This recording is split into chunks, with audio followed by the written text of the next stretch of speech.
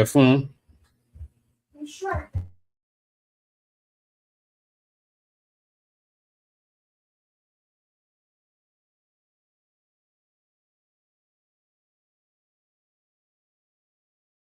Ayandaba, ayandaba, ayandaba, ayandaba.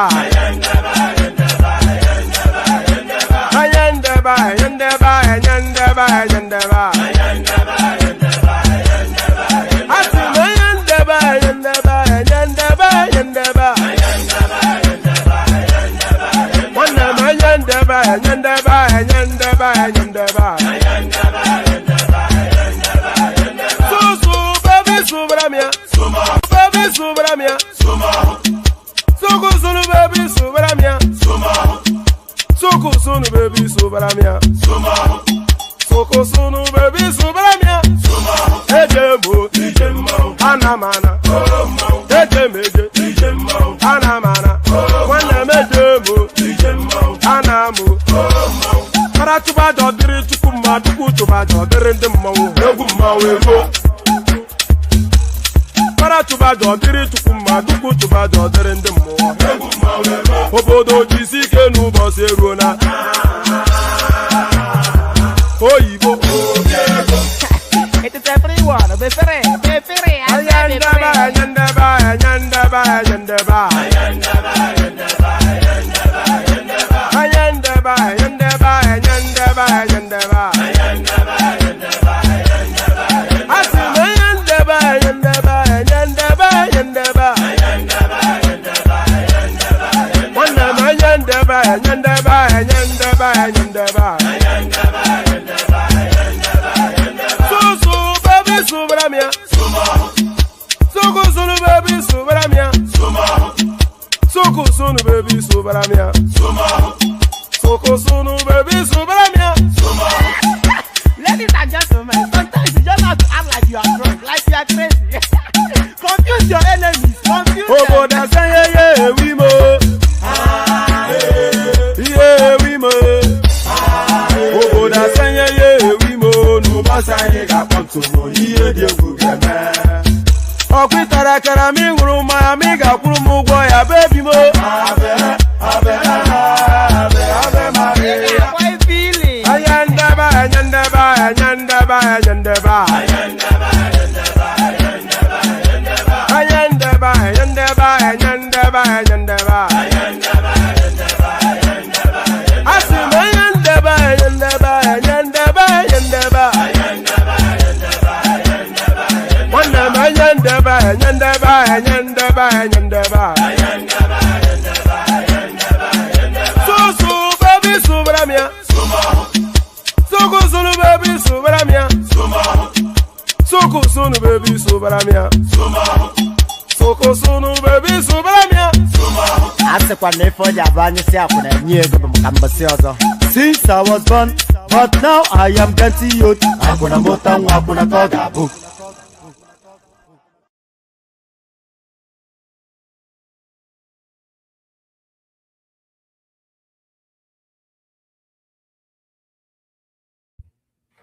And there it is right there. So there it is right there. Since he was born and now he's getting old, whatever it is that he just said after that, I have no... You know, I've been playing that song now for 3 years solid. That Yendeba. I've been playing that song for 3 years solid, and I couldn't even tell you what language it's in. I know it's not Yoruba, I know it's not Hausa, but I'm not sure if it's Igbo or it's some South language, Ijaw, etc., etc. I don't know. I only know that that song was popularized by Yemson Wike, and we've been playing it as part of our staple. It's on the catalog that we play. So and by the way, I just open it up with whatever the mood takes, then I just play whichever song. So, but if anybody knows actually what that language is, a Yendeba, and what exactly, you know, I don't know the language and I don't even know what it means. So if you know the language and you know what it means, then please in the comment section. So yeah, in the comment section. So good day to you. Pardon me, I was drinking some water right there. So good day to you. Good to be in your company and all that. Good day to you. Good to be in your company. Hope we are having that's let me just remove that. I don't want any external noise.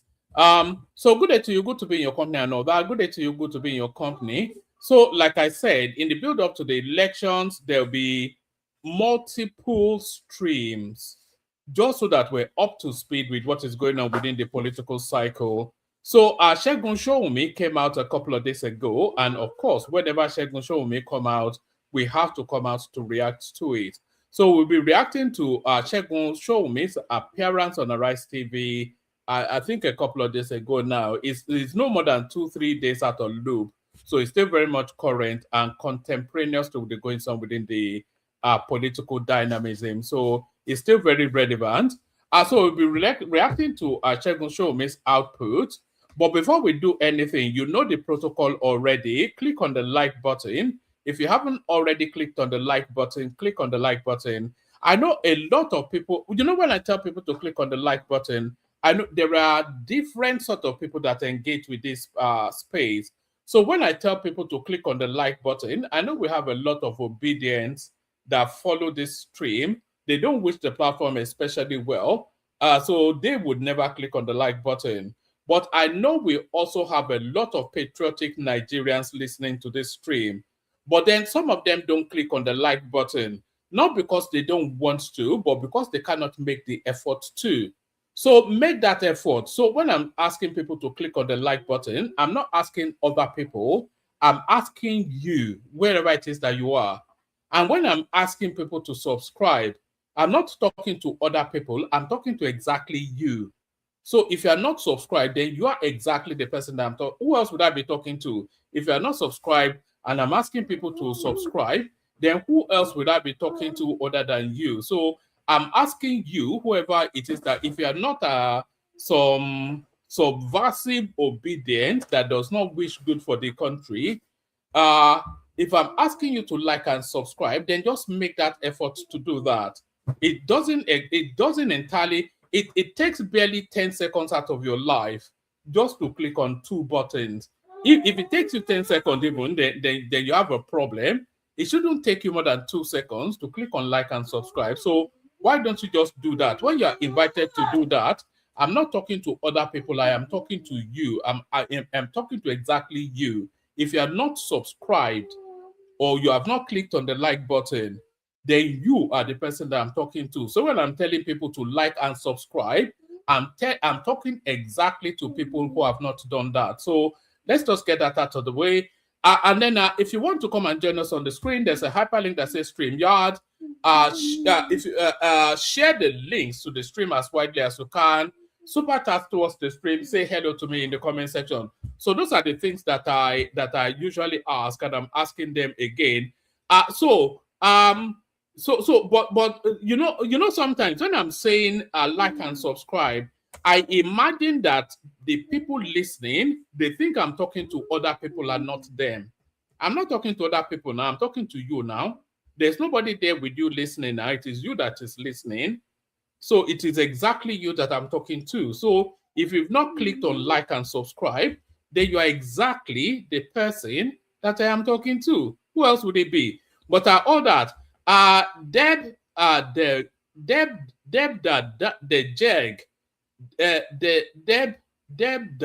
Jeg. He says hello, woman. Hi, woman. So hello to you. And then Kana Niger says, I am obedient, guys. Let's click on the like button. So an obedient with an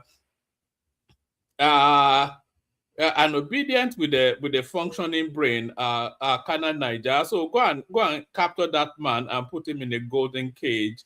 He must be preserved for eternity, a rarity, and obedient with a functioning mind. But let's abandon all that. So let's get straight into. And please continue to say hello to me in the comment section and tell me exactly where you're joining us from as well. You know I have no friends, so be my friend for the moment that we spend together. Really, when I'm asking you where you're joining us from, it's just I want to see how far or near the reach of the platform is. I know the platform reaches extensively because we've already seen copious. We are very present in Dubai, Middle East. We're very present in India, everywhere, America, globally. So but just tell me where you're joining us. So hello, one man from Dallas, from Ouagadougou, wherever it is in the world that you're joining from. Just so that we come together. So, this is a Nigeria community. This is a town hall meeting for the diasporic Nigerian, and this is the way of the future. So let's embrace it. So we disagree politically, but we bind under that green, white, and green banner. So there is nothing. So for as long as Nigeria exists as an entity, and Nigeria is going to continue to exist as an entity throughout my lifetime and your life, every single person, whether you are a 12-year-old boy or girl listening to us, or you're an 80-year-old man or woman listening to us right now, listening to me right now, Nigeria will exist for the entirety of your lifetime.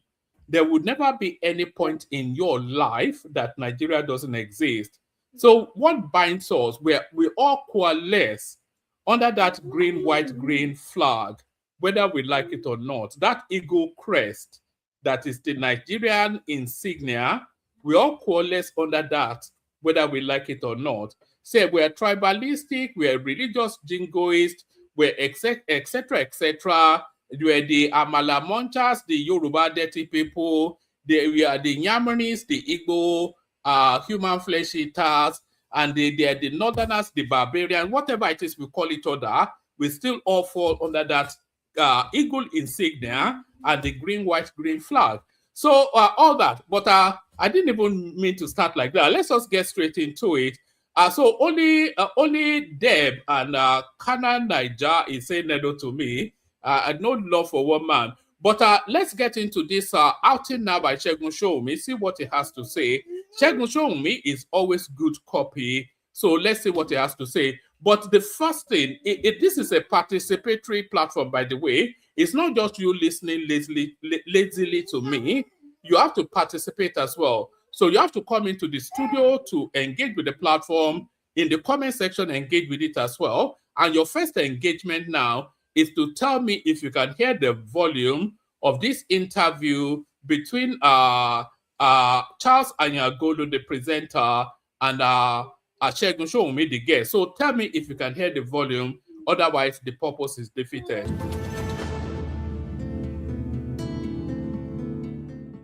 So, a question that should be at the heart of Nigeria's political future. What exactly should Nigerians be looking for in a president?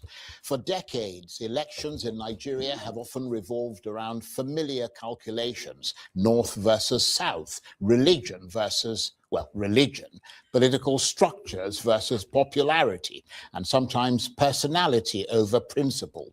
But after years of economic hardship, all right, before we carry on, can somebody tell me in the comment section if you can hear the volume from the interview? Can you hear Charles Anyagolu's voice? So somebody tell me in the comment section before we carry on, because we are reacting to this interview. So if you cannot hear it, then the purpose is defeated. So somebody tell me if you can hear it. Say yes, I can hear it in the comment section, and then we proceed. So I'm waiting.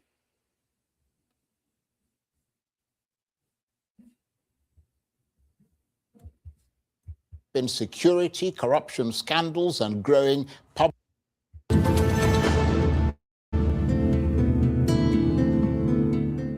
So, a question that should be at the heart of Nigeria's political future. What exactly should Nigerians be looking for in a president? All right, thank you, Austin. So we carry on. For decades, elections in Nigeria have often revolved around familiar calculations: North versus South, religion versus, religion, political structure. I have to disagree. The choice of words, it indicates the direction that the orator wants to push the listener. So when Charles Anyagolu, let me actually scroll it back just 1 second.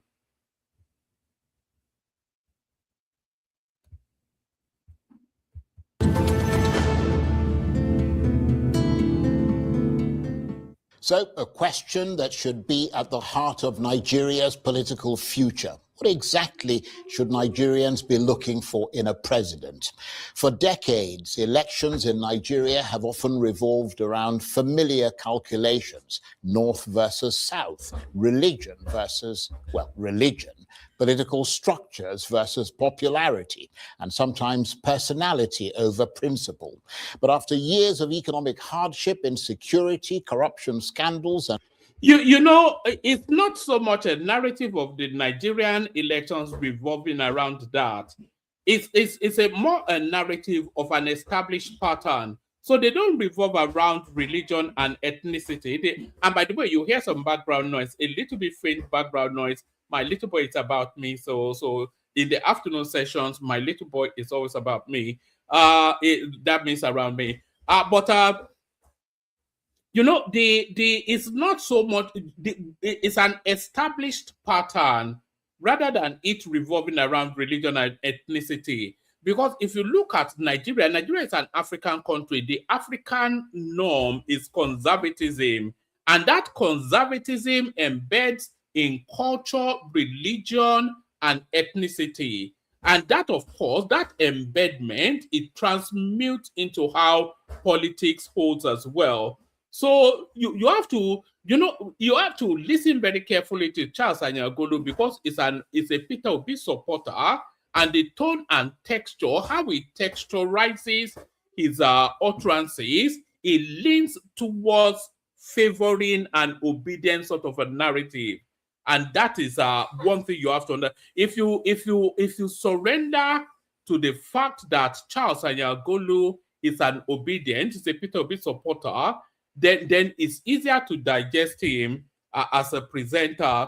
But if you want to imagine, that is a neutral observer, then you are mistaken. Charles Anyagolu is an obedient and is speaking from that voice. Growing public frustration, many Nigerians are asking whether the country has become trapped in a cycle of choosing powerful politicians rather than evaluating capable leaders. Well, now a new initiative is attempting something unusual. The Alternative Movement, a national opposition coalition. And by the way, this alternative movement, Segun Sowunmi has come on this our humble platform to promote that, because he's promoting something that he calls the alternative movement, and he has been on this. I think he's been on this platform twice now. I can go and bring it out, but I'm sure a lot of you have seen him on this platform anyway. So he's been on this platform twice to promote this now initiative, the alternative, as he's tagging it, that there's something outside of the established norm that the people might want to consider. So we're no small shakes. So on this platform, we're a force on this platform. Or if you look at our catalog and our back history, you may want to concede that we're somewhat of a force. That says it wants to revive democratic values and strengthen ideological politics, is proposing a kind of political assessment exercise, examining presidential hopefuls outside the ruling party and asking a fundamental question: who is actually qualified to govern Nigeria? But is this a serious attempt to inject substance into Nigeria's politics, or simply another platform for political actors to shape the opposition conversation? Well, for more on this, I'm joined now in the studio by the convener of the Alternative Movement, Otumba Segun Sowunmi. Good to see you. It's good to see you, Charles. And actually, if you removed Charles Anyagolu's British accent, Segun Sowunmi is vastly more articulate than him. It's a sharper brain, of course. I mean, that's easy because Segun Sowunmi is cleverer than most people, but it's more articulate than Charles Anyagolu. But you know, people actually, especially in Nigeria, well, not even in Nigeria especially, but globally, people always concede intelligence to a British and English accent.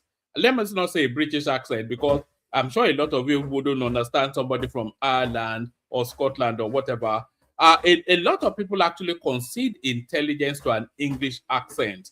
But if you remove the accentuation, Segun Sowunmi is vastly more articulate than Charles Anyagolu. supremely more intelligent. Good to see you. And you are an Otumba, aren't you? Because I am. I'm also an Odofin.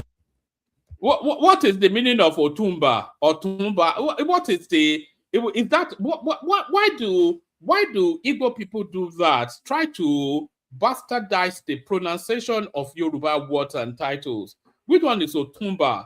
And it's also saying it's an Odofin. And by the way, I didn't know it was an Odofin. By the way, Segun showed me. But just as an aside, my family lineage from Oyo, the title of our family is Odofin. So I come from an Odofin household from the Oyo space. Okay. The opposition conversation. Well, for more on this, I'm joined now in the studio by the convener of the alternative movement, Otumba Segun Sowunmi. Good to see you. It's good to see you, Charles. It's good to see you. And you are an Otumba, aren't you? Because I am. I'm also an Odofin. Okay, because Otumba is pretty high up there. It's not Odofin is higher, actually. Well, Odofin is higher. Good to see you again. It's good to see you too. Let's begin with the central idea behind this initiative to assess presidential aspirants and to determine who is most qualified to lead Nigeria. What are the criteria? Is it competence, character, economic knowledge, integrity, electoral appeal, capacity to unite the country, or simply who can defeat the incumbent? I think it's all of those things plus a little bit of who can defeat the incumbent. Look, Charles, we're going gray now. We used to be much younger when this democracy started. Well, you're obviously talking about yourself. We're talking about both of us. You're talking about yourself.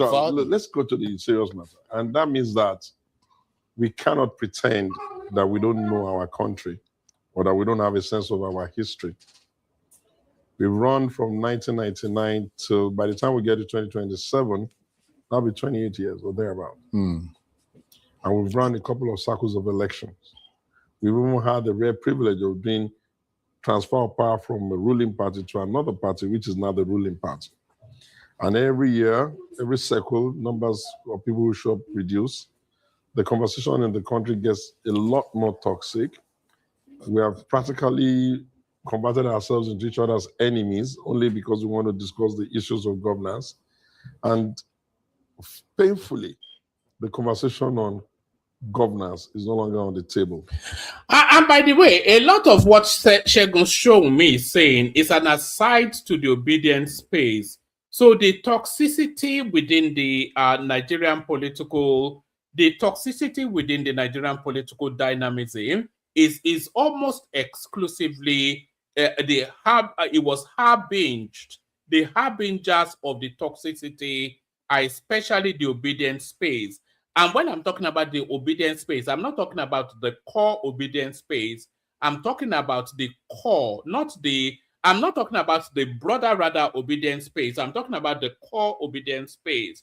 You know, I don't want to go too deep into that, but I think you know what I mean. If you know who, I think if I say the core obedience, I think everybody knows who they are. And they are very toxic, very tribalized sort of a bunch. And that's essentially what Segun Sowunmi is crafting language around to say. It's the Igbotics. It's talking about the Igbotics. Let's cut to brass tacks. He's talking about the Igbotics. I think we all know that.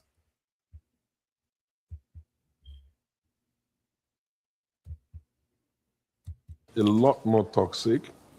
We have practically converted ourselves into each other's enemies only because we want to discuss the issues of governance. And painfully, the conversation on governance is no longer on the table. And of course, the ruling party is entitled to come to the table because they're going to obviously have their candidate, and they don't have the difficulty of choosing who the candidate will be because of our culture of right of first refusal. But the opposition, some attempts have been made at bringing them all together, which I kept saying won't work. And now we've seen that everybody has gone back to their respective, I must be president and nobody else can be. It therefore means that people like you, more than anybody else, must help us bring the conversation to the issues. And when I say bring it to the issues, it's not enough for someone to just point out where the problems are. We are good at that. Every beer parlor, every little sittings, people can regurgitate the problems. Ironically, I ran through the previous headlines of newspapers today, in the last 10 years. And you know what I found? I found out that the headline is almost the same. The issues we talk about are the same. There's no electricity, there's no security, and all of that. And so it brings us to the point where we now say, okay, is there another way we can help society to begin to see beyond the noise of the rhetorics of even campaign? Spokespeople like me and communication experts like you and those of them that are not even on television have mastered the art of packaging anything. But what are the critical things we should look at? That's what the conversation is about. And because some of them now have bought the forms at the presidential level, and some of them have handed in their forms, and some of them have also indicated that they will run, we kind of like have an idea of the candidates. From the Shores. Well, the aspirants. The aspirants, beg your pardon. Yes, you know what I mean. From the Shores to the articles, the whole spectrum, including the P2B. So we now need to say, what type of competence as in competence, should the person have to give us an idea that he could try? And in that regard, I thought this was something worthy to start getting everybody. You know, this is a conversation that we don't have often enough. We don't actually have conversations around the sort of country that we want one. That's the first one. We don't have that conversation. And then we don't have conversations around the sort of personality that we want to lead that country. So what are the things? They say, oh, insecurity, IDP camp, you know, they use all the pressure points in the country as political weapons to flog against the sitting government, which is fair enough. That's the globalized norm. It's not anything peculiar to Nigeria. They do it in the UK, they do it in America, they do it in Sudan, they do it in Uganda. There's no country that the opposition doesn't leverage the difficulties of the country as a weapon to attack the sitting government. So there's nothing unusual about that. But we've never really agreed on a pathway out of these difficulties. So we talk about the standard of living being very low in the country, in spite of the abundance that we have. But we never talk about what will elevate us from those standards of living. We're talking about electricity, we're talking about infrastructure, we're talking about security, we're talking about education, healthcare system, those five main things. So those are where the evolution of that country is. But how does that evolution take place? It doesn't take place magically, that somebody will just come into Aso Rock and say abracadabra, and Nigeria is suddenly better than the United States. That's not how it works now. I don't think anybody is retarded enough to think that is how it works. It doesn't work like that. But how it does work is identifying those problems and then putting in place measures to alleviate them. And that is the thing. So when you're talking about electricity, then you are talking about building grids, building connectivity, building distribution, maybe a solar system, and energy mix, all of these things. All of these things have to come together to provide adequate enough electricity for the country. It doesn't happen in a year. It doesn't happen in 2 years. It doesn't happen in one term. It happens in the medium term of an agreed pathway. Ditto infrastructure. You say, oh, all the roads in Nigeria are bad. So they are not going to be better or best next week. They are going to be better or best over a course of a 3, 4, 5 year period. So these are the things. But anyway, let's check the show. Maybe just carry on. But I think you all understand what I'm saying. But those spaces are heavily politicized by the opposition, which of course is the job of the opposition. But nevertheless, nobody is going to magic trick it. Peter Obi certainly cannot magic. In fact, Peter Obi doesn't even have capacity anyway. The only person that can probably mirror what Tinubu is doing or do better is probably somebody like Prince Adewale Adebayo. I don't see anybody else in the political landscape that can develop or move that country forward in the way that Tinubu is doing, apart from Prince Adewale Adebayo, because he has a brain and Tinubu has a brain. Atiku is brainless, Peter Obi is brainless, Sowore is brainless, the rest of them are brainless. So we only have two people at the presidential contention level in Nigeria that have a brain. The incumbent, Tinubu, and Prince Adewale Adebayo. So outside of those two, there's nobody else that has a brain in Nigeria at the presidential race level. Start thinking about. Well, I have to say that your opening sort of assessment there is really quite brilliant. I have to say that, you know, I don't need to say it, but I think it lays it out very, very clearly. So let's test that idea. If you had to choose between a candidate with enormous popularity but limited policy depth. You see how quickly Charles Anyagolu is moving it to Peter Obi. So he will start pushing him to try and somewhat say something. He knows that Segun Sowunmi would never endorse Peter Obi because he knows that Segun Sowunmi does not rate Peter Obi, as do most thinking Nigerians don't. But what Charles Anyagolu often does is that he narrows the conversation so tightly that is, it forces it onto you to be favorable towards Peter Obi. So it continues to squeeze and narrow the conversation until it corners you into a spot that the next thing you say will be favorable towards Peter Obi. That's the dance he dances with his with anybody that comes on his studio, on his panel. Really quite brilliant. I have to say that, you know, I don't need to say it, but I think it lays it out very, very clearly. So let's test. And by the way, if anybody wants to come in. The link is in the comment section. And I did say that we're after 50 new subscribers in the course of this stream. So can everybody listening to me now, can you please make sure you check your devices? If you're not already subscribed, please subscribe. We're after 50 new subscribers. We've had hundreds, we've had close to 1,000 something already interacting with the session, going in and out, up and down, whatever. So at least 50 of you should be subscribed. And we have sufficient enough on the screen even now that 50, enough of you might not be subscribed. So please make sure you are subscribed.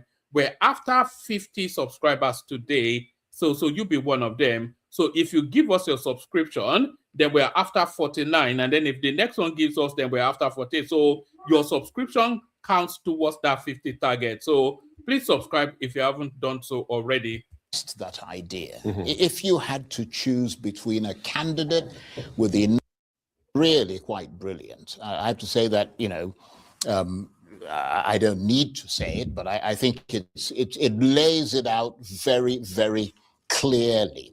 So let's test that idea. If you had to choose between a candidate with enormous popularity but limited policy depth and another with the exceptional competence but a weak political structure, who wins under your framework? I think the one that has competence, because we have tried running a populist agenda for Buhari, and the result is that we have complained a lot.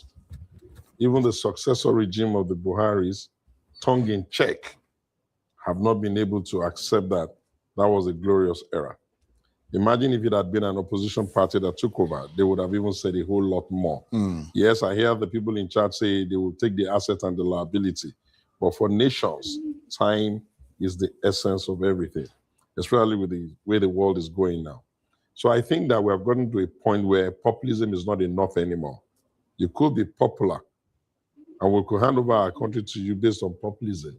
But if we don't examine what you're saying, what your track record is, and I'm not talking about boastfully saying I've done it before.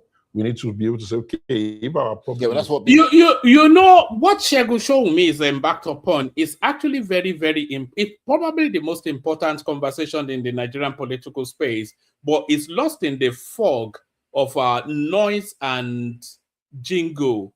what is actually saying, Segun Sowunmi, is describing a criteria or a criterion of who the president should be, and then he's inviting a list of agreed achievables, that these are the things that we want him to do. These are the things we want from it, because it's listed. He said he's looked at the newspaper reports going back 10, 15 years, and the headline remains the same: insecurity, lack of electricity, grueling living conditions for the Nigerian person, no infrastructure, all of these things.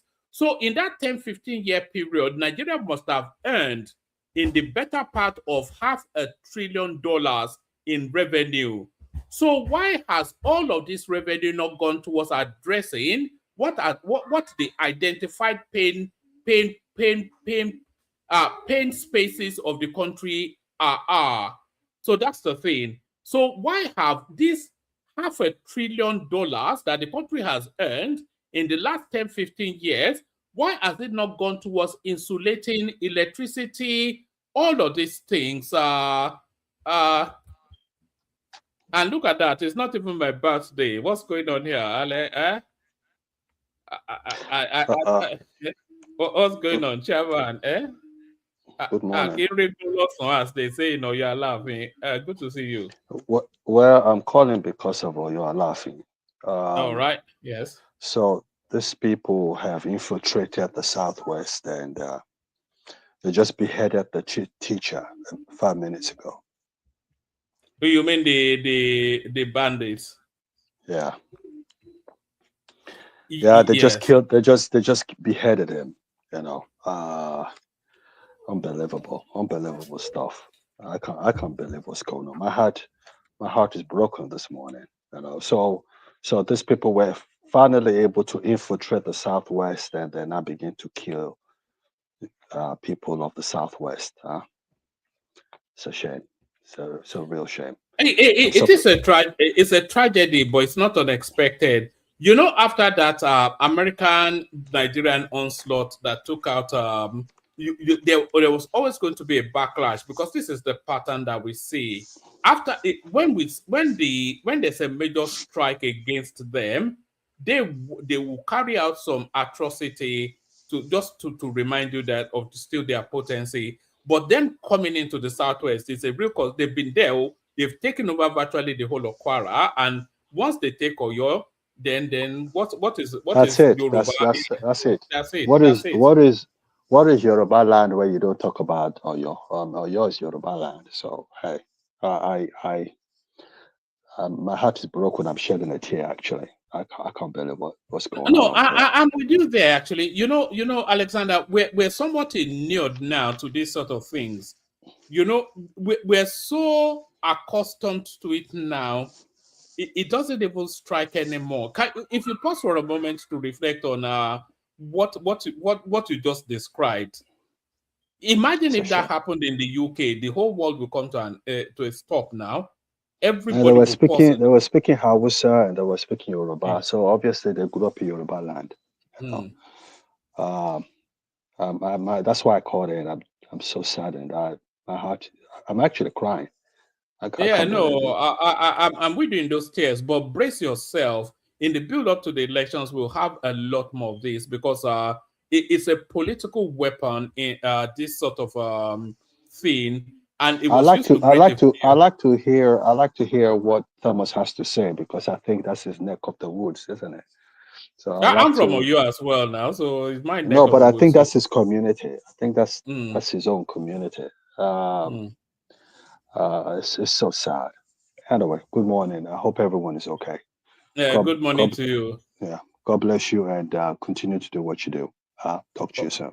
All right, brilliant. All right, brilliant. So that's the excellent Alexander Gomez. He's no stranger to anybody, but this is the landscape. So this is the politics of the Nigerian politics is played in human blood. I think we all know that. So what Alexander just described there, right there, is grueling, is heart-wrenching, but we're inured to it. That's the thing. we're inured to it. We've become accustomed to this sort of thing. So when Alexander comes and he hit him personally, because there are moments when you hear these things and they just catch you off guard, and the humanity in you cannot bear it. And that is what we're saying from Alexander. But within the Nigerian dynamism, we're so inured to it. You know, we will pause for a moment to acknowledge it as a moment, but then we move on very quickly, because we heard it yesterday, we heard it the day before yesterday, and we know we're going to hear it tomorrow as well. So the Nigerian political space, Nigerian politics is played in human blood. That's just how but it's quite, and it shouldn't be, of course, but, and it's the Northerners mainly, and somewhat the Southeasterners as well, who are copying that. But at least the Southeasterners contain it within their own region. The Northerners are using it as a conquest tool. So when they do that, and they do it in the most gruesome manner, when they go and attack, they do it in the most gruesome manner in order to strike fear in the heart of that community, because fear and violence is the tool of politics of especially the North and the Fulanis. The whole of their politics is, they just understand the power and potency of violence. That's what the Fulanis are. And it has served them to great effect all the way through their history. So you cannot, why change the winning strategy? The politics of the Fulanis especially, I'm not saying all Northerners, but the Fulanis especially, it all wraps around the narrative of violence. But how do you remove that potency from them is the bigger question. But let's go on to Segun Sowunmi. If anybody wants to come in to drop a note, just like Alexander Gomez just did there, you can, the link is in the comment section. People did with Buhari. Exactly. Yeah. And the result is what we all know. If we say our problem is, for instance, the economy and how to make the economy work for people, then you want to say, what is the economic credential of this fellow? If we say our problem is how to reduce the excessive behavior and the corruption indicators of the political class, then we want to say, how does it measure on this corruption spectrum? If we say our problem is how to ensure that we have a restructured country, whatever that means, because we play with those words until they get into power and they're no longer interested in restructuring, we need to say, okay, what gives us an idea of his thinking on governance philosophy? Yeah, but you know, there's a funny thing about politics, which I'm sure you're aware of, because you yourself have been a politician. Oh, certainly, I am a politician. I don't know whether you're following political developments in the UK, for instance, and the imminent leadership challenge to the Prime Minister Keir Starmer. I mean, in legislative terms, he had far and away the numbers to push radical policies through the Commons, the House of Commons. But there were a good number of missteps which have seen his authority ebb away. And that gives grist to the mill of those who say you need to be more than just a technocrat to lead a country. You need to also be a well-heeled politician to navigate the waters when they get choppy. What makes a technocrat a politician, and what makes a politician have this hue? It is always the people who build that image. You know, Charles may well be right. The most qualified person is not necessarily the best person to be the leader. That's just what he's saying in a roundabout sort of a way. So the person that in terms of their credentials to be in that leadership role, that all of their credentials point to that, they may not necessarily be the best person to occupy that post. You see, leadership, it's a bit like football or sport or anything. It's an innate talent. It's a God-given ability. So look at somebody. So there are two criteria. You have to have the capacity of leadership, which is decision-making, and then the personality that drives that. But then crucially, you also have to have the intelligence. So if we look at the President of the United States, for instance, he has the personality, but he doesn't have the intelligence. If you look at somebody like the President of Nigeria, he has both the personality and the intelligence. So if you look at the If you look at somebody like Putin, he has both the personality and the intelligence and the experience. And those trilogy, those tripartite characteristics are essential to governance. You find it in Tinubu. He has the experience because he's governed Lagos successfully. He has, in the course of the history of Nigeria, he has emerged the best governor that has ever governed any state. We see the example of Lagos State to verify that. And then he is highly intelligent. I don't think anybody can call Tinubu an idiot. If you follow his journey through, there's even his most ardent critic cannot call him an idiot because he governs over you. And then he's also highly intelligent, and then he has the personality as well. So all of those attributes, you see it in the president of China, you see it in the president of Russia, you see certainly in Tinubu as well. So they all these factors have to converge. It's not just that you have the credentials because you've done X, then you can do Y. No, there's a sparkle dust of magic dust, the X factor. That's really what makes a leader. It's not something that you learn. It has to be innate within you. And we see it in all of those characters that I've listed. So that's the question that Charles was attempting at. And that's the answer that Segun Sowunmi is attempting at. It is always the people who build that image around them. And before long, we create the idea of constantly marketing them, pushing them into the consciousness of the people. Oftentimes than not, that thing we do even takes our eyes completely away from their competence. We listen to their what, but we never listen to their how. And because we can see that in the country now, our people are generally very agitated and easily excitable, and they want something different. They have a feeling that more is possible, but they feel that they don't know how to get that more. Right. When you have it like that, it therefore means that you must go back and say, okay, what kind of country are we? We're a nation where anybody that is president is almost like everybody could talk to him. We emphasize... People are drawn to the orbit of power. Not just that. Yeah. In our case, the need for sycophantic worshiping of leaders is rather on the high side because of the capacity for patronage. So it therefore means that any king, so to put, that we want to install, let us do the hard work of ensuring that he... by the way, Segun Sowunmi is right. What actually kills the Nigerian political space for being a tool for development is the rankadede something.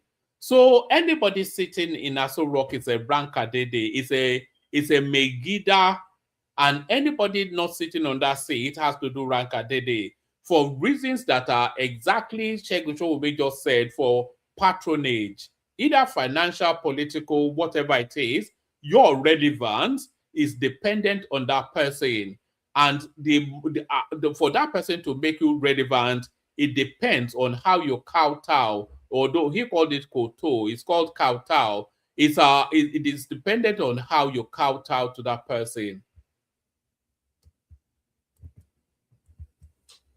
Knows right. So that brings me to the question of, I mean, because obviously you're mentioning that it's a problem with the political class, but it's also the choices voters themselves make. Yes. But how do you then separate genuine leadership from political marketing?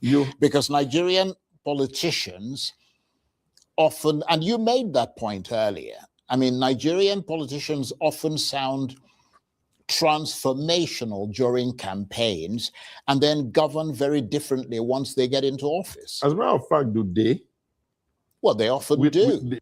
But that is the thing, though. You know, the Nigerian politician sounds transformational when they are campaigning. Do you remember when Tinubu promised you all this heaven on earth?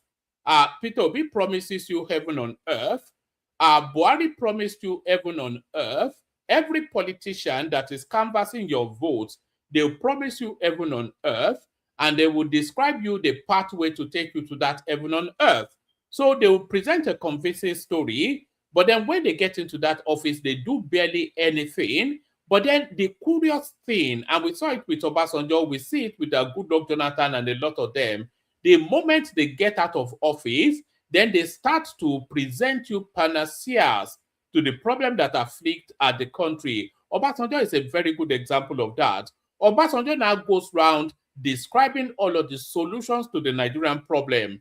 The problems that Nigeria has now, they were at its most fervent, at its highest peak under Obasanjo. So if he knew the solutions to this problem, and he governed that country for a good 15 years military civilian, then why did he not apply these solutions now that he goes around everywhere telling us that this is the panacea to the problem? So that is a peculiar Nigerian malaise. They have the solutions before they get into office. They have the solutions after they leave office, but they never have the solution when they're in office. With the benefit of hindsight, do they? Well, the reason why people like Buhari, and I'm not trying to castigate him because, I mean, he has passed away and we respect his, let him lie in peace. But, I mean, when you look at that, the manifesto of the APC in 2015, when you match that against the expectations and the beliefs people had in him, it was a shoe-in for him. And by the way, we're not seeing the likes and subscribe, by the way. Can people please subscribe? We need 50 subscribers today. So if you're not subscribed, please do. I'm going to play you a 40-second music for you to subscribe. So you must subscribe. If you're not subscribed, then you have to. Otherwise, you're a pickpocket. Otherwise, you're stealing. You're stealing from the platform. You have not registered as a member. You don't super chat. You don't click on like. You don't click on subscribe. Then what is your purpose? What service do you think your silly little view is? Subscribe to the thing. And take this 50-second window to subscribe.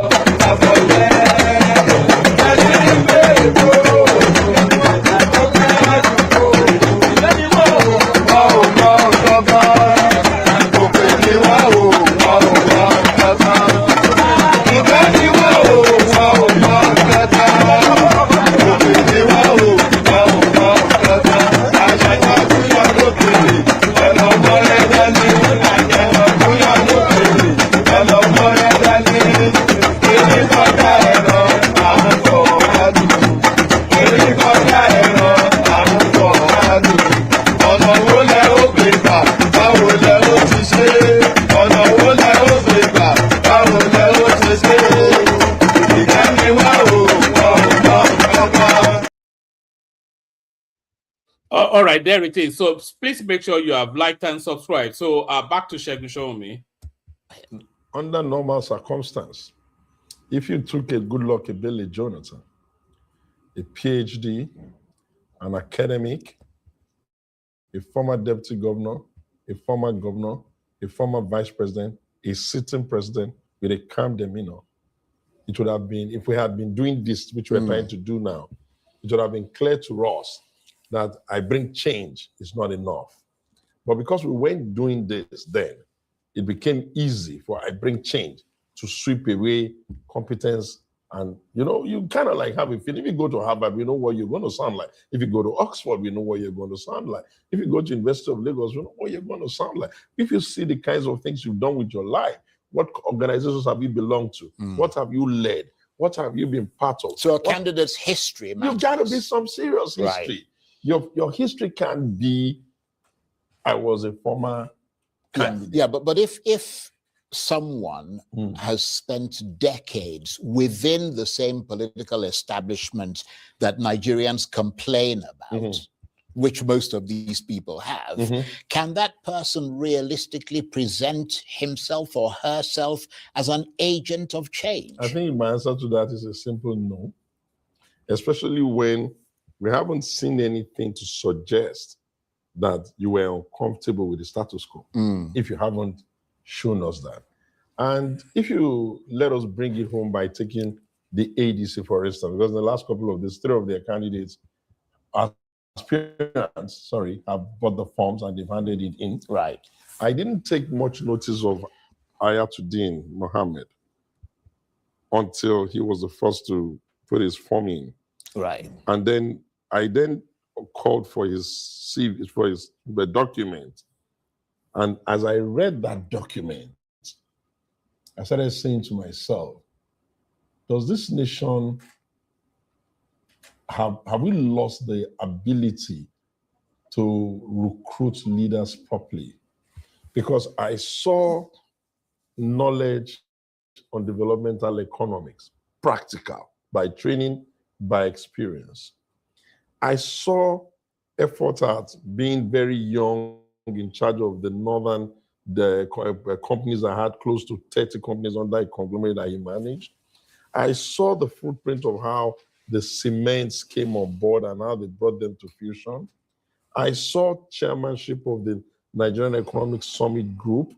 I saw banking experience. Yeah. So when I started to see that, I then said, this is this. Well, I'll tell you what. So, I'm gonna come back to that in a minute because I would want you to assess the candidates and the way that you see it. One by one, yeah, but I mean, you're excluding the ruling party from this assessment exercise. Yes. Critics might say that immediately raises questions about neutrality. Why assess only the opposition and not everyone seeking power? God bless you, Charles. The ruling party already has an undue advantage. They will be coming forward to the Nigerian people with a referendum of what they say they have done. And the person who has not been on the saddle will have limited, I built a bridge, limited, it will be limited there. And I didn't want a situation where we couldn't even ensure that who we were throwing up would be able to have a political debate and a conversation that will inspire. Charles, we didn't get to go to free education, but we nonetheless respect Awolowo, Azikwe, Mba, and all of those people. You know why? Because of the quality of the dialogue. Some of them didn't even become president. When you listen to the people that are leading now, you kind of like ask yourself, if the exploits of the previous leaders inspired us, who's going to inspire our grandchildren? Yeah, but and so we've gotten to the point where we must now say the ruling party they'll meet the populace at the voting day. You know, when they start the campaign proper. But now we have created another real need for why this is important. Typically, before the new electoral situation and they are, candidates would have been crisscrossing states, going to meet delegates, make some comments here, comment there.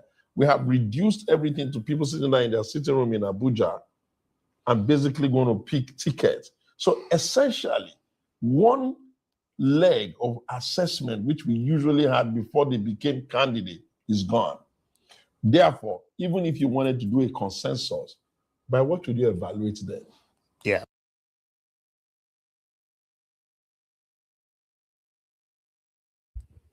Who is responsible for that? Who is responsible for destroying primaries as part of a crucial component of the Nigerian electoral mix?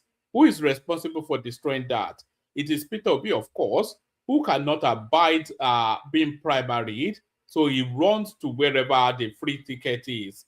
So the person that has destroyed primary as part of the political pathway in Nigeria, I don't think that there's any controversy that it is Peter Obi. You know that he has never primaried once. He primaried under Abga and he lost to Ralph Nwosu back in those days in 2007. And then he went and bribed the Abga people and they took the ticket away from Ralph Nwosu and gave it to him. And since then, he has vowed never to attend, to subject himself, to present himself to a primary, you know, running away from every party that they try to primary him. They tried to primary him, PDP, he ran away. They gave him a free ticket in Labour Party. He was actually part of Tommy that had that Labour Party ticket. He gave it to him. And he left there, went to ADC. They tried to primary him. He ran away to go to NDC where they're giving him a free ticket. So the person that has destroyed the primaries as the first test of popularity for a candidate is your friend, not mine, Peter Obi.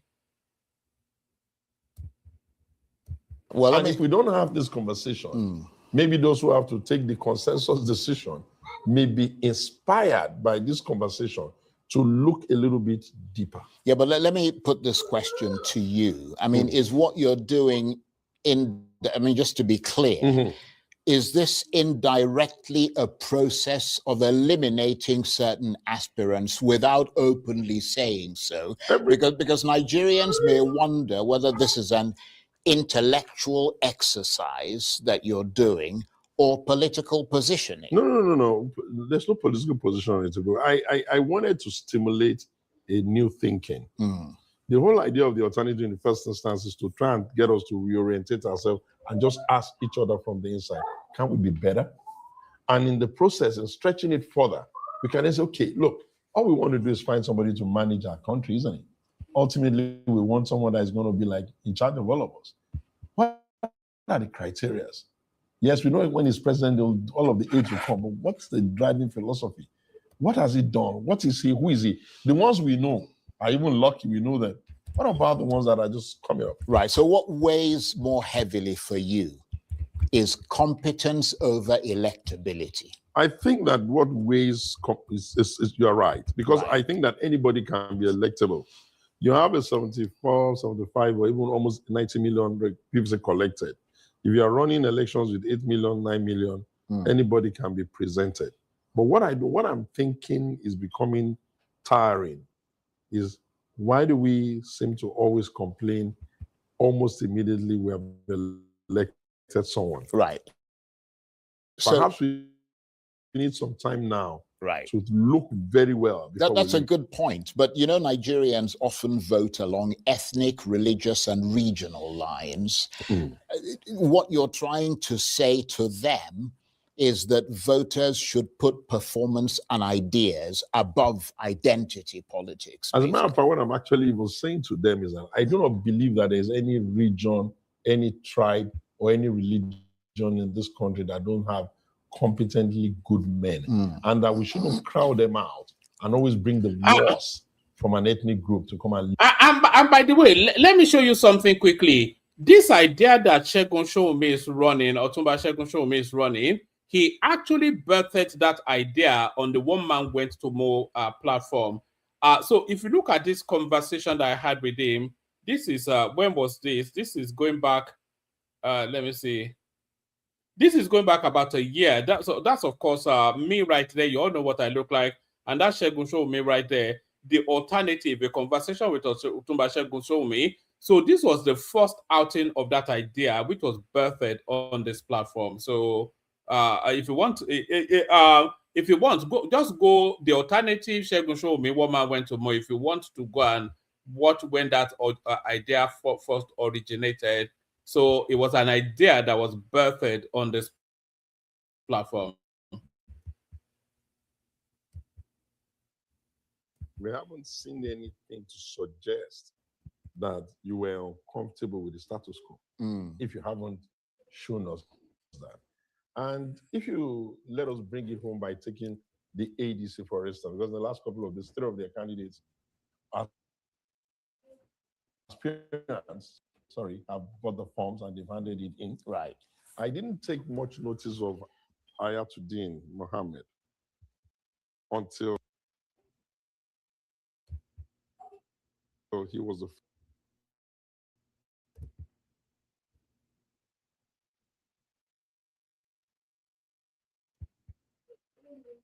lead, even if we want to do rotation. That's a good point. And therefore, the best way to start, I don't know whether we'll succeed before 2027 because it's short.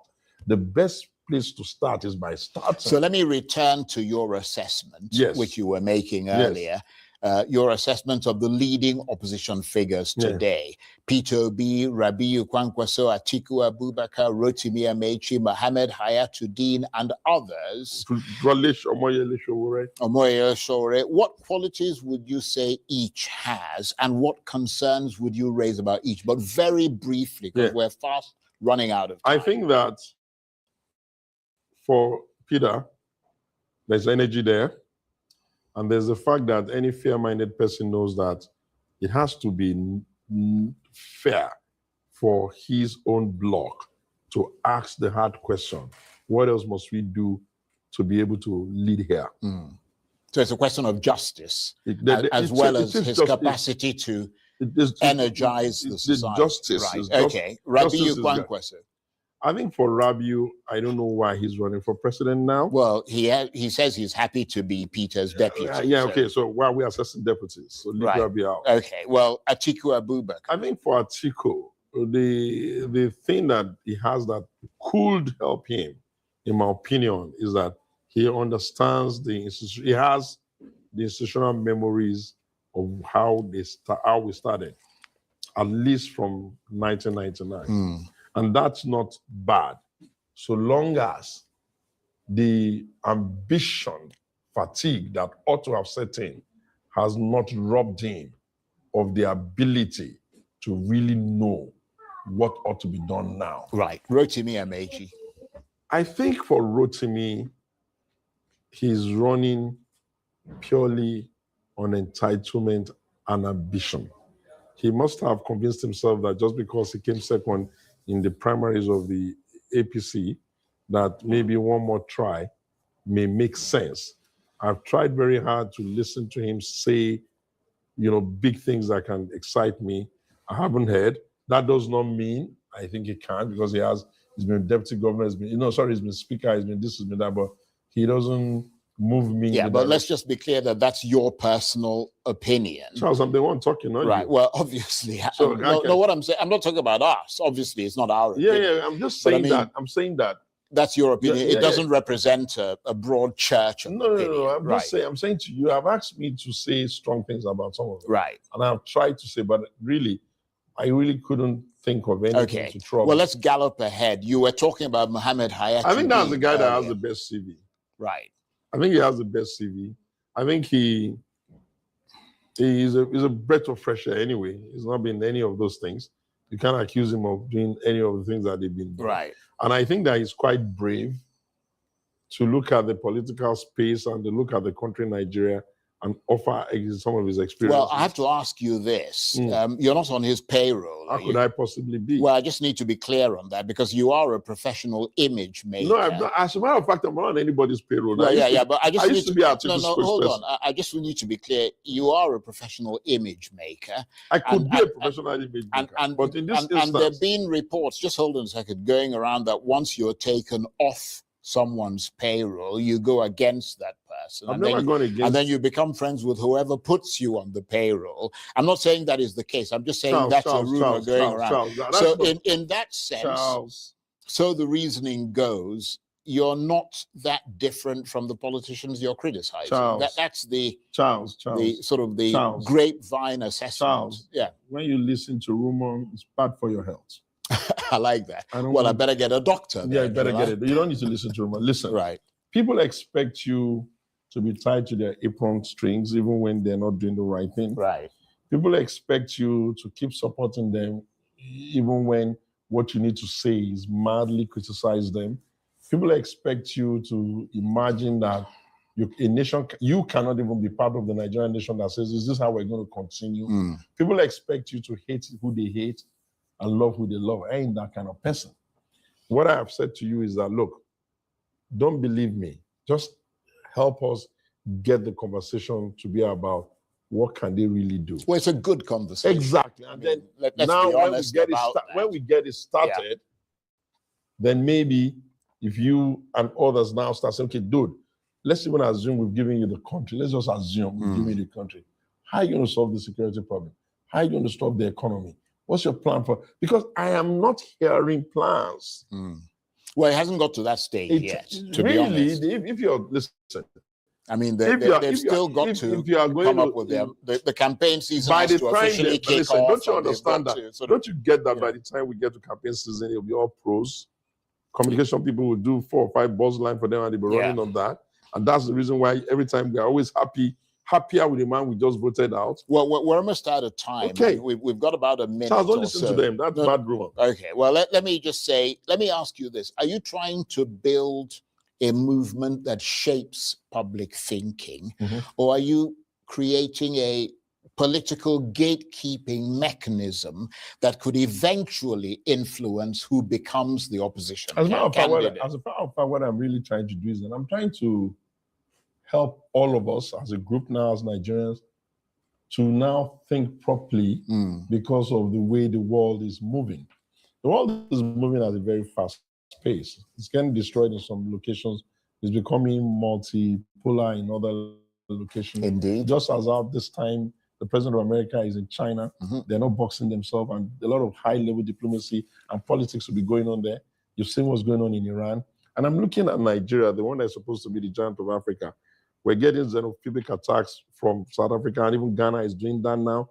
Don't you think Pretty that insulting, isn't extremely insulting and annoying? So it means that we have to fix ourselves from inside. Absolutely. For us to fix ourselves from inside, we can't be joking with leadership.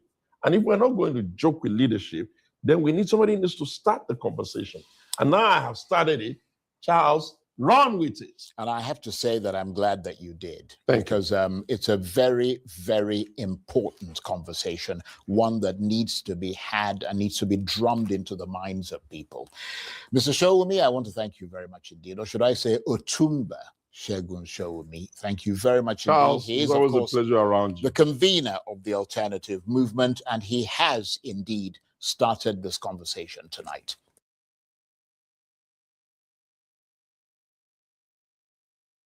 Do you know that this guy's father was a Supreme Court justice once upon a time, Charles Anyagolu, if I'm not mistaken? But good to see you, Baba. Good to see you, Patrick. So, Baba, good to see you. We were just spending a moment with Segun Sowunmi'S outing. What's your assessment of his outing? This alternative thing that is trying to present to the Nigerian consciousness. What are you making of this interaction with Charles the Otumba? Yes, sir. Good morning, woman. Good morning to you. I hope your day is going well.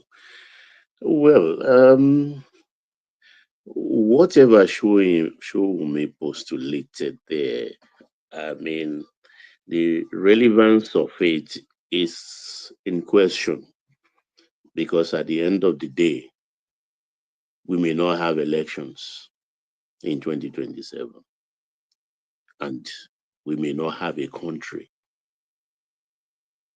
because of what is exactly going on at the moment. The insecurity permeating the whole length and breadth of the country. Sorry, Baba, are you speaking to what Alexander Gomez came up to say earlier on? Yeah, it's the topic of the moment. And as a Southwesterner, I'm as sad as it is, even though I'm not drawn to tears momentarily. It's like a self-sabotaging affair in the Southwest,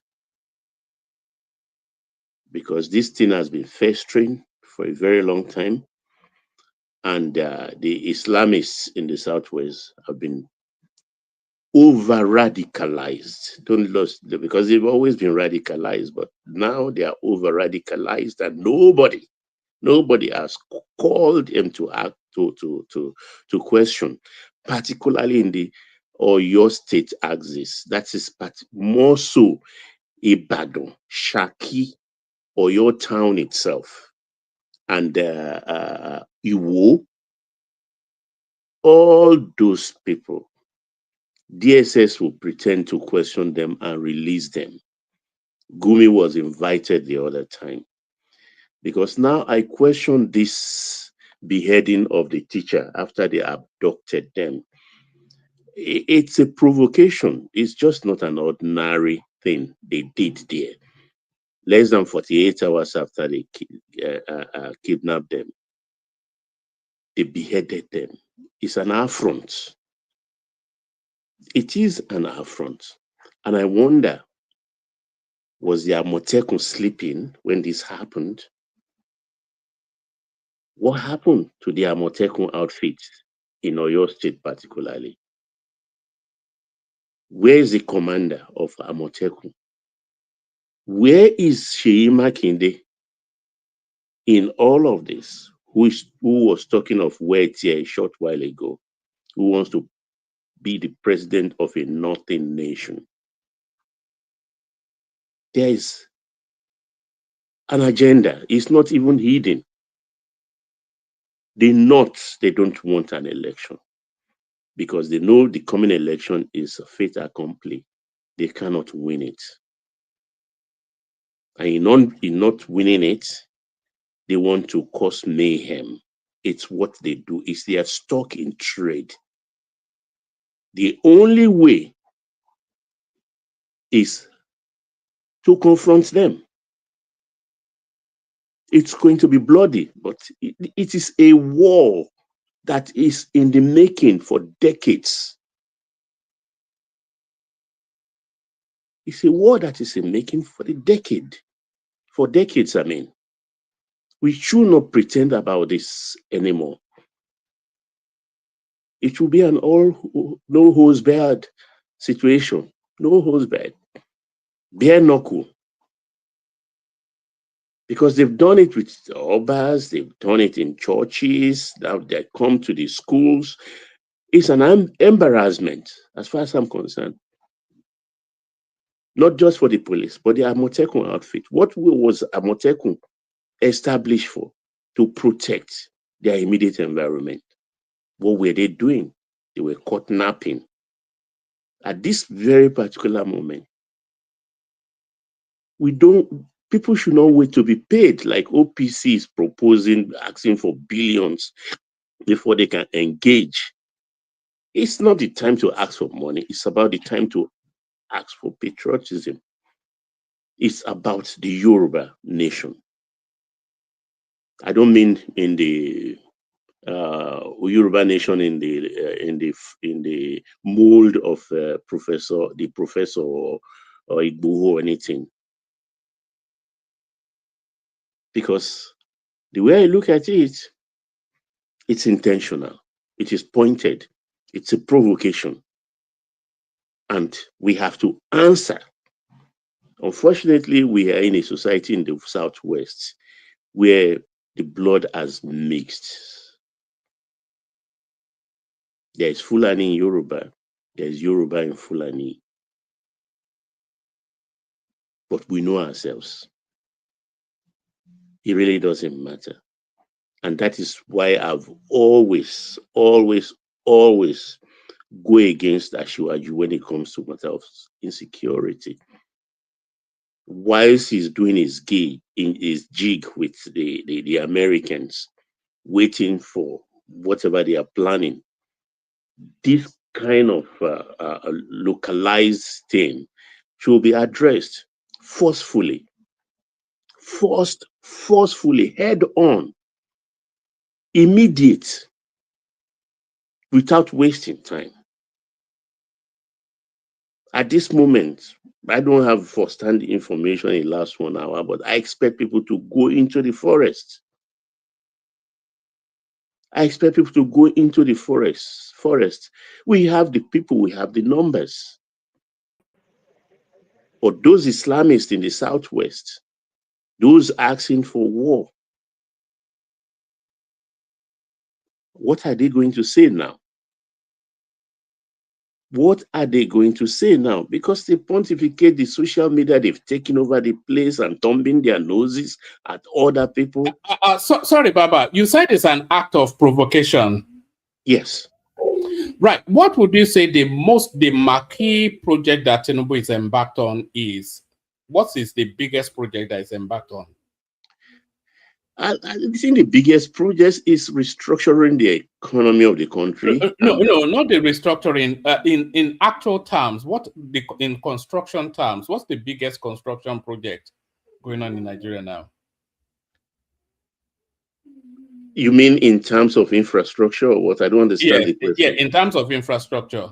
Well, it's the two highways, the Sokoto, Ilela, Sokoto, Badagry, and the Lagos Calabar Coastal Way.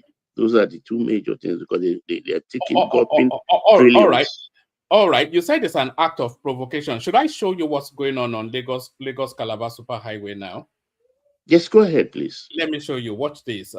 This is special. Oh, watch this. ayé ẹ̀yin Nàìjíríà ti bàjẹ́ o ṣáyé yín ò bá bàjẹ́ wo orí bíríìjì Jẹ̀bà imagine kíyàn máa da ẹran sórí bíríìjì Jẹ̀bà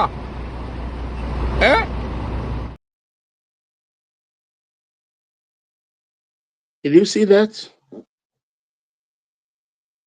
They know what they are doing. They want to provoke. You know what they are calling it now? They are calling it Ijoba Maalu.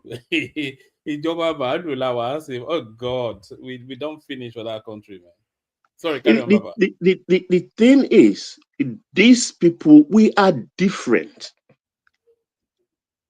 The Sadauno said it in the 50s, in the early 60s. Sadauno said it. We are different. The old anthem, which we are now using, said it all in one of the stanza. Though tongue and tribe may differ. So it recognizes that we are very different in outlook, in how we want to govern ourselves. These people are not ready. They want to be like Niger, they want to be like Chad, they want to be like Mali, Burkina Faso. They should go. They have to go. They have to leave us alone. We who wants education, who wants to be civilized, who wants to be abreast with what obtains in the West and the Americas.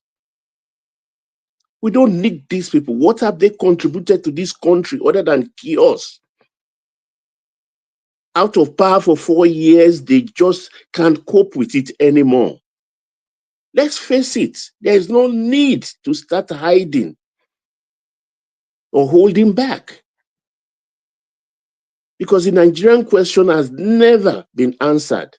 Do we want to be together or not? That's the Nigerian question. We have not answered that. Because I can't. What will make a man behead somebody? And that is even a sight we can still behold. There are several gruesome killings, dismembering people on videos. They've made a fortune, monies Nigeria could use. Hundreds of billions have been paid to these people, with which they replenish their armory. The other time, over 400 sterling seized from these people. They can't be invisible. The motorcycles they ride every time, 300, 200 at a go. How did they come into the country? That's why I concluded that there will be no elections because we are at war, and that is what they want. And if there is no election, what do you want to do? You want to call for an interim government? That's not going to happen. It's not going to happen. The election will not take place. The government will sit, and if they want to unseat the government, fine. Let's see how he responds. They don't want restructure. They are so afraid of it.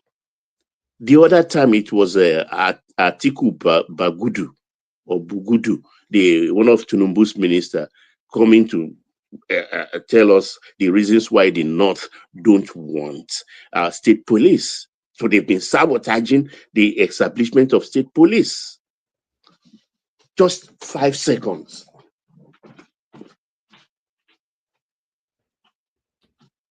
So they've been sabotaging state police. And that's not the only thing. Everything that points us in the direction of progress, there's distrust. That is why we now have Homeland Security czar. Because a Fulani, no Fulani can be trusted. The Islamist Fulani, none of them can be trusted. Not even Dan Fulani, the NSA. So he's supposed to take the international thing, and the what's the Ifama Dewa will now take over the local one. Because how do you explain every other time? And the only gift Trump can gift somebody like me and people like me who are Nigerians is to take away Gumi and the Sultan of Sokoto, put them in jumpsuits in an American court and prosecute them as international terrorists, which they are. Because Gumi keep on provoking the Nigerian society by always coming up referring to Niger Delta militants and things like that. They want money. Oh, what it did with Niger Delta, they should do to these people too. They released 700 of them the other time and gave them Quran to swear on. Quran my foot. Quran my toilet roll. Do you think we will need the Americans to be able to pick up this Gumi? Because I don't think Nigeria is showing any capacity. Is not showing any interest in that direction. But this man is an enabler, including the Sultanate. They're enablers. Maybe you should speak to the Americans to put him and the Sultan of Sokoto as well on a terror list, and then the Americans can just pick them up. You know? There's no time if we will not get to that. It will remove the thing from Tinubu, but they need to be picked up now. But if Tinubu attempts to pick him up, then it could ignite some ethno-religious backlash, violent. You know, very good. That's what I'm saying. We are going. Yeah. We are at war, and we are in the process of dismembering the nation. I welcome it. Because we are just pretending. We are just pretending. There is no nation. How can you come from another part of the country, come into another part and start slaughtering people? And doing it with relish. What kind of thing is that? You know what I don't understand, Baba, is the objective of the exercise. Yes, you will say it's intimidation, is politics. But like I was saying in my opening phase, that the politics in Nigeria is being played in human blood. That's how we have been politicking, especially under this Fourth Republic. You know, but for how long? It's just in human blood. That's the politics. Every day, like you said, we are becoming a nerd, but because it's an everyday thing, and that is dangerous for any society. To become a nerd to this kind of bloodletting every day? To what end? For what reason? They are supporting this thing. They've used it before, and they are using it. The more Tinubu digs in, the more the bloodletting. Who do they think they can intimidate? I've seen the West, the Southwest rose up before. In 64, 65. And I am thinking, and I believe in the next 36 hours, there will be response. Very swift and brutal. Like I said, it's very unfortunate. There is Fulani in Yoruba land. There is Fulani in Yoruba. There's Yoruba in Fulani. It's a mixed bag in the Southwest because they've been so accommodating and exposed themselves.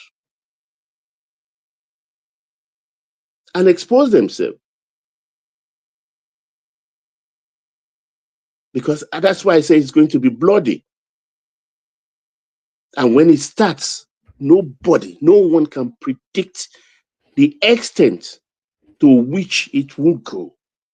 And I think it will go far. All right, Baba. Let's welcome Fagba to the conversation, Baba. I think this may well be his first dipping the toes into. So Fagba, I suspect this may well be your first. I see you as well, Prestige, but you know, with first timers, we like to. So, is this your first time with us? What are you making of the conversation? I actually started with the review of Segun Sowunmi'S outing on Arise TV. But Alexander Gomez and then subsequently Baba now, they are telling now that more important and more existential threats, more important than just some psychedelic political theorizing. So what are you making of the conversation so far? Fagba, on mute, let's hear from you. Austin. Hello. Hello, is this your first time? No, it's not my first time. This is my second time, actually. Oh, right. Okay, good to have you back. Thank you very much. Baba Ekuroleo. Mr. Fagba, báwo ẹ káàárọ̀ láti bí o. Mo máa enjoy yín sáà ni. Òdúwà gbè wá o. Àmì Olúwa. Ṣé rí ọ̀rọ̀ tí ẹ ń sọ yẹn? You have to speak English, please. To be honest, this is really painful. You know, I'm boiling in my heart. But Baba, let me tell you, Seri, from this the interiors, we that came from interior of Yoruba land, I won't lie to you, we are fully prepared. Sorry, Fagba. Sorry, Fagba. 1 second. If anybody wants to come in now. I'm going to be leaving the stream in about 5 minutes or about 20 minutes. So I will not be able to let you in or out. So if you want to come in now within the next 5 minutes. Carry on, Fagba. Yeah, we are fully prepared because we are aware of what is happening. I come from Ila Access, Onagun, Fagba Mila. So, you know, this thing has happened in Kwara, close to us, happening in Orai Gomina, before we push it back a little bit. But really, we have to be ready. As Baba said, I don't think there's going to be an election the way we are going now, because the whole thing will soon burst out. It just need only one person to retaliate, and I think the whole thing will fall apart. So this coming election that we are going to, I don't see it just like Baba said it. I don't see that we will be able to survive it. It's frustrating, really frustrating. They have pushed us to the wall now, and at this time, I think we have to react. So, Baba, but Fagba, we're not seeing anything new outside of the fact that it's now happening in Yoruba land. This has always, the insecurity has always been there now. It's always even been a little bit in Yoruba land now, especially under the Buhari administration. So this is not as sad and tragic as this is. It's not a new dynamism. It's not a new phenomenon. It is not a new phenomenon, but the difference there now is that we are having our man there. We are not like Jonathan. If anybody think the way they bully Jonathan out, that they will be able to bully Tinubu out like that, I think that person should go and rethink again. Something must be wrong to that person's head. And Terry, all this what the governor of Oyo State is doing, and some guys there trying to create all this like it's a speech last time that wet here, that all those things that they are trying to scare people. When the time comes, only him will not be able to stand. And the time is here now. He will consume everybody. Yeah. The time is here now. Because, I mean, we've been handling this thing with levity for some time. But now they are emboldened and coming in after your way again. Where? After your Lagos now. Of course. After your Lagos. And Of you course. remember they are boasting that they want to go and dig their Quran in the sea. It's And the agenda, and Sultan came out But, on that but, and but said, they're aggressively pursuing that agenda now. So gentlemen, yeah, I'm going to leave you for about 20 minutes. Prestige is here as well. So after you Fagba, Agbado is here. Baba, just keep on top of them for about 20 minutes or so. All right, carry on, Fagba. yeah. You see, the agenda is there and they are pursuing it aggressively, and they see that if they don't push it now, it is the fear of Asiwaju second term is the one that makes them be pushing aggressively now. But that maybe there won't be any second term for Asiwaju. Maybe before that second term, maybe the whole thing itself, everybody will have gone their own way. I pray So so. We can't continue like this, Fagba. We cannot. It's unacceptable. It is no, unacceptable because it's unprovoked. It's unprovoked. Why? What's the reason? I mean, you have said the reason. The reason is that they don't want this election to happen. They want to create chaos. So in that chaos, maybe they will find a way. One of their boys in the military then will take over and all those things, and then they will set the whole thing back again. That is just the game now. Then they will reset the whole thing back again. Hmm? You know. In the north, the way we are hearing a lot of things happening there, even the Hausa now have started to say they are not part of them and they want their own identity. The middle belt, they have already completely now come out that no way. Even look at the election period. You see this last election that they did not vote along with the northern. Hmm? So the middle belt. So now they lost the middle belt and they are about to lose the Hausa also. So the only thing remain for them is okay, let's cuckoo dabaru everything. And that's what they are doing. That's actually the aim. They Yeah, want to make the country ungovernable so that there will be no elections. And they don't yeah, realize that without an election, then there will be no country. Because Tinubu is not going to leave power for anyone, any interim government. No way. And if a no, military comes in, most will be led as usual by the Fulani people, that's the end of Nigeria. We've confronted even the brute of the most brutal of them, Abacha, yes, barehanded, without any weapons. It took 5 years, but he submitted. At the yeah. end of the day, he succumbed.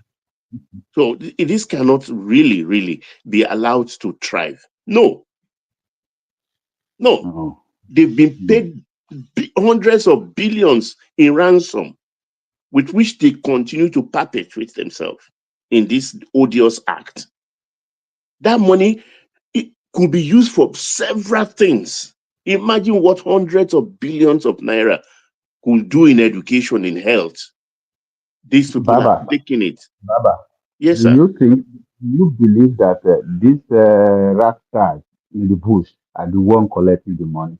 Those one collecting money, the money they are in the government. They are part of they are in the city, in a hotel, in a good place. They are not even hiding anymore. Imagine a serving minister under a government and Yes, saying that now. we don't want state police. He came out, Bagudu came out to say it. It's been rumored also that Nuhu Ribadu never wanted state police. Why are they afraid of state police? One of the Yeah. excuses we had from the ministers was that their people will not be free. Those unlicensed drivers that have turned themselves into a killing machine with their trucks on the southern roads, killing people after taking Maya. Hmm. and will tell you, take us to the police station because they know their brothers are there who will free them. Immediately you take them to the police station, what you will hear the next hour is that, yeah, release him, order from above. You see, that kind of a situation that they are enjoying, that no matter what, anywhere they are the one there. Now, if you create state police, any cases that happen in the state did not go to any Abuja again. You know, even Exactly. when you arrest, if you arrest anybody now, you give them to the police. The next thing that you will hear is they will say, "Oh, order come from abroad, transfer them immediately to Abuja." And when it go to Abuja the next day, then you won't hear that case again. That case has they kill it, they release them, they go. So, Okay, but when it is the state police, now when it is the state police will hold you, they will take you to court, whatever they will take you. There is no bring it to Abuja again anymore. no, it will be handled locally. And that's what Totally. they're afraid of. Because they believe Nigeria belongs to them. But with establishment of state police, or everybody on to their to their own space, they don't want that. Let's Fagba, let's just pause a moment. Let's hear from Man of Prestige if it's available. Okay. Man of Prestige. Yeah, greeting everybody. Can you hear me? We can hear you loud and clear. So greeting. Let me start before I go deep into this. And my my personality is going to be about one man. So one man, to you, I know you are listening. It's a shame because you started today's topic. Talking about Charles Anyoguru and the other guy. What's his name? I'm forgetting his name. But Segun anyway, Sowunmi. what's happening in your state, which is exactly where you come from, and you pride yourself to be an Oyo man. That should have been the caption of this topic, and not you coming here, talking about Charles and the other guy who's smart or whatever, and using the word egoic. That's a totally, an insult against, the Southeasterners. We are mocking them and stereotyping and belittling the Igbos. That shouldn't be the main conversation. It's about what's actually happening. But thanks to Dr. Ellis for coming here to bring the topic. And thanks to Baba for, amplifying it. Even at all, I don't believe in Baba and political philosophy. But this should have been the main topic about what's happening in Yoruba land. And I know it's happening all over the country, but they are coming in this, they are moving in the south. It's going to be the whole south. That's exactly what happened. Even at all, I'm not from the southwest, but southwest is part of Nigeria. We should be concerned about what's happening in Nigeria, not Charles Anyaguru and the other guy, or you go TikTok in comment you always make, which is nonsense in my own opinion. That's the main reason I joined this topic right now, because Tinubu should take a very drastic action about what's happening, not just because his kinsmen are being killed or whatever. He is the president of the whole Nigeria. Okay, what is the most important responsibility of a president? You forget about what you come here, and say that he's doing this, he's doing this. That's not a priority. The life of Nigerian people is the most important thing. And that's what Tinubu should be concerned about. So I don't really know what's going on in Nigeria. They're not taking this security serious. I don't care what you do, what you're going to do, reform or whatever. It's just a microeconomic, in my own opinion, anyway. That's a story for another day. But that's not the important thing. People's life at stake. And that should be tackled immediately. Whether look at what just happened. Trump claimed that he did it. Now Nigerian government said no, they did it and everything. Even the person that was killed, it was, the military said they have killed, the person before, but that's not even the point. But we are talking about the president, the heading of a clinic, the school children, and everybody's life is at stake. It's very painful. Let's be realistic, okay? So let me leave it like that, then I will talk later, please. I just want to listen. Thank you. Okay, Man of Prestige, thanks for your postulation. Aro Gidigba, are you there? Aro Gidigba, are you there? Okay, Fagba, you can take it up from where Man of Prestige stopped. Fagba, are you there too?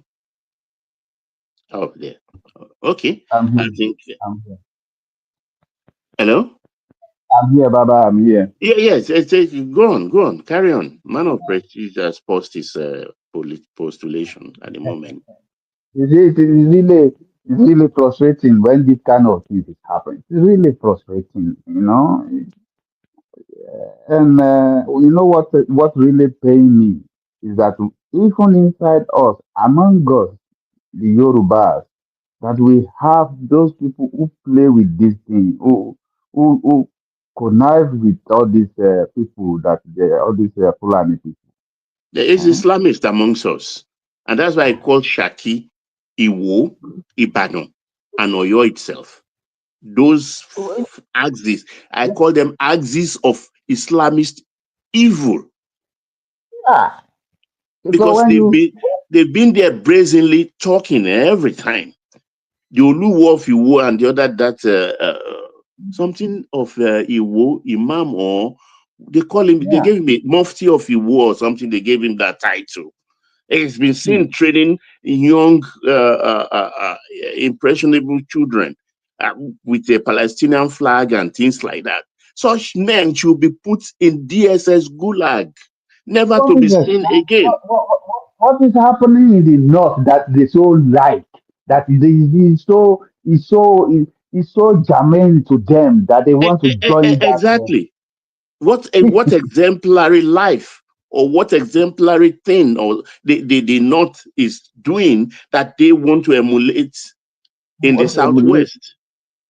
Ah, Yeah, as far as I'm concerned, it's a very uncivilized space in Nigeria.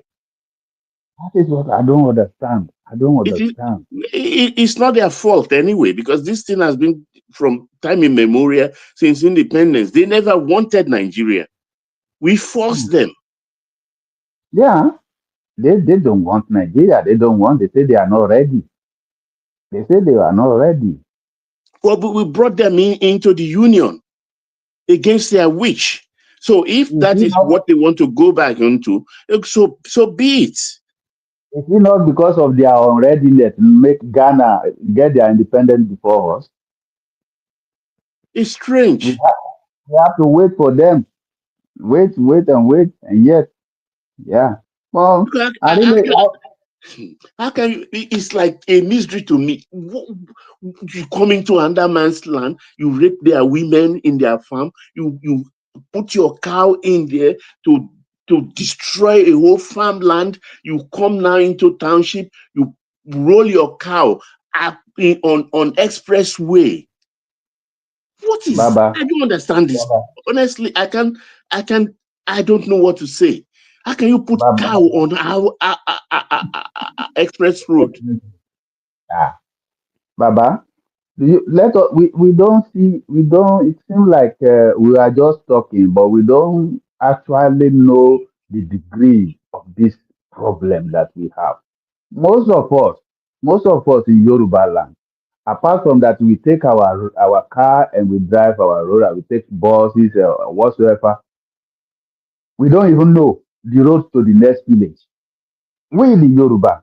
But these people we are talking about never come onto the road, but they know how to trace from every village to every city of our land. They are not In the human bush. being. Tell me, which human being, if you're a really human being in the year And of our Lord 2026, you will lead your cow from Kauran and Mudia in the bush throughout until you get to the south. Months, I will say, weeks, I will say. Is that a human being living in the bush? It's not normal. So they master the bush, they master the whole rainforest, the jungle, they master everywhere. And they put their people there. In those groups that we say we will be clear that, oh, that bush, you can't go there, it's too thick bush. They are there. It is there where they are living. Hmm? Honestly, Dr. Simba, if you are available, can you come in? Simba. Okay, let's Okay, continue. bye Yeah. bye. Good Good evening. morning. I hope your day is going well. Carry on. Take it away. Well, you know, I at least right from when I was growing up, I think I started. I knowing I've been aware of election in Nigeria since 1979, and then each time we are approaching an electionary year like this, though then it was not even insecurity, but a lot of killings also occurred during that period. You see party attacking themselves, one party killing, a lot of political killings used to occur those days. Even in 1983, if you remember, Baba, in the southwest, it was very, very bloody. Even Ondo in State, 2003 now, Ondo State, Oyo 2003, State the was, Omoboriowo issue and all the rest. and that was 1983. Uh, hmm. It was very, very, for anytime we are approaching an electionary year, like they used to create, the politician used to create panic among people. I could remember even recently the 2015 election. There was a lot of all these things that you people are saying now. Let the country break and all. It happens that they created that palpable fear that probably Nigeria might not even survive after 2015. That maybe that will, let me tell you, that election in 2027 will hold and nothing will happen. We'll hand over to whoever wins that election and that country will You still think so? continue. This is Yes, going sir. to get worse, Simba. This is It's not going good. to get. There's nothing that is going to get worse You, there, Papa. wait. If you remember in 2015, they have to postpone the election even because of insecurity. That they have to postpone it to say, okay, they want to even reduce, attack all those people because they have taken over like how many states? Like three states: Yobe State, Adamawa State, and even some part of Bauchi were involved that time, if you remember. Yeah, So it's but always it's always like, I'm not saying what is happening is actually good, but that has been the pattern over the years. That has Dr. always been the Simba, pattern. That has always been the pattern. So, but the major problem that we have a problem of insecurity, but we are not looking at it from the aspect of say, okay, this is insecurity. We put tribal, religion, and everything into it, and that is one of the major reasons why it is actually becoming very difficult for us to control. Because if you look at it, where you say, okay, Islamic or whatever, I'm very sure those kids that were kidnapped in the Okiogun, part of Oyo State, I'm very sure majority of them they'll be Muslims. yes, that's Some why this is different, Dr. Simba. That is why So this they'll be is from different. so No, it's no, not to me. Let me tell you, if yeah, some people are hiding others, because it's to me, it's not about religion. It's about some people who are criminal, who just wanted to perpetrate criminality. But if we are putting everything in the cup, I mean, under religion, say maybe because Islam, and we can never get to the root of the problem. That's wait. the way I look Uh, at it. Yeah, fine. But let us face the fact. Most of there is a mix, it's a mixture of these terrorists that is going on. You understand? Our northern brothers are involved. They are not enough in numbers. They imported their brothers from the Sahel to join them. Nigeria is noted now for easy pick in terrorism lexicon because they get more money to buy weapons. We've been paying. And who are these people? There's not one Christian amongst them. There is not one Southern Nigerians amongst them. Who are the easy prey? After they preyed on their people, slaughtering them, they felt that is not enough. They need more money. they have to come down south. And Southwest is an easy pick for them because they have their brothers in Islam already here, because they don't do anything without internal collaboration. We informants. And Southwest happens to be a fertile ground for them because they are present from time immemorial in the Southwest. So let's call it like it is. Those children actually, like you said, yes, almost 100% of them will be Muslims, but do they care? There is criminality in this terrorism. There is terrorism in this criminality. It's a mix. They are using one to get the other. They are using the other to get one. They used to get money and drive fear into people of other religions. We've had people, the Mufti of Iwo. Yes, sir. Simbad, I think this is to you, okay? I mean, we need, regardless of our political differences, we need to call a spade, okay? Because what's actually happening right now is terrorism. The example you just gave, is so mundane that it's not true. Because at that particular time, whatever happened is what I consider to be political fighting, rival political fighting. It has nothing to do with what's going on right now. This is typical terrorism, okay? Jihadist terrorists that is ravaging Nigeria, penetrating from the southwest, it's moving to the south in general. So we should call it what it is. Tinubu is being very lackadaisical about this. That's the way I see it. So don't be giving that excuse for political expediency. I mean, if Tinubu is doing well, you say he's doing well. But when he's doing wrong in terms of this, you need to call it what it is. I don't like a situation whereby when we have issues in Nigeria, we tend to politicize everything, and then this is what how many succession of government have we had now? Starting from wait, let me talk. Let's talk about let me talk now. You just raise an issue, and I want to give you a scenario. Just hold on. We are not campaigning here. You understand? Don't turn this insecurity to a campaign grant. We are not campaigning here. It's a serious issue that is affecting everybody. Let me tell you. Very serious. You understand? Let me tell you, if you put your man, whatever you do now, put him there, he will not be able to solve the problem.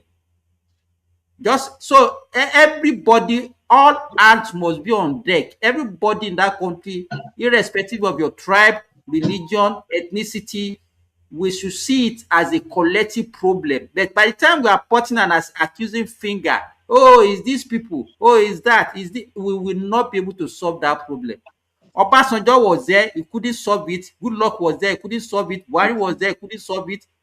So we have had 4 set of presidents now that find it difficult to. So you are not. So is there? Are you thinking that there's a messiah somewhere that will be able to call? The question we're supposed to be asking ourselves: why is this thing getting worse and successive governments find it difficult to solve the problem? But by the time you just say, hey, no, we turn it to a political campaign. Oh, it's a failure. This person is a failure, and that person is a failure. We will not be able to solve that problem. That's my own view. You can have your own different opinion about it. But if by the time we don't see it, if we don't see it as a collective problem that need collective efforts to solve, and we are not turning it to a political campaign, then let's see. Dr. Simba, wait. When you say it's a collective problem, it needs a collective solution.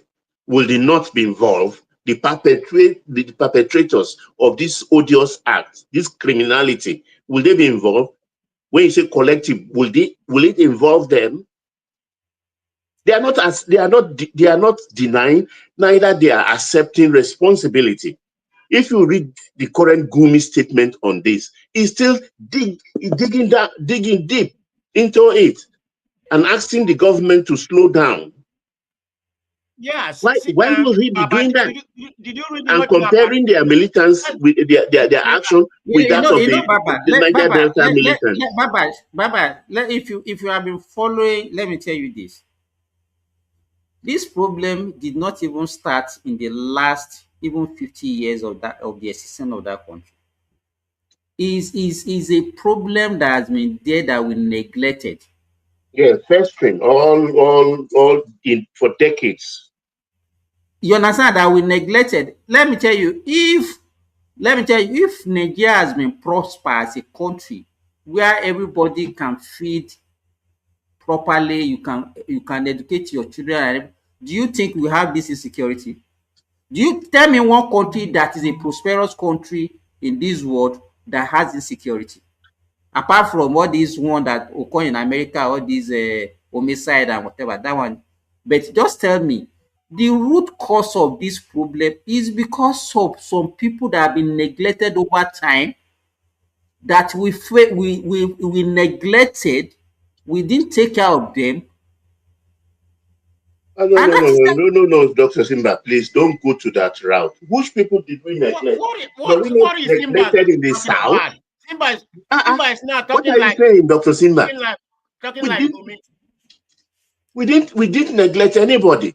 Everybody get their FAC allocation. When we are I'm not, when we say we, I'm talking as a country, I'm not talking about you. I'm talking as a country as a whole. Whether we like it or not, as we are today, those people that you are still talking about, they are part of us. We are in the same country. wait a moment. You, Hold me. on. We are all neglected Simba, what are you one way or talking the about? other. Hold on, Are please, you man saying of we should be prestige. paying them? Just give me a moment. We are all neglected. You find your way. I find my way. Everybody find their way. We know education is the only route, is the salvation for everybody That on planet Earth. that knowledge, let me tell you, Baba, that knowledge that you have, that instinct that you know that okay, you have to do this thing, this is what is good for you. Don't take it for granted. Not everybody has that opportunity. Who was there no school in the north? Schools were established. They even lowered the bar for them because they said they themselves arrogated that to them, so that they were educationally backward. They lowered the bar. That's why we have quota professors, we have quota doctors, we have quota military officers, we have quota administrators. Because when you enter in the region we come from, when we enter with 180 or with this certificate, they lower the bar for them, and they ended up ruling over us, bossing us. They've given them all the opportunity. All the military coup, all the military head of states are from that side. What else do they want? They didn't progress their people.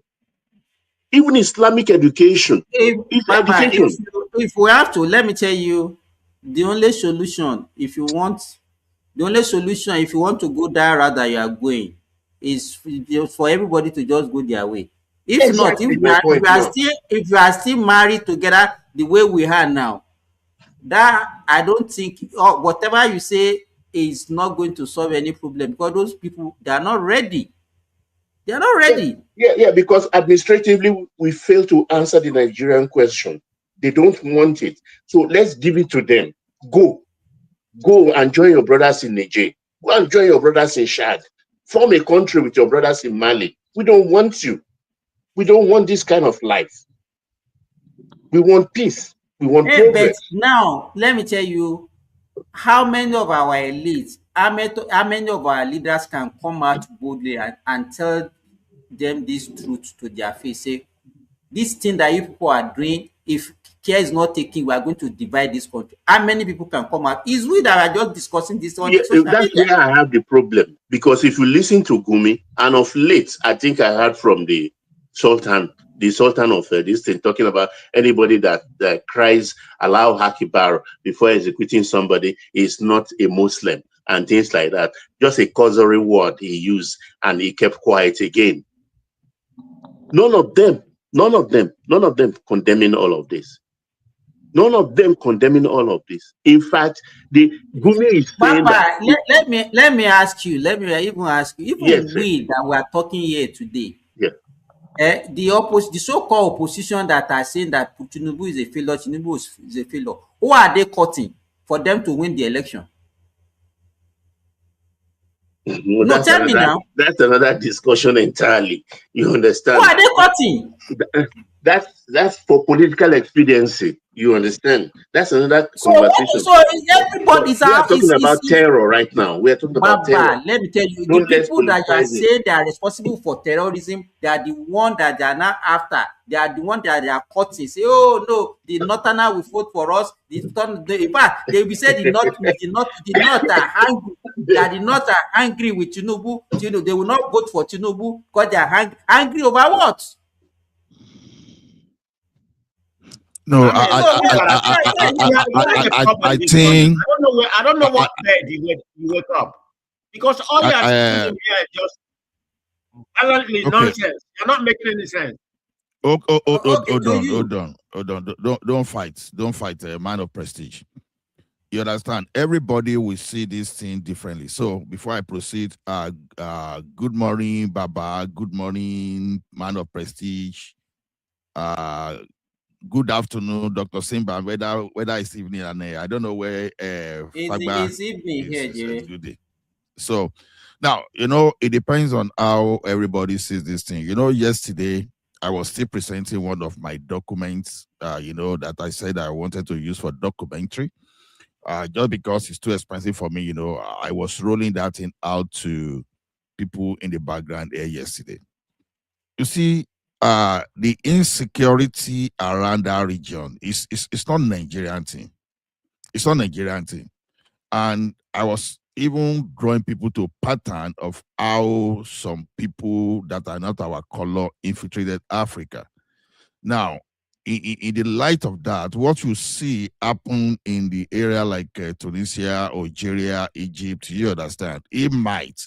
I put it in comma because in comma just to be very careful because this is history. So I was not there, I was not born. You understand that the same thing might just be happening within the Sahel. So for some people to focus on Sahel is intentional. So this thing is beyond Nigeria on its own. So the like of Indians, the like of Turkey, and so even Saudi Arabia, they've had their own taste of it. Even Morocco, there had its own taste, and everybody they have their own taste. But the response is the only difference. The way they respond. Unfortunately, because the way our country is constituted, we have leaders that are more interested in politics more than even securing the life of the people.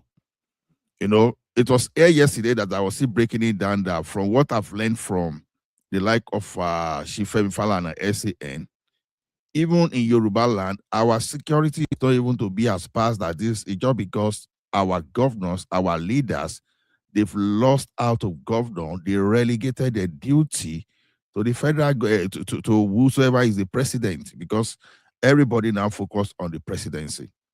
I will give an example.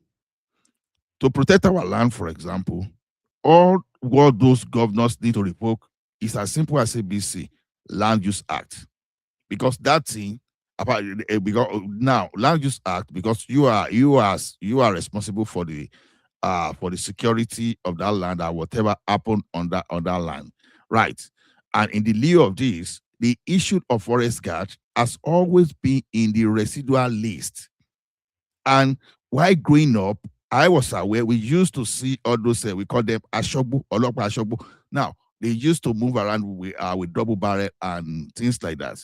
Okay, what am I saying is this: if you could legislate to create forest guard, we should be questioning our leaders. Why did you wait till now before you start creating forest guard? And even the forest guard we are even talking about has been hijacked by the federal government. What are these good for nothing bastard? No way to do that. It shall not be well with them if they don't stand up and do the right thing instead of playing politics with life and property. Their generation shall never inherit whatever they live if they don't stand up and protect people. All these bastards, they call themselves leaders. Now, why am I saying this? They've always have this power to create forest guard. And I'm even talking of experience of what the like of Fayose even did in Ekiti, then that everybody was laughing at him that, oh, was it Shakabula and Machete that we used to pursue these people? But when that guy passed all those things, I went like his garage boy things. You understand? All those guys, at least they calm down, or whether they disappear to somewhere. As I speak to you, more than 30 monarchs has run away from Ekiti land, running away from all these bandits. So now you have power to create forest guard. Even if you like, you could have hide under maybe that forest guard and bring the life of Gani Adams and Sunday Igboho that will be running away since they said they can do this thing, and bring them into this. But no, you are not doing it. And for that bastard, one bastard came that time. I said, I welcome Fulani. They can come back to my state. And they started creating problem in Ekiti when Fayose left. So the thing is this: these leaders that we see, they are just good for nothing. They are only just there for whatever. And these guys, they've dipped their hand into so much thing that they cannot even fight. Now, and look at one useless commissioner of police. Sorry, not commissioner of police. One useless commissioner in Oyo State. I don't know what he was even trying to gain. When the security people were moving silently, he just went to go and do some kind of press release that the forests are now surrounded. And the next thing we started hearing is how this idiot started taking people's head off. So this governor you will see, all this your governor you see, they have power more than we are talking about. They have more power that we are talking about. The only thing is that they are lily-livered. They don't want to do anything. They are there for the wrong purpose. So I will support Baba because, to be honest, if we are really serious as a region, by now, the entire Oyo State should have been shut down. Exactly. You understand? I'm expecting all those people that are in this service, you understand, to react and shut down, to take everybody to down tools and show that this thing is not just a business as usual.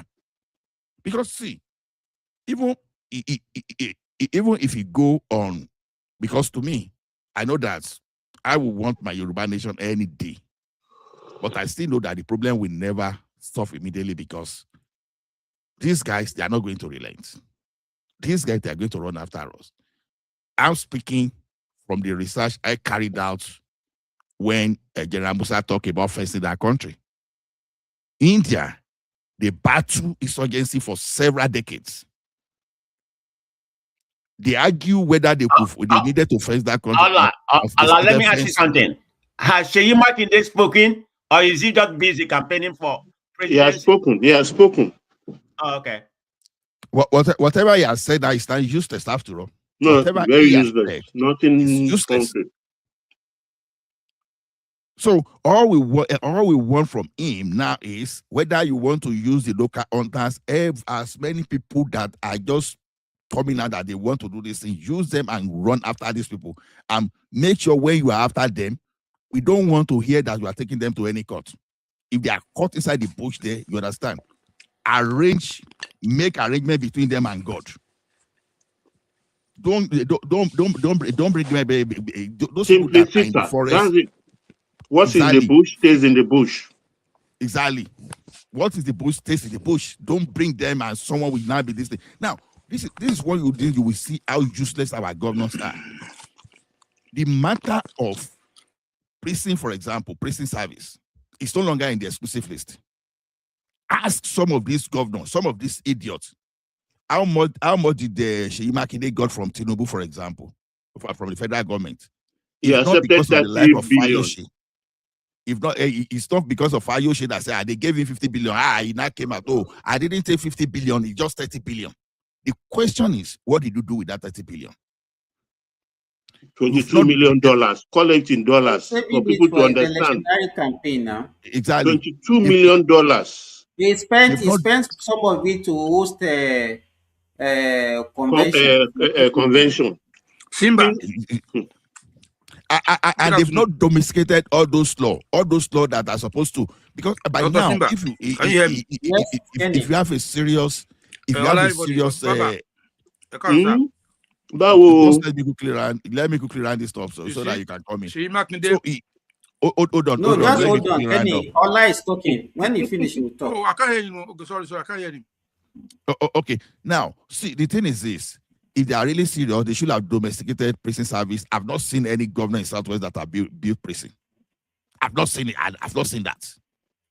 It's showing that these people are not serious. It were to even supposed to be the period of Second Republic, there would have been a lot of correctional center in the Southwest as we speak today.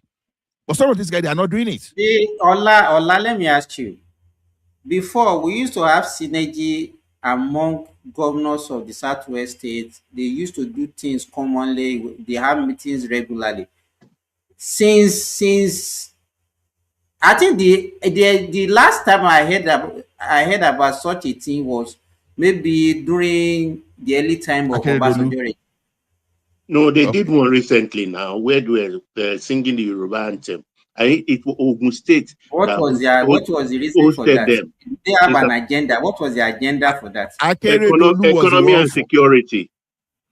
Akeredolu was the one forcing them. It's not as if they see.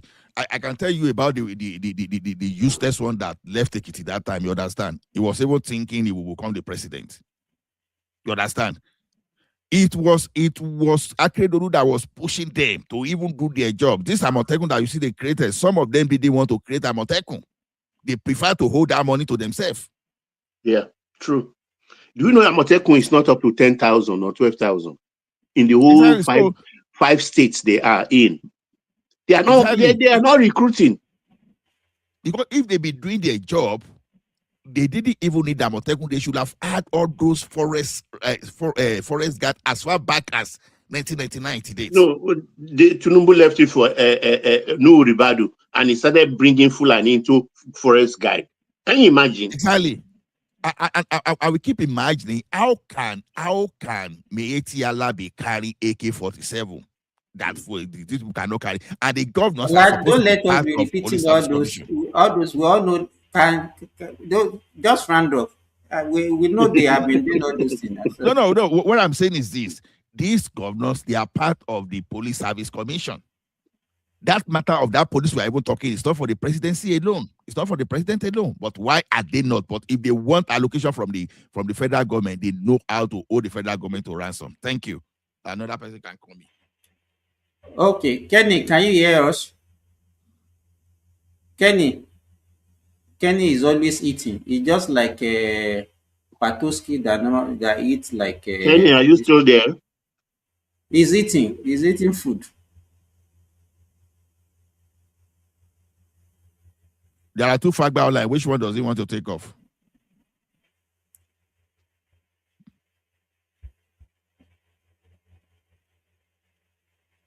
Well, Ola said it all. You understand? But I expect if I were the president and I have a policy that I think will help my administration and help Nigeria, and one of my ministers, important one at that, a Fulani, is telling me that he's not in support of state police, I'll fire him the next moment, not even the next day. Baba, but ẹ̀yin àgbà náà lè sọ pé bàbá ẹ̀yin àgbà náà lè sọ pé mọ̀jàmọ̀ṣá la fi mọ akíkanjú lójú ogun. There are certain things that you don't do. It's no, all of us, we are just in a hurry. There are certain, even what we want to do for ourselves, individually self, how many of them can we do hurriedly? It's like Nigeria, we're always in a haste. Things that will take 100 years, we still want it but to Simba, be done. Every day people are being slaughtered. Papa, let me tell you this. Let me say this. We all agree we have insecurity problem. And we all know that to even solve insecurity, it requires a lot of resources. He mentioned when Ola was talking earlier on, he was mentioning all those North African countries. The kind of money those countries are spending on security, we don't have it. Algeria there that we are talking about, they are not even facing a lot of problems that we are facing in Nigeria. They are spending almost 15% of their GDP. $25 billion. Simba, okay, just hold on. I've called you, but you didn't respond now. I'm eating. Continue when I finish it, I will come. I know you are eating. I told them that you are eating. Baba, you know, apart from collective effort, we need a lot of resources. You are talking about people, even we need money to recruit people. We need to equip them. Do we have that resources? We've paid them in ransom. No. Let me tell you. Simba, sorry. Do you not feel that we're being a bit unfair on this Tinubu administration? If you look at the insecurity, I mean, it's only 2 years ago, 3 years ago, we're under Buhari now. Slaughter, 70 Borno, 70 Plateau, 80 Benue, kill. All the trains were being blown up. Everybody was, we had refugee camps in Yoruba land under just barely 3 years ago. And under this Tinubu administration, the data tells us that they've hired more terrorists than under any other administration. And we know we're in an electoral season. When the Americans and the Nigerian joint force struck against that ISIS person, we always knew that there was going to be a response. And that response will be to Yoruba land because Tinubu is in situation. So do we not want to look at all the intrinsigencies in order to, for me, this administration is the first instance that we're fighting terrorism. And as Buhari famously said, corruption will fight back, terrorism will fight back. Well, man, look, there are a lot of leaf we can borrow from. Let's look at the Muslim Brotherhood in Egypt. Mubarak dealt with them, and Al-Sisi finished the whole thing. They were the most outside of Iraq. Are they not the one that dethroned Mubarak? Is it not the Muslim Brotherhood that dethroned Mubarak? Yeah, that's what I mean. I said Al-Sisi finished everything. Today, they are in disarray. You understand? You have to confront this evil headlong. That is what I'm saying. Don't fold your hand. We are not helpless. Baba, you know, I think when we want to make comparison, we should look for like for like. The kind of ethnic, religion, whatever that we have in Nigeria, in Egypt, they don't have that. And the kind of resources that is also available to them, we don't have it. No, Simba, let's stop on these resources. Let's let hold there. You know, okay, Ola, let me ask you now. Let me ask you. If you are looking at this security weight now, if you are looking at this security in Nigeria now, if I ask you now, what are the major or main things that are fueling the security in Nigeria? Just tell me. You tell me so that we know how to. I don't know your mind. We've been talking about it. We talk about religion. We talk about ethnicity. Because when you say Fulani, that is ethnicity. When you take Islam is to talk about religion. All those things are weapons. Hold on. All those things. But those are the things. Everybody in the comment section, everybody has been attacking me here. Everybody has been saying here. Yes. Hold on, Dr. Simba. They've been saying I'm because I'm a Muslim, I'm defending Islam. That's why, and it's because they've put everything about that security on both on ethnicity and religion. That's what it is now. Are we going to shy away from that? You can see now. So Allah, why are you shying away from it? Hold on, Kenny. We should be careful about this thing. There's a difference between using religion as a tool and focusing on the religion itself. Okay, let me tell you something. Morocco, who are they? They face their own. Tunisia, you deserve to be attacked because I don't know. Sorry, I was just going to invite you actually, Prestige. I was going to say, have we heard from Prestige? So Prestige, you know, he has been talking rubbish since now. Why are you calling him? Okay, as per standard, who is what? As usual, now you know it's a rubbish Patrick or Prestige. And I came after you because this Prestige did not even allow me to respond to Simba. Okay. Nonsense. You are coming here to talk about politics. This is very paramount in Nigerian space. It doesn't matter where I come from. It's all about Nigeria. Compatible parts. The main topic. No, hold on. What's your grievance? Hold on, Kenny. I will talk Sorry, this way. Kenny. The Kenny, same 1 way second. we have Christian. Can Kenny hear me? I don't think Kenny can hear you. Kenny He can't cannot you. I hear don't some know. people.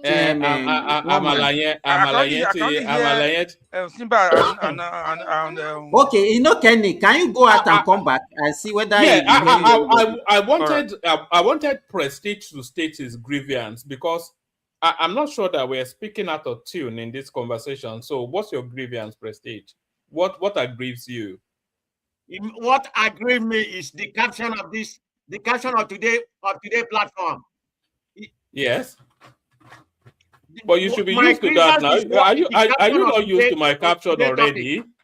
You're used to my captions already now. This has been the caption about what's happening in your state. That's their state. Yeah, and no, that's for tonight. That's for tonight. And all those nonsense,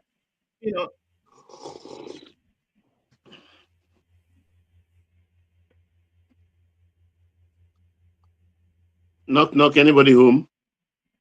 We can hear you, Baba. I just told you what is my grievance. You are not talking about what is very paramount in Nigerian place, about what's happening in the south. They are coming from Kwara to Oyo is your state. That should have been the main topic. That's my grievance. Kenny, why are you eating like a broiler, eh? Why are people talking of Oyo? They've been in Ekiti for months. And I've been saying it here, and people are just saying because they are just keeping this in secret. This guy, they be doing damages in Ekiti. You know what? I'm telling you that more than 30 monarchs ran away from Ekiti. And that one seems not to sound anything. That's what one should have been talking about. The life is more important than all this gibberish. Don't be happy yet. I know you are happy that you're up in the south. This is happening in the southwest. Don't be happy yet. You understand? Because I'm not an ethnic jingoism like you. Hold on, Kenny. You are bagot as well. Hold on, Kenny. It's happening in the east too. It's happening in the south. Most of those things are just being doused. That's what those things down. We are surrounded in the south. It's not a matter of southwest only. It's only that we are not being sincere. Ola, before you came in, Ola, before you came in, I said what you're supposed to be talking about. Ola, can you hear me? I can hear you. I don't know if Ola can. But carry on, Simba. What I said earlier, I said what we're supposed to be talking about is how we can solve the problem, not doing blame game. We have a problem. We have a huge problem. But all this blame game, some Islamic some Obas are the one that are doing something, and there's Oluwo that is actually abhorring because he's a Muslim. How is that one going to solve this problem? And who is going to action it? Let me Dr. finish. Simba, who is going to action it if we don't talk about it? Who will action it? We have to talk. Let me ask you. You want to use people, right? At least you use is people that you are both people and equipment that you are going to use to fight insecurity. Now, and it's people that is going to use equipment. So you want to tell me now that, okay, the people that you are going to use, by the time you have already labeled it's the Muslim that are causing the problem. Are you not going to have Muslim among those security people that you are going to use? Hold on, Simba, can I ask you a question, So Simba? sorry, hold on. Just hold on. Let's hear from, it's dropped. I was going to hear from Udu. Just carry on. When I say a new voice, I always like to document their politics. And that was why when Ola was giving the example of Egypt, those people, they are just one tribe, one religion, and that was why they were able to solve their problem. Here now, even before you have group of people that are not even talking together. Their mission Simba is not the same. Simba, let me respond to you. I was responding. You see, this idea of we don't have resources, you understand? I think I've always disagreed with you on that. Forget about the budget they are talking about. Now, we have the local and a local big group that they want to volunteer and respond. Even among the people, they will be telling you that, oh, Sunday Igboho is a non-state actor, Gani Adams is not. You understand? Sometimes everything is not money, because this is a station trade that every ounce is on deck. It's not always all those equipment. You know, I see make an example of what, because I remember, someone should correct me if wrong, Fayose was the first person to make anti-open grazing law, and he even did that under Buhari. And I still tell you that we got a relative peace in Ekiti during that time. You understand? Remember, he said anybody that sees a stray cow should kill it, and we do as soon that is make them suya. Just with machete and all those stuff. You see, the thing is, forget about all those military budget that some people are interested the people in that getting are contracts. beheading, that are kidnapping, they are not the people. Hold on, sir. The problem is this.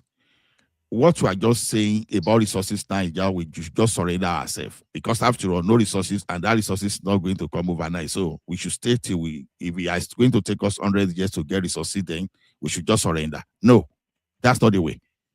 Everybody with the little we have, human being on their own, human beings, they are resources on their own. So when you say resources, it's not about money only.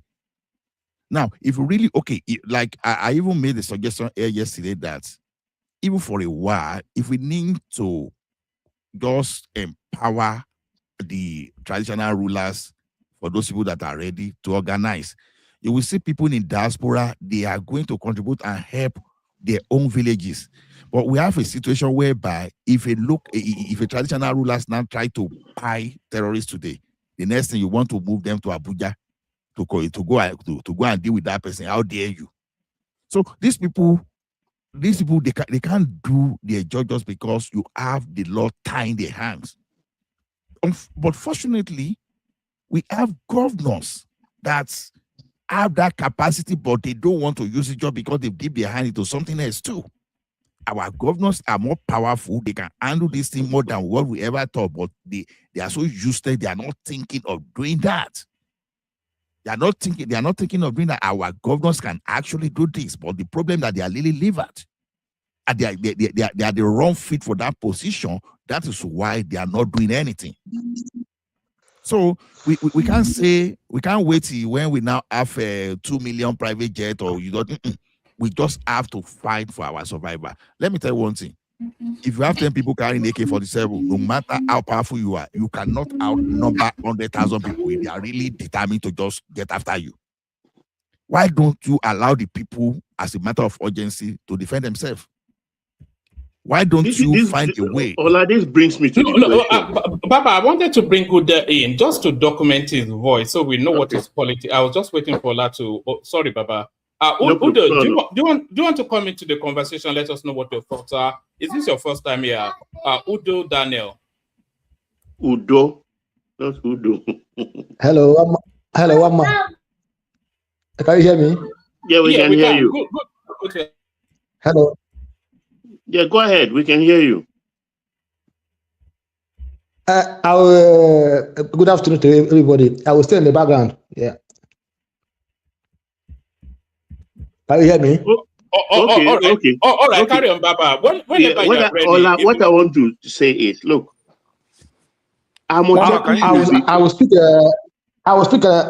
About politics, but now I will stay in the background and listen to you people. So, Ola, what I'm trying to say is, look, Amotekun doesn't need this shakabula anymore. You understand? We need AK-47. If when the Imyetiala, they were equipped with AK-47 by the NSA to counter as an embedded agent of the state amongst the Fulani terrorists. So if he can supply AK-47 to his own people, that plan didn't work anyway. Why can't they give at least 50% of Amotekun AK-47? Why can't they give? Because this thing we are talking about, look, I want to say something controversial here. I'm a Baptist. Don't get it twisted. Until tomorrow, I'm a Baptist. But Ashiwaju had a habit. When we're going into the 2023 election, from 2020, 21, 22, all these things that happen in the Southwest, the atrocities of these Fulanis, he was denying it. Even the daughter of Baba Fasoranti, he denied it. Arakunrin. Yeah, he said we should show them evidence. Where are the cows? Where are the cows? Exactly. So now we are heading into an election, which could be a phantom one. Why is he dilly-dallying still? Must he rule over Nigeria? He can rule over a nation of the Yorubas. There's no problem about that. So he has to be decisive at this point in time. But if we continue to leave this thing to fester till after elections, if there ever be an election, it's going to get worse. These people are deaf and dumb to reason. Baba. Yes, sir. My own challenge is this. We know that with the onslaught against all these terrorists in the Northeast and the Northwest, I said it here that they will overflow to the South. Sorry, I was shouting it is here real. emotionally at that time. I was shouting about it there. Now, the question is this. I don't want to give all these governor free ride. Because with my little knowledge and with the like of Shifem Fala and SAN that I've listened to, these guys are not as powerless as we speak. Their own problem is what will happen to them once they leave that seat, because many of them they've stolen, they've done dirty deeds. They are after on they say, because Baba, in the 80s, in the late 70s, in the 80s, even for governors losing election or local government losing election, we know the extent to which they can fight. They will fight. Although fight, we just talk about the Omobori one. Exactly, sir. I don't want to mention many politicians that even went with this thing. That was when all this time they were using egg to burn house. All those things just started that time.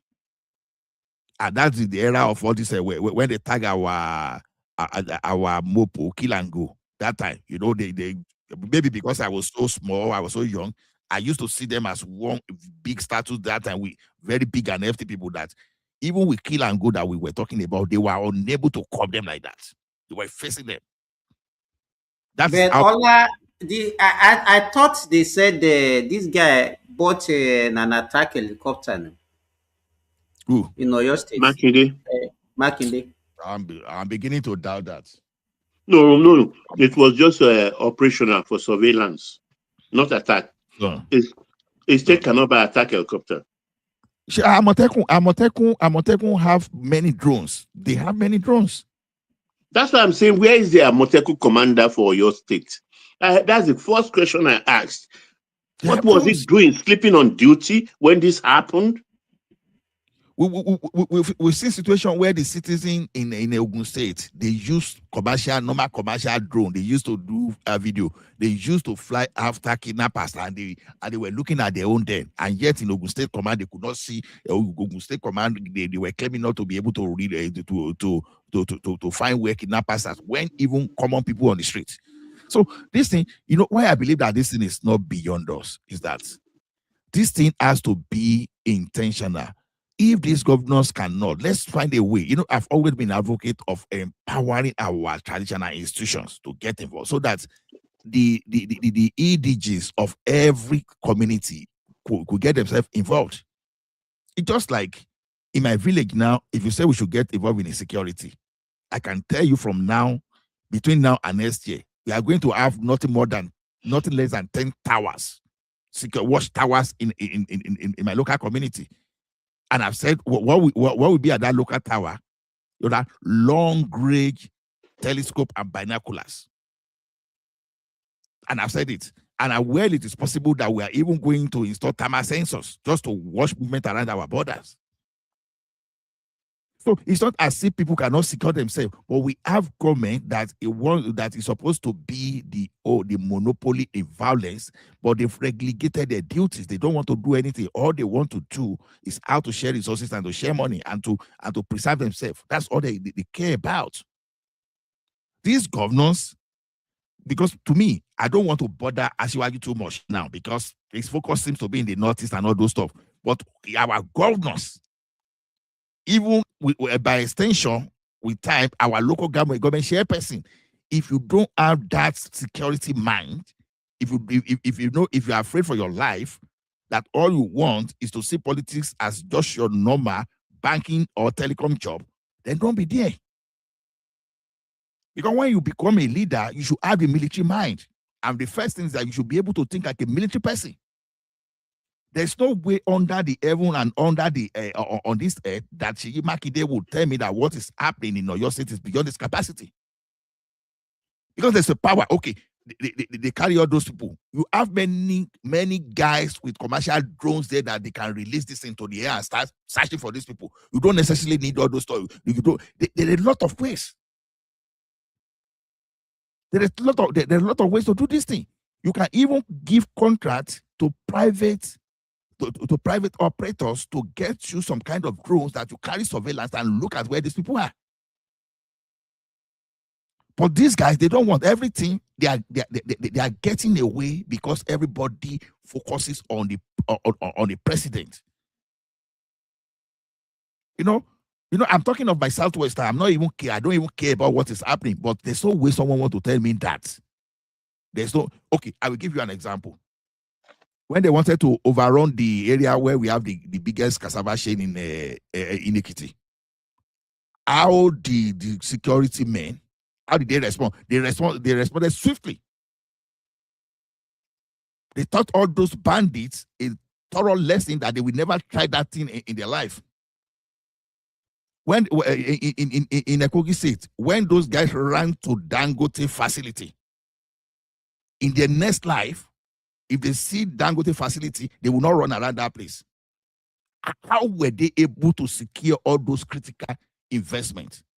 And all of a sudden, human being life now just become like a toilet tissue to some of the leaders. If that thing happened to be one of their relations, I can bet you under 10 hours, they will bring them out. And by now, they will have figured out those people. But when it is just a common people and all this, they start playing politics. Because you don't want to offend someone, maybe someone in the north, just so because you don't know whether if Tinubu will not be there tomorrow. So you want to align with everybody. You don't want to cross the line. Just because some of you are already a thief, it's just by phone call to give a tip off for Interpol to be after you, just because of your money laundering and of your offenses that you've committed. We have a bunch of thieves ruling us this day, and this is what we should be focusing on. If our governors cannot secure us, then they don't have business in those government offices. That should be what our mentality should be now. If the like of Seyi Makinde, if the like of Bao of Ekiti, if the like of whosoever that they put Ayedara, whatever they call it, if they can no longer secure us, we should start moving away from those kind of mentality. Maybe we should start thinking of looking at ex-military officers that perform very well and start putting them now into the affairs of becoming the state governors. If all these fine boys, politicians, if they cannot protect us. Because this thing that you see, whether it's not about Tinubu, it's not about Tinubu. This thing, if you don't do it, is going to extend beyond Tinubu because it started before Tinubu. It started before Tinubu, and I don't think if these governors we are not getting all these governors involved, it's not going to stop even after Tinubu. That's just my point. That's the way I see it. So, Uncle Simba, the thing is this: forget about those resources. Human beings themselves, they are resources on their own. It's not about people spending billion. You understand? Before those Morocco and you see, before they started spending billion, the debt with their human resources. It was after. Because when you see the content of that military spending you are talking about, we don't have it in Nigeria. You know what it means to build like a military fence that is as thick as 5 foot. We are building 3 meters as wide as 5 foot. To the point that these people, they even build some kind of a barbed wire military this thing, even in the mountainous area. So when you are seeing all those projects, those are the kind of things they are talking about, because they have several towers and several east sensors and several drone centers that when they see, they respond to. We are not, so when you see all those components, they are not talking about their military only. And we cannot get to that place overnight. But as we speak today, all these people, they cannot overrun our people. If the government just stop and twisting people, if the government just say, okay, guys, I'm releasing you, nobody is going to run after you for protecting yourself. Traditional rulers, go and secure your place. Nobody is going to send military after you to come and arrest you if you pile all those people in the bush. I tell you, in less than a month, even with these people with the AK-47, they will disappear. So I submit. Thank you.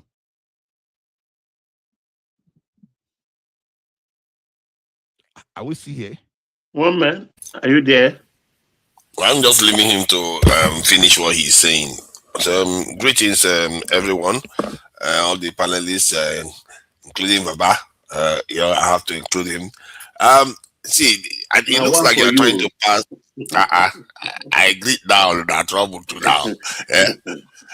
So, is it that we are trying to start blaming the state governors for national security when security is in the hands of the federal government as it stands? We don't have state police decree that has already been passed.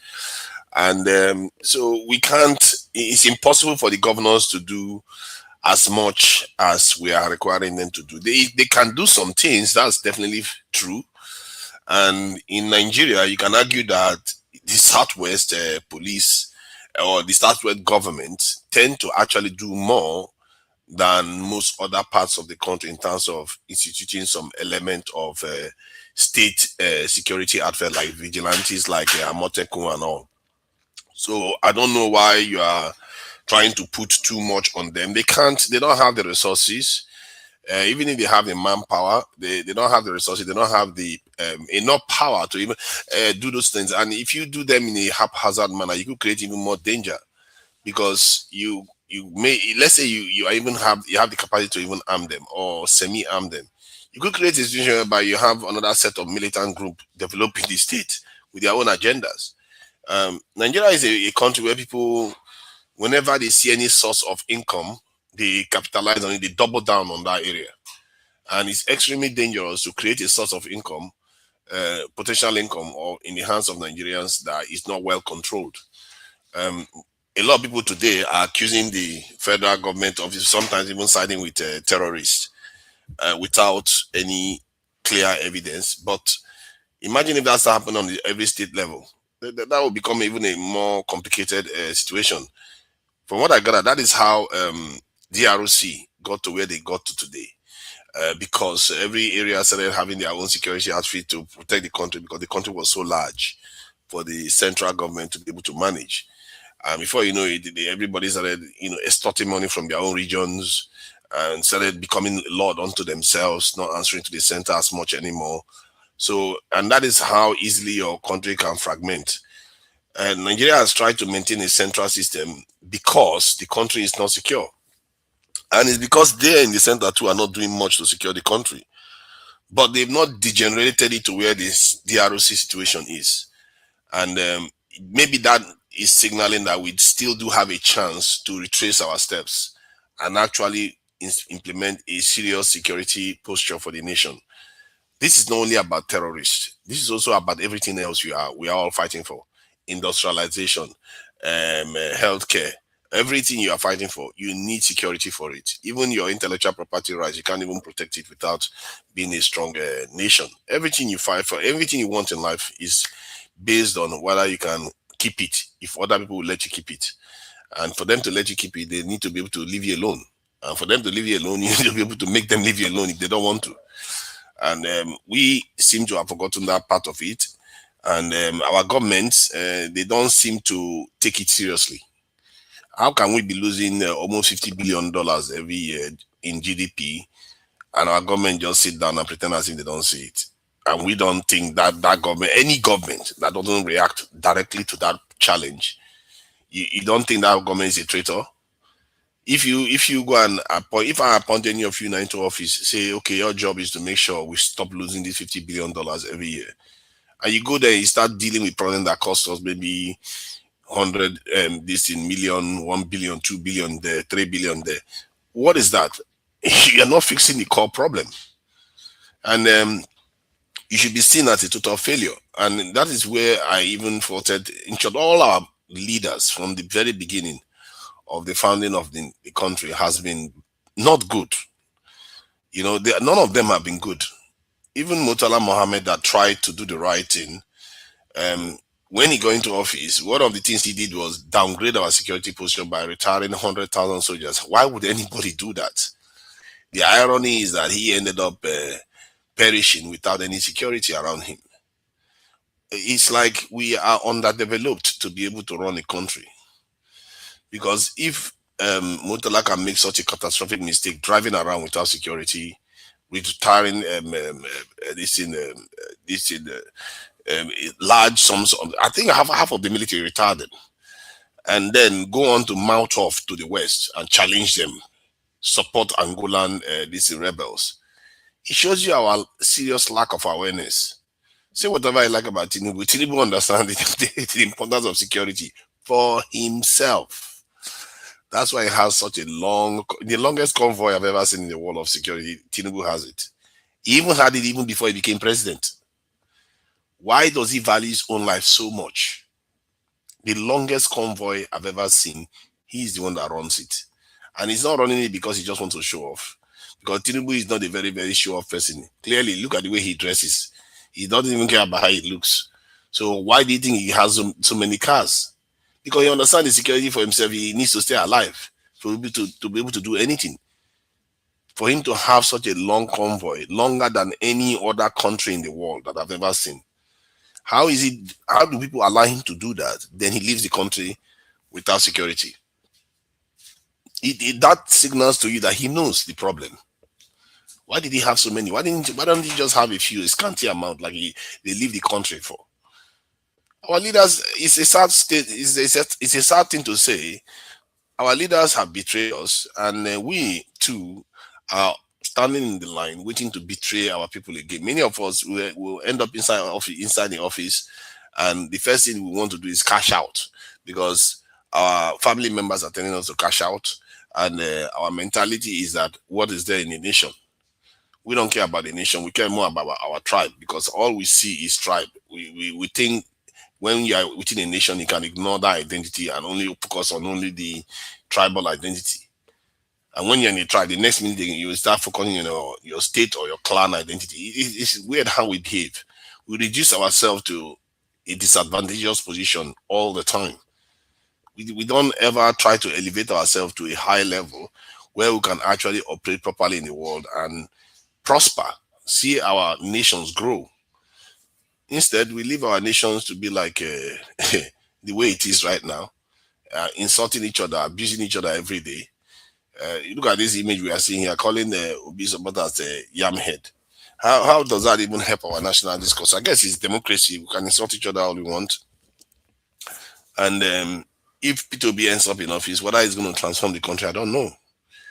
Because technically, I worry that most Nigerians they don't understand statecraft. They really don't. And you can even argue that many African countries, sub-Saharan African countries, don't understand statecraft too. It's not only down to Nigeria alone.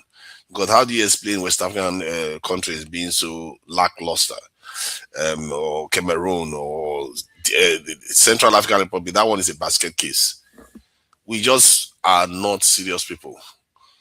We operate as if the world is going to have mercy on us and going to see us as we are not going to cause problem for them.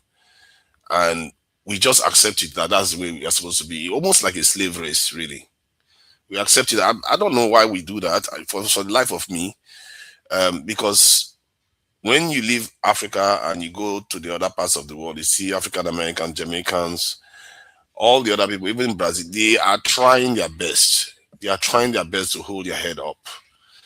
But Africans are some of the worst groups in the world. We refuse to hold ourselves up. We refuse to challenge anything. We just remain under ambitious. We go to Western countries, and every time they appear, they come to us. We say, "Oh yeah, we need more training." We've been training since 1960. We've been buying their equipment, and not proper equipment, by the way. Yeah, equipment. That's what we buy from them every time. From Tinubu to Tafawa Balewa. We've never had good leaders. Our last good leaders are probably the ones that fought in the colonization wars. They were defeated, and their children were raised by their conquerors. And now their children, all they understand is being in servitude to them, never raising their head above the parapet because they're afraid of getting knocked down. That is our attitude. Maybe it's a trauma from all the defeat we suffered 200 years ago. I don't know what it is that has made us this. I expect you to talk of solution to the ongoing problem before we even go into civilization thing. Let me tell you something. You said the governors are powerless, and I keep telling you that is not true. You understand? At least you understand. I've experienced 3. They are not as powerful now. They are not. They don't have the ability to recruit people with arms. I will tell you. It is no. See, let me tell you one thing. It is more of attitude. You understand? Why do you think I keep saying Fayose used machete and hunters gun, Dane guns, not even pump action, no, Dane guns? That is what they say. The man just said, any cow you see, you have a suya. Slaughter them, make them suya out of it, just go shop. Just by that body language only, those guys, they went silent. Now, Fayemi came, he said, oh, I don't want all those kind of things. Fulani are welcome in my state. The next thing, within 3 months, everywhere, the insecurity return. Look at 2 different governors. If you like, you call Fayose Agbero. But his body language already sends serious warning. I'm not saying all this fight that there won't be casualty. Don't get it wrong. Even as we are not even fighting too, there are casualty, innocent people. You understand? You are dealing with these people without, you are allowing these people to run without resistance. And it's dangerous. So what I'm telling you is this, based on the framework of our constitution, because maybe you are not here, I'm repeating the same thing I said earlier. This Amotekun you see, you understand? They are supposed to be forest guards. They were established under forest guard that act. You understand? The state governors, they've always had power to employ forest guard as far back as 1999, as far back as 1979. When this guy came, they relegated all those duties. They were not doing it at all. They left our forest opened. So this governor, they fell in that insecurity not today, as far back as 1999. So we are just giving them free pass. Not because I'm not sure that is accurate to what you are saying, because hold on. They were supposed to be in the bush to even have first-hand information when all these foreign people were even getting to our country. As far back as 2016, if I remember, Iba Gani Adams already telling people there are some foreign Fulani camps, new Fulani camps coming to that thing. It was giving all those information like almost real time online. People just tell him to keep quiet, that he was only looking for money. You understand? So it's not as if they were these obas, they told all these obas, these our traditional ruler, they went to all these governors to inform them. And they didn't do anything. Now, the question is this, when these people are even asking, give us power so that we can deal with this thing. No, they won't. The next thing is this, any oba that commanded hunters not to run after those people, now the next thing they want to run after that traditional rulers. And you are telling me that they don't have power. How come you are interested in those people that are fighting all these people in the bush, but you are not saying they don't? When it comes to this, we don't have power. Just allow the local people, just like we normally form vigilante, to defend themselves first of all. Those people, they are not even telling you that they are not ready to suffer the casualty. They are saying they don't want to surrender without putting up a fight. But you are hindering them the next thing. So you go carry traditional ruler, you go put them in jail. You go lock them up just because they fought. So the thing is this. Let me explain something to you. Oh, I think those traditional rulers that they are putting in jail, the reason why they are doing it and the federal government allows it is because they understand something, that you have to be careful when you start creating another force that is not nationally based. Because if the force that is locally based becomes that if it starts showing up everywhere and they become slightly more powerful, there's a danger that a country that has a central military that is not very, very strong, you can easily spin out of control. I gave the example of DRC. This is how nations become balkanized. That's what they call it. They become balkanized because they have different centers of power. And you can see, can you imagine Wiki having power with people that are armed, that they can arrest people or kill people? Someone like Wiki having that kind of power in Nigeria with a weak center like the way it is, or Erufai that defied President Buhari when Buhari was in office. So you can see how chaotic it can be. If you want to create state power, the center has to be even more powerful. And the problem is that the center is not powerful in Nigeria. That is at the core of the structure. Has to be, it's almost like a shape where the center is strong, then the rest of the state can go ahead and become strong, whatever they like. Like Okay, let me ask you one now. question. If you say the center is not strong, who is disturbing that power base? Who are the people working against weakening the center when they are not in charge of that center? In perpetuity, they always do it. Is it not? Yeah. And when you talk about tribalism, now that I have opportunity, is what is not good about tribalism is a kind of wearing superiority, claiming superiority over the other. In England, where you reside, I believe, the Scottish nationals, the Irish, the Welsh, they are different to the English. They claim their identity, but they know they don't wear chips on their shoulder. In Germany, you have the Bavarians and the Germans. In Belgium, the Flemish and the French. So also, even in America of today, we have the natives. Tribalism, there is nothing evil about tribalism. It is the imposition of the power of superiority over the other that is the problem. In Nigeria, everybody can. Why am I concerned about what is happening now? You stay in your region, you concoct evil against my own region and start coming in to behead my people. I should say, in the name of Nigeria, I should fold my hands and allow you to go on and do that, because there must be a central power in Nigeria that should take charge of that. Suppose that central power is sleeping on duty. What do? I have the right to defend myself vigorously, pointedly, aggressively. Because what is happening in our country is not normal. We know where these people are from.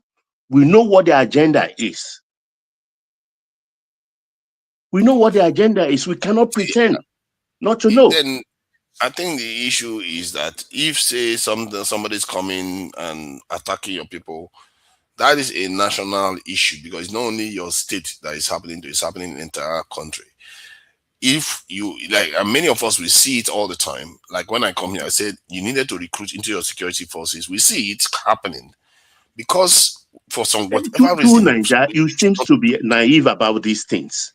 Look, let us take the security. Let's say we have 10,000 soldiers. It's really naive. Wait. It's naive about it. Yeah, let's say we have 10,000 soldiers today. You will find out the numerical involved is skewed in favor of one region, because when they were in charge, they overloaded that space. And that's what we are paying for today. Let's call it spade a spade. Okay. And most of these officers are inferior. Hold on. To Niger, in addition to what Baba said, you understand, because you've preached this number and all this in a lot, you understand. And I keep telling you something, like when you keep excusing all this governors that we talk about.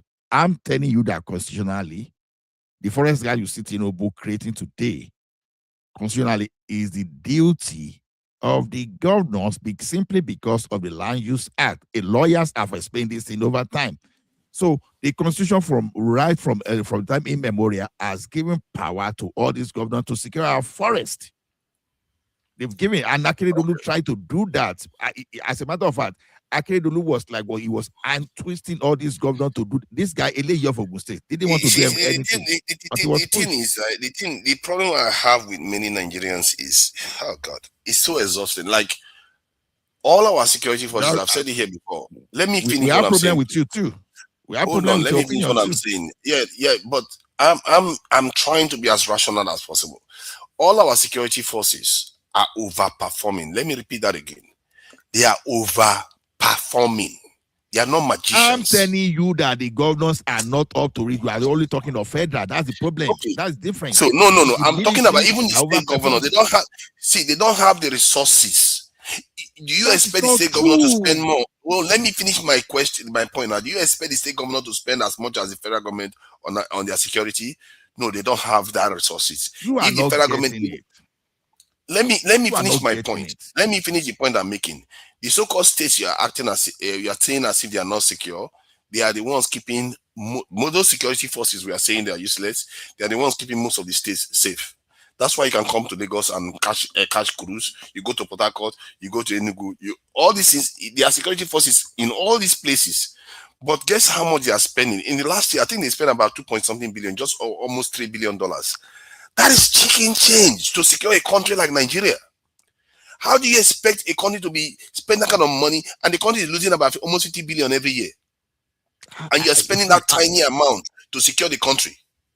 I don't know how to explain this thing. See, the problem we have is this. We keep comparing ourselves to other countries without looking at the configuration of what they spend on. You know, I was just telling Simba here today now, when you compare us to Morocco, you understand, for example, do you know what Morocco spend on? These people, they have some thick military fence and they have some tower and response center, you understand? And when you now see their budget, you now think it's and they have manpower. Don't ever forget. You see, your problem is that you keep talking about equipment, but you forget about the manpower. They have manpower. Wait, let me come in here, Ola, please. What you don't understand? Wait, can you wait, Tunanja? For an army to perform, for an army to excel, for an army to thrive, there must be internal cohesion. Our army is on record. Don't pretend you don't know. They are self-sabotaging. We have it on record severally, where they inform on one another as an ethnic group. When people will go on patrol and they will call in the terrorists, another unit will call in the terrorists and tell them the direction. We've forgotten how they killed the brigadier general and a host of other things. So these are the realities. No, you cannot run away from this reality. I'm not here. I'm not running. Is what I've just said, is it not true? Or are you not aware? That is happening. That is happening. Let me put it this way. Even if every 100% of what you are saying is happening, yet that same military, let me get this what I'm saying, telling you now, because this is very important. That same military that is like that is the one keeping Nigerian cities safe. That same military that you are saying is so rotten and everything is the one keeping the cities, when you go to Nigeria, go and enjoy it, safe. Why don't you just scale that military? But have you imagined if they were to be a fighting force, a unit, complete? Have you imagined what we'll have enjoyed beyond what you are describing now? Is an army supposed to be divided? A house divided against itself will fall, will perish. See, they are not divided. They are just under. Oh, excuse me. When you send me on patrol, and another one I just finished my ration with is informing on me. Habda, what are you saying here? Don't get confused. You are looking at a lower tier problem. You know, you have to decide. Oh God, a lower tier problem. Let me explain to you. Lower tier. Army is killing army every day. This is one I'm talking about, statecraft. We can't elevate something that is a lower tier problem to a higher tier state. the issues you are raising, they are serious issues, but there are things most militaries have, and they deal with those problems on a lower the tier problem. But on a America strategic doesn't have level, that. British Army don't have that. Don't you'll be surprised. trivialize these things. And by mentioning other crime, which they don't exist.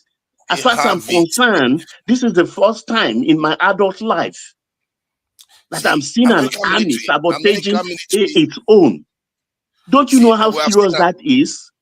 Baba, you have seen American military attack other soldiers. A soldier will attack another set of soldiers because they don't like No, what they you are mean doing. American soldiers attacking each other, or Yes, one unit against the other, like the Rangers one unit attacking the against the other. Marines? No, not like that. Now, we've not seen that in Nigeria, where you have a whole unit attacking another unit in Nigeria. No, you don't see that in Nigeria too. I don't know why we are making it look like it's a civil war in the military. But it's something akin to that. A unit is going on patrol.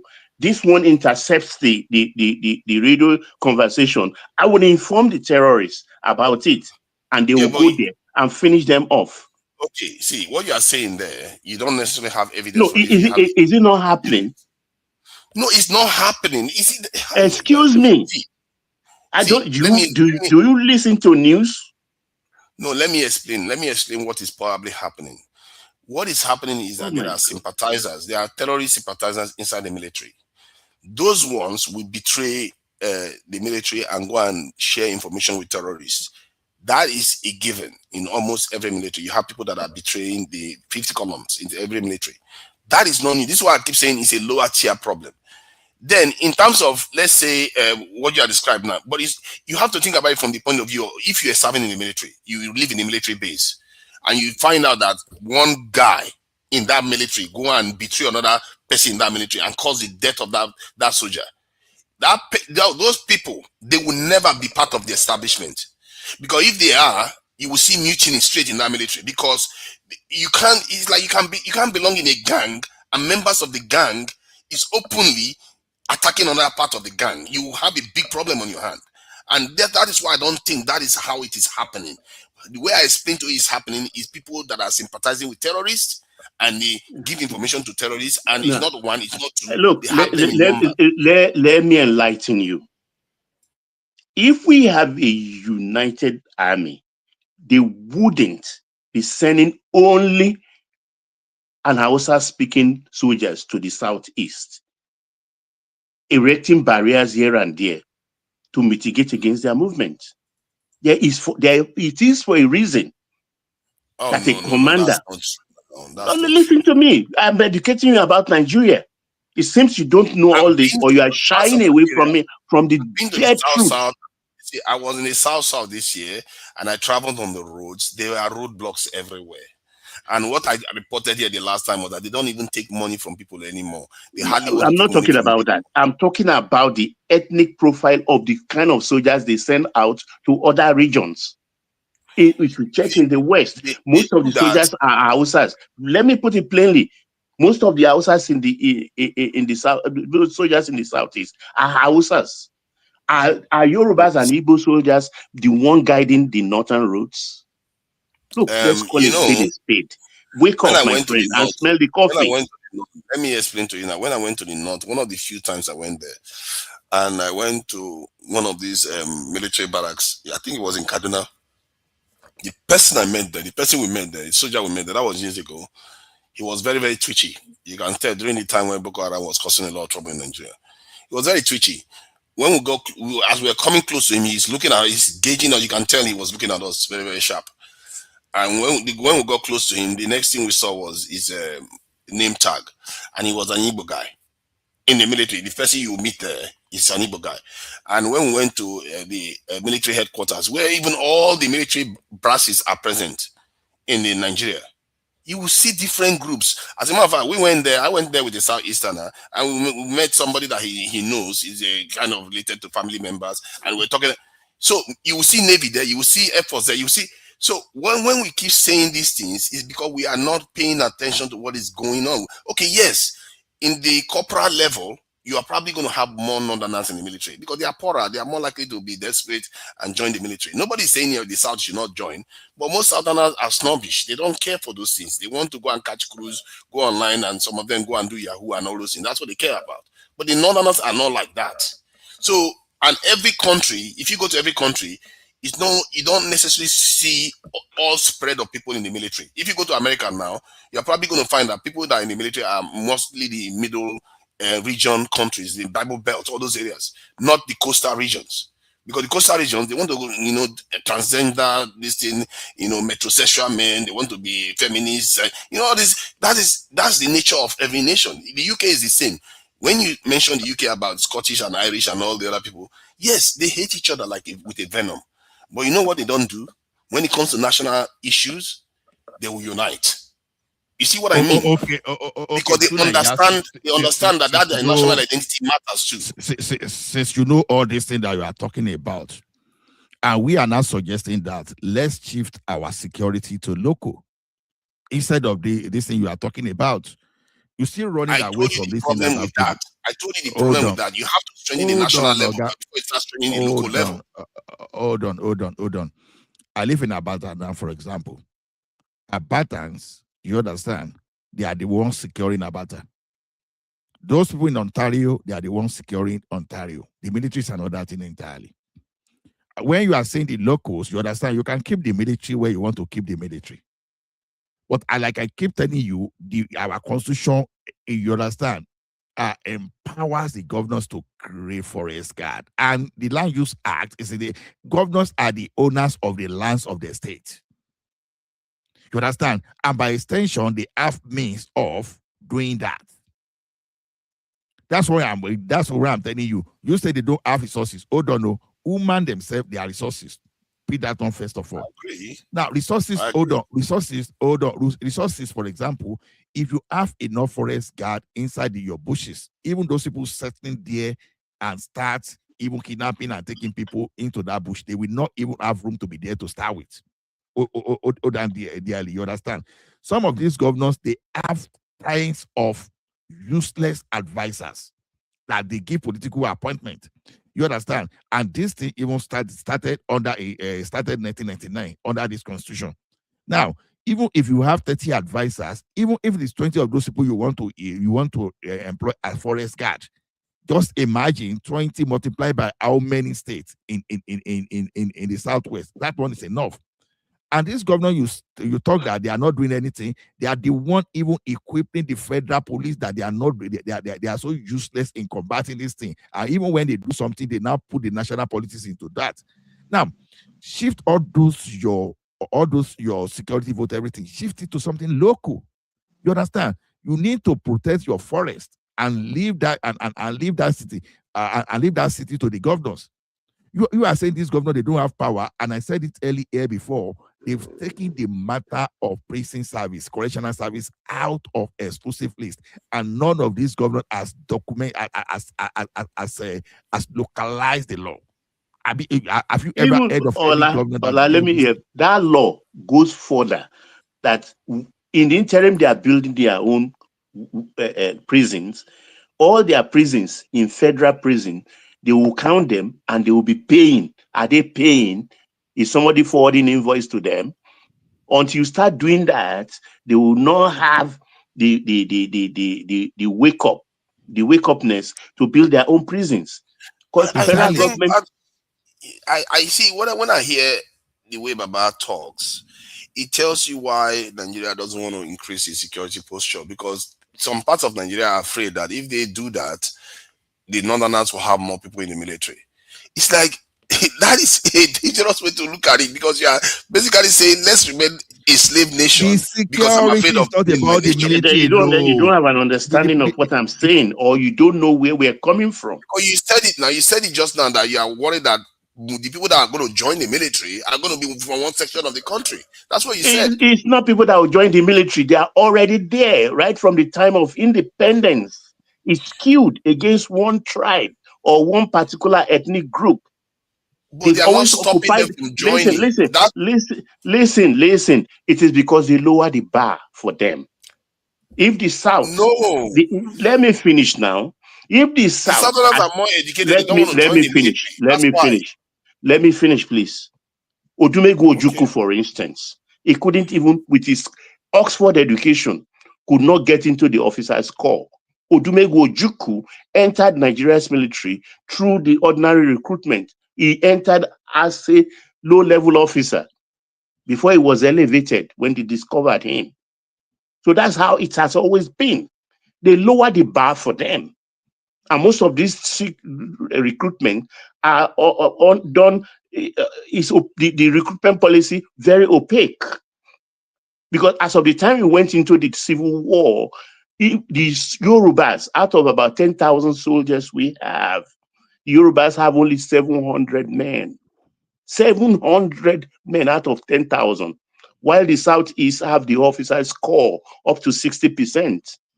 The rest are all Northerners. These are facts.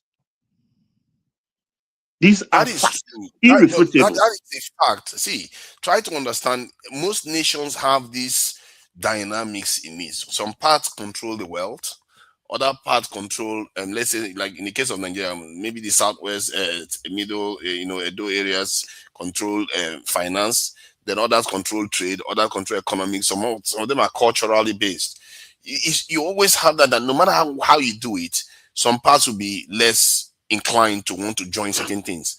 Like in India now, the southern part of India is where most of their technology stuff is done. Why is that the case? Even if those people are supposed to be the Dravidians and the less powerful people in the country, because you always have these dynamics in every country. While the people that will join the military are probably from the north, that are the dominant and the Brahmin group in India. So the south in Nigeria now, the southwest, they are more educated. They are the ones that started most of the stuff that goes on in the country. Do you think those people will be their priority will be going to join the military? No, they will not care about the military. As a matter of fact, they were very, very underrepresented during the period of this in Nzogo. And the same thing in the southeast too. These dynamics, you can't force people. If you go to the southwest and say you want to force them to join the military, you're going to have a problem. You're going to have a problem on your hand, because they will say like, no, my child is going to go and study and become a doctor and a professor and a PhD. That's all they care about. You see what I mean? Everybody has their priorities, and you can't say, okay, the nation should be hamstrung because one side didn't join something. You can't do that. And to be fair, Nigeria has tried. I don't know why we keep doing this thing. We keep expecting Nigeria to do something that is impossible. Like Nigeria actually passed laws to try to make every group represented in every institution. Like this thing, what they call it again, this stuff that ensures that the people are well distributed in the ministerial positions, including even in the military. They tried anyway, Why to do we Nigeria, always hold the country back because of do you know fear of other tribes? do you know where I have problem with your type of argument? You think military security is all about the military, and that's the kind of thing that I've been trying to correct you all since, because that's why you keep talking about go and recruit military. Let me tell you one thing. That's why I gave you an example. I live here now, for example, and I know, you understand, the only place that the federal guard in our forest in my province are where they have national park. Every other things outside national park, it is the duty of the province to recruit resources to secure its forest. I'm still telling you that this military you are even talking about that can be skilled, we don't necessarily need that. The forest in Ekiti, for example, has no business of the federal military there. You understand? You should be the business of Amotekun, which is a forest, a form of forest guard of Ekiti branch. The one in Oyo should be. So if you allow those things to be, you can decide to say, okay, I need about 2,000 people to secure my forest. You understand? You keep saying we should go and say the military we have today. You understand the type of operation they are doing in the Northeast is their job, but our own in our forest, it hasn't escalated to that level. The question is this: you have to be proactive, not necessarily reactive. So I'm telling you, if the forests around this place are not securing your forest, if they are not proactive, probably someone will have taken over their forest. So what we are saying, Oyo State to Ekiti State to Osun State to Ogun State to Lagos State to, you understand, Ondo State to, what they are supposed to do is to have their own security men in their own bush. So don't even allow those people to even gather, to even have a place to even to even put their tent to even assemble. That's supposed to be purpose. How much do you think it will cost to do that? Guy. See, when you come Let to all him this, answer. I would like you to give me an idea so They that have we can. security votes, don't they? There is security vote that is not documented. But let him tell us how much now, because if he no. knows how much, then maybe we'll have Hold on. You keep telling us that they should recruit 1 million soldiers. Now, Yes. where will they get money to pay 1 million soldiers? When you are saying that you are that, figure it out yourself. Now, let me tell you one thing. They are giving these people. Hold on, guy. Hold on. They are giving these people security votes. They've increased their allocation. You understand? Now, not now. I keep giving you an example that it's just because we have stupid and lazy, incompetent leaders. That's why they are doing all those stuff. Even when some people were even challenging Awolowo at a particular point in time that where will you get money to run free education? And they even predicted that it was going to fail. And it surprised them. And Yoruba is still benefiting it up till now. We still carry that extension. What I'm telling you, what I'm saying, when Obasanjo was trying to stifle Tinubu, you understand, everybody was even, people were even telling Tinubu, go and beg, don't do this, you won't be able to do. You understand, he proved them wrong because he is competent enough to know how to bring those things out. Now, I'm telling you. Ola, I want to even ask you a question. Where did you people hear the news that they are beheading the children that they kidnapped? No, the teacher, one of the teachers was beheaded, not the children. One of the 6 teachers or so. Okay, the teacher that was killed immediately during the raid. No. The one in captivity. Now, Obe not forget on relay you, Ada. So, I don't want you to show. But why do I feel like all these arguments about when I ask you the amount is going to cost you, let me answer your question. Let me answer your question fully. So I will now. What I'm saying is this: even when you see the National Association of Hunters today, people volunteers. I found a situation in the banking industry whereby people volunteer in the banker forum for the security of that environment. I speak today. What I'm telling you is this: there are well-to-do people that they volunteer to secure the environment. All those farmers that go to the farm, that they are with the hunters farm. You understand? You don't say all these our farmers, they have hunters gun. They are only afraid of the government. It's not as if they don't even have what they can use to fight. But the government is now saying that, but we see an example where some people defended their life. They ended up in the court getting death by hanging. One Sunday is still there now. You understand? Look at all those. So that's what we are saying. The government, they should do the right thing. Allow people, now, there are some farm in Ekiti now. Who are those people securing those farms? The individual that have that farm. Yeah, I support Ola actually, because the governors should not be let go of freely, because they collect between 800 million and 1 billion every month for security. Every month. Okay. What do they do? They're hiding under that. They are sponsoring the federal police. Naira, we are talking about. Oh, Naira. Every month, yeah. Naira. Okay, hold on. Baba, let me ask you this question. If we say they are not... Let him back come in. He's been intermittent, please. Let him have his say. Dr. Zimba, go ahead. So why are they, if they are not in charge of the security of their state, why are they giving them security vote? Okay, exactly. That's a good one. Giving a security vote to maintain a level of security, maybe for the forest guard and the governors and officials. Why you went there forest guard now? What kind of rubbish are you talking? No, I thought they said it. Is that not what he's saying? He's the one that said it now. That from the this thing since democracy started, that they gave Simba. Let me answer your question. Sorry, guys. Greetings to everyone in the house. Yeah, talk now. Simba, is that talk now, right? No, it's progressive. This is Akim. Yeah. Okay, go ahead, please. Simba, so you see that security vote came in as a bribe. I think it was during Obasanjo government or Jonathan government. One of those two. Security is Obasanjo. No, it's the military. It's the military. No, it's not the military. It's not the military. No, it's the military. They inherited it from the military. I'm telling you. No, it's not the military. That security vote came in. Security vote. No, it's a carryover. No, it came in. It came in as a bribe to the governors. It's one of those bribes that they do not. They do not listen. That money is not even. It's not even Okay, accountable. Look, I will they check and have no tell you the accountability government to that started security it. vote. You know, To me, it's Babangida, but let me know whether it's even before Babangida. they have no accountability to security vote, so they don't have to tell anybody how they spend that money. They don't account for it. It's just money that you give to them for them to do with whatever they like with. So it was a bribe They that do was have given to the government. accountancy. They do have this thing. Let me read what it is for. It's supposed to be for supplementary logistics, local militia, and emergency. I'm telling you that they don't have to account for it. They do not have. It is not even and it's not passed for. It's not even legislated by National Assembly. I'm telling you, it's a bribe to the governor. No. It's supposed to. If it's not supposed to be accounted for, then you will not know the price. You will not know the amount. Hold on. Even if you know, I want to test. I'm trying to explain to you that security vote for governors is money that they do not. No EFCC chairman can hold any governor and ask them how you spend your security No vote. invoice, no record.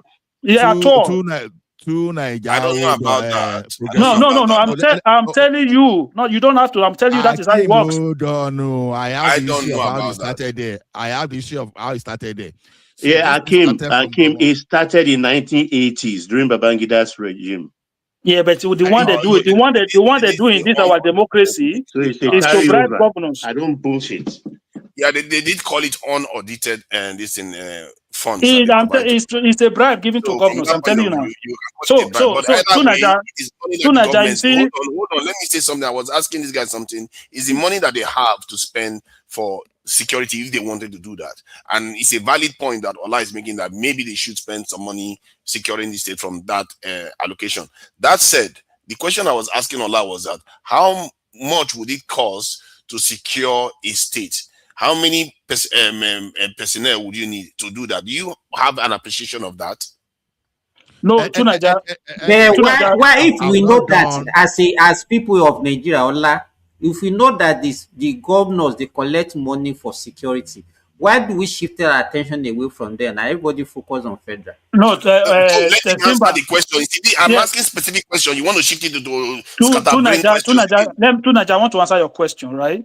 The reason why nobody can give you a specific answer because every state have different needs when it comes to security. It is not as bad as some states compared to other states. So certain states will need more resources, while some other states will need less resources. That is how if you look at across the country. No, but that couldn't have answered the question now. They collected money for security. Wait, Akim. No, what I'm trying to explain, Tunaja was asking a specific question.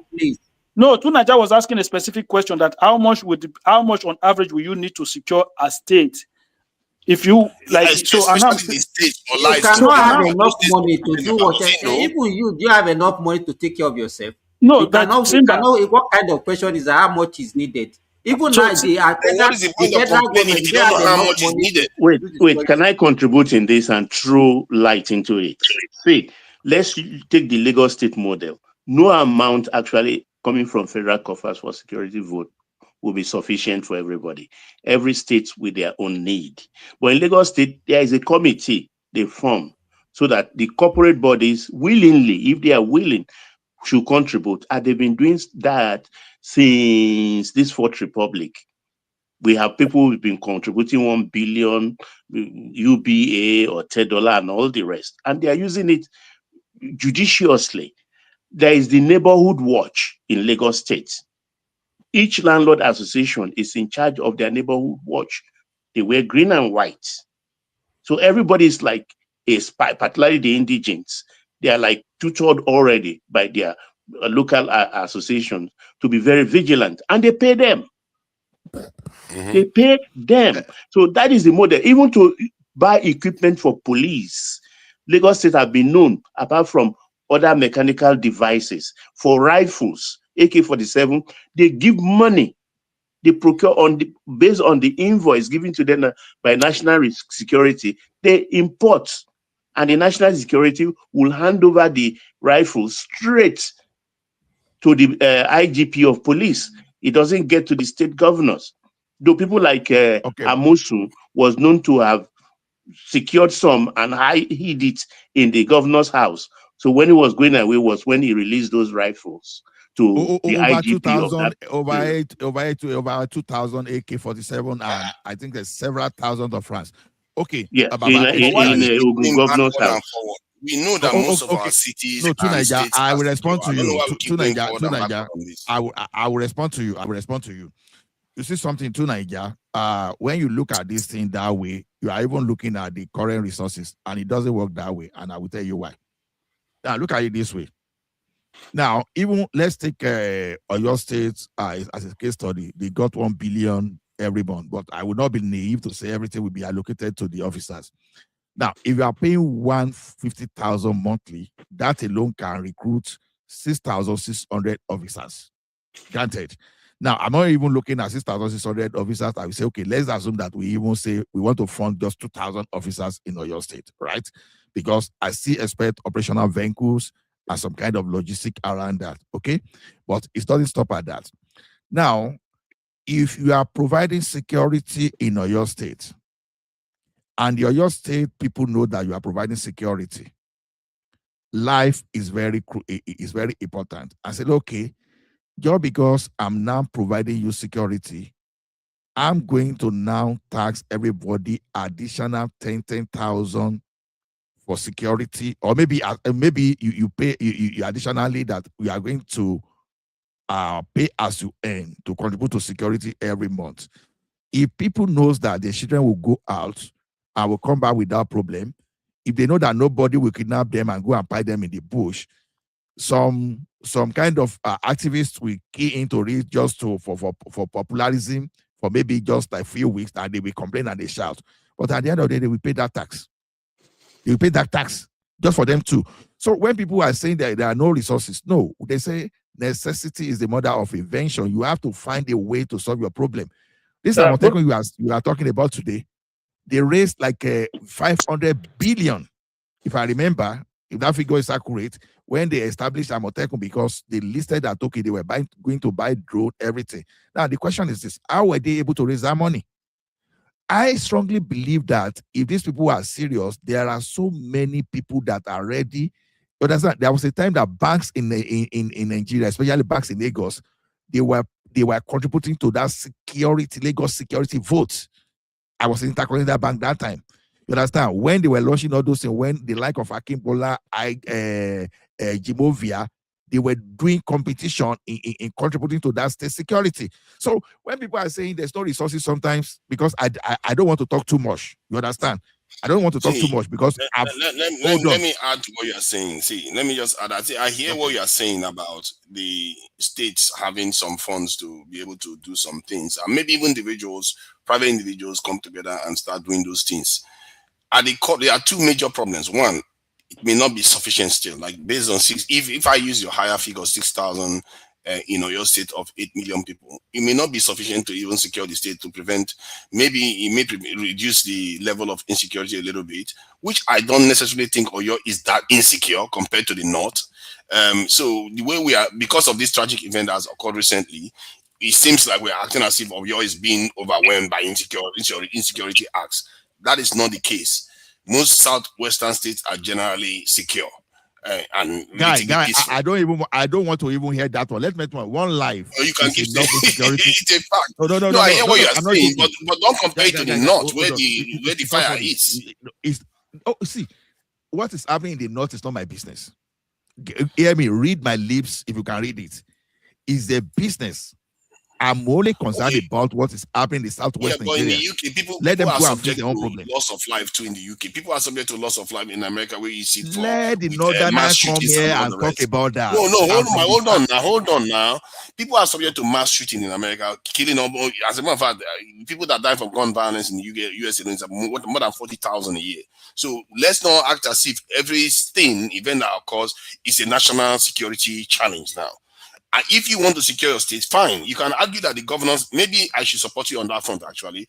If you are looking at it from this point of view, that, okay, let's just create a kind of police force within the state to ensure that this type of thing is reduced to a minimum so that people can be. My own standard is people should be able to walk in Nigeria in the middle of the night and feel safe anywhere in Nigeria. So in other words, the people that should be in charge of the state are the people. They should be in charge of every single inch of that state so that people can feel safe around their own homeland. In terms of national security, this is where the equation, you have to be careful. Because if you create powerful states and the center is not strong, you are going to have even a bigger problem on your hands. You know, in the scale of the kind of civil war we had before now. So you have to always be careful about statecraft here. Let me tell you one thing, bro. You live in the UK, right? If I may say. Yes. Now, do you see British police carry gun up and down? Right? No. But these people don't need to. Now these people we are talking about, they can gather intelligence about insecurity even faster than what we will get in the United States of America. What I'm telling you is this.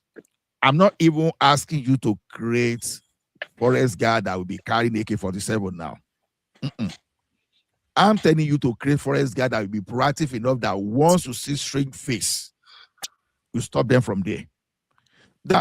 You will work with all those. No, that's a fair point. I'm not going to disagree with that. And I'm not going to disagree with you arguing for high level of surveillance because the UK is highly surveyed. And in other words, when there is a security challenge anywhere, within minutes, you will see security officials show up there. So everything is not gone.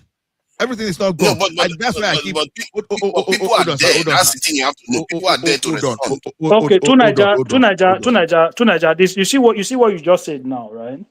When there's a security challenge, before you know it, the security officers are always there. So, what leads to that? Yes. Because they do not operate a centralized police. Hold on, they do not operate a centralized police system. Okay, you have the West Midland Police, you have the Northumbria Police, you have the City of London Police. This is what, even though they are kind of regional, okay, but if you still go onto the council side, you still have little council police service as well. It's a simple no logic. I don't know why it is so difficult for us to understand that you cannot police the country from the center. You have to decentralize the system. People keep talking about how governors are going to abuse it. The governors can only be in office for 8 years maximum. Why are you hinging your future, your lives on what a man that is going to serve for 8 years, how he's going to use the police system? I don't get it. It's a common, every country you go to in the whole of Europe today, they do not, no country operate a centralized police system. No. Actually, they do. Where did you get that info? Come on, man. Don't state on false statement. As a matter of fact, more of them operate central systems. So you don't tell me that. Come on, just tell me which country. So you tell me which country. If they operate the central system, they don't. Listen, you don't know. Listen, they have what you call police community, like community police. All of this country, they have it in all of this country. Let me explain something that you cannot escape. See, what is happening now, even states that operate state police these days, even America now, they are struggling with it because everything is becoming centralized. Like even in the UK where they have regional police. What is becoming centralized? What is becoming centralized? Their systems. They are all how is it becoming centralized? Because they have to operate across borders, they have to share information. That does not mean it is centralized. No, because it's becoming more and more centralized because it's like you can't even see the lines anymore. You don't. Like let me give you an example. You don't get it at all. You don't understand how this thing works. Do you understand? Hold on. Do you understand the idea? Do you understand the idea that when you want to recruit police from the national level, right? You have to recruit nationwide. Whereas as a state, if you want to recruit police officers, you recruit within your state and you recruit in the area of needs. Simple as that. Yes. Okay, you can argue for state police from that point of view. Like I said, if you want to argue for state police in Nigeria, you better make the centers strong. Because the last time we had weak regions, weak center, and it led us into a civil war. Look, we did not have weak center. We had weak center. How do we have weak center when you literally have military? When you literally have military officers running the country. Oh my God! The number of soldiers we had before the civil war was around 8,000 or so. And guess what happened? About 10,000 in total. Exactly, you almost flew apart. That is not. If you have a weak center, it's like having appendages without a backbone. Yeah, can you survive as a human being? That's not the point. That's not the point. That is not the point. That's not the reason why the center was weak. So are Like you I telling me said, now that a state now we have Air Force, a state now we have Navy, that they will be that strong that they will take over the center? Is that what you're trying to explain to me now, to Nigeria? yes, because they can cause chaos in A the state, country. If you how can a state create a navy, a private like a state navy naval you system? have already seen that in Nigeria, even without How can state they police. create an Air Let me Force? give you an example. Let me give you a few examples. Aerofy defined Buhari when it comes to financial when they change the currency. Aerofy create and his own gang creating what they call it a special government. No, they And went to you see court. how They went to court. To Nigeria, they did not defy Buhari. They went to court and they got a they judgment also from court. no, actually he defied Buhari before he even went to court. They created a parallel system of government. Remember, they did create a parallel system of government before in What are you Nigeria. talking about? That is without the police force. How See, did they I'm create a parallel telling you system that of government? You cannot just say a word without because explaining. let me explain to you. Before Jonathan left office, they declared that they formed their own government in Nigeria. So who was their senior president? No, they said they will. They Who will. was their senior president? W-I Who was their where was their national assembly? If you want to put it like that, so my Where was point their is national that assembly? Hold on. my point I'm making is that that is how you Let create us put this anarchy in thing a right. nation, and there are examples of nations that are falling like this. Go to DRC, that's how it happened. To Nigeria, few seconds. See, that statement you are trying, they say the form. It was Professor Shibajo that said, if Jonathan did not relinquish power, they were going to form parallel government. Parallel. What does that mean to you? What does that mean to you? They didn't form. They don't have, but they said they don't were, have police. So what if they had the force? What do you think that meant to you? To Nigeria, hold on. It's like when these are people that destroy National Assembly. Hold on. These are people that destroy state assembly buildings, close assembly houses, and you think these people are not going to utilize the power? To Nigeria, hold on. If you don't know today, I will tell you. Nigerians are very responsible at this stage. Hold on, to Nigeria, hold on. Last man is a form of state police. Amotekun is a form of state police. If you don't know, so I don't know why you are. I'm very happy you're always challenged on this platform.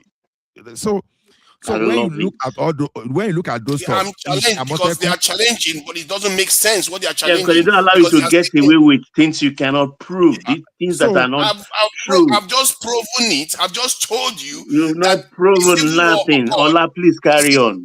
Fire on, Ola. You are old, but you are making these people to be very hateful and short-sighted. You are one of the worst elders I've ever seen in Nigeria. I don't even. They didn't tie anybody down. They didn't tie anybody down. You will not get away with those your utopian. Amotekun is a form of state police. If you like, you can call it forest guard. They are a form of state police, but with different duty.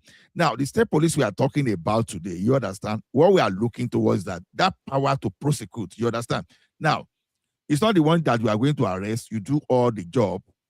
You arrest terrorists, for example, you handed it to Nigerian police. The next thing, they ferry them to Abuja. And whatever they do, the next thing, they start negotiating.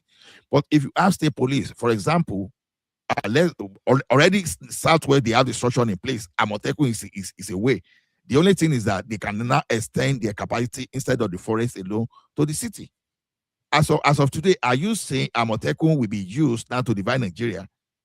Is that what you are saying? It could be. See, I don't understand how you people struggle with it. You see, when a militia, a politician has militia and disagrees with the center, yes, they can use it. Especially if that militia is armed. They don't even need it. If they want to do it, they can do it illegally. That's what. Let me say one thing. When you say this thing, all those governors you see, they don't need all those official structure to do it, because we are in a country whereby you have route where you can smuggle things in. I just want you to know how many people knew that Amosu was holding over 2,000 rifles. You understand? When he announced that time that when he called the commissioner of police, that okay, he was going that they should come and take the inventory and take over the rifle.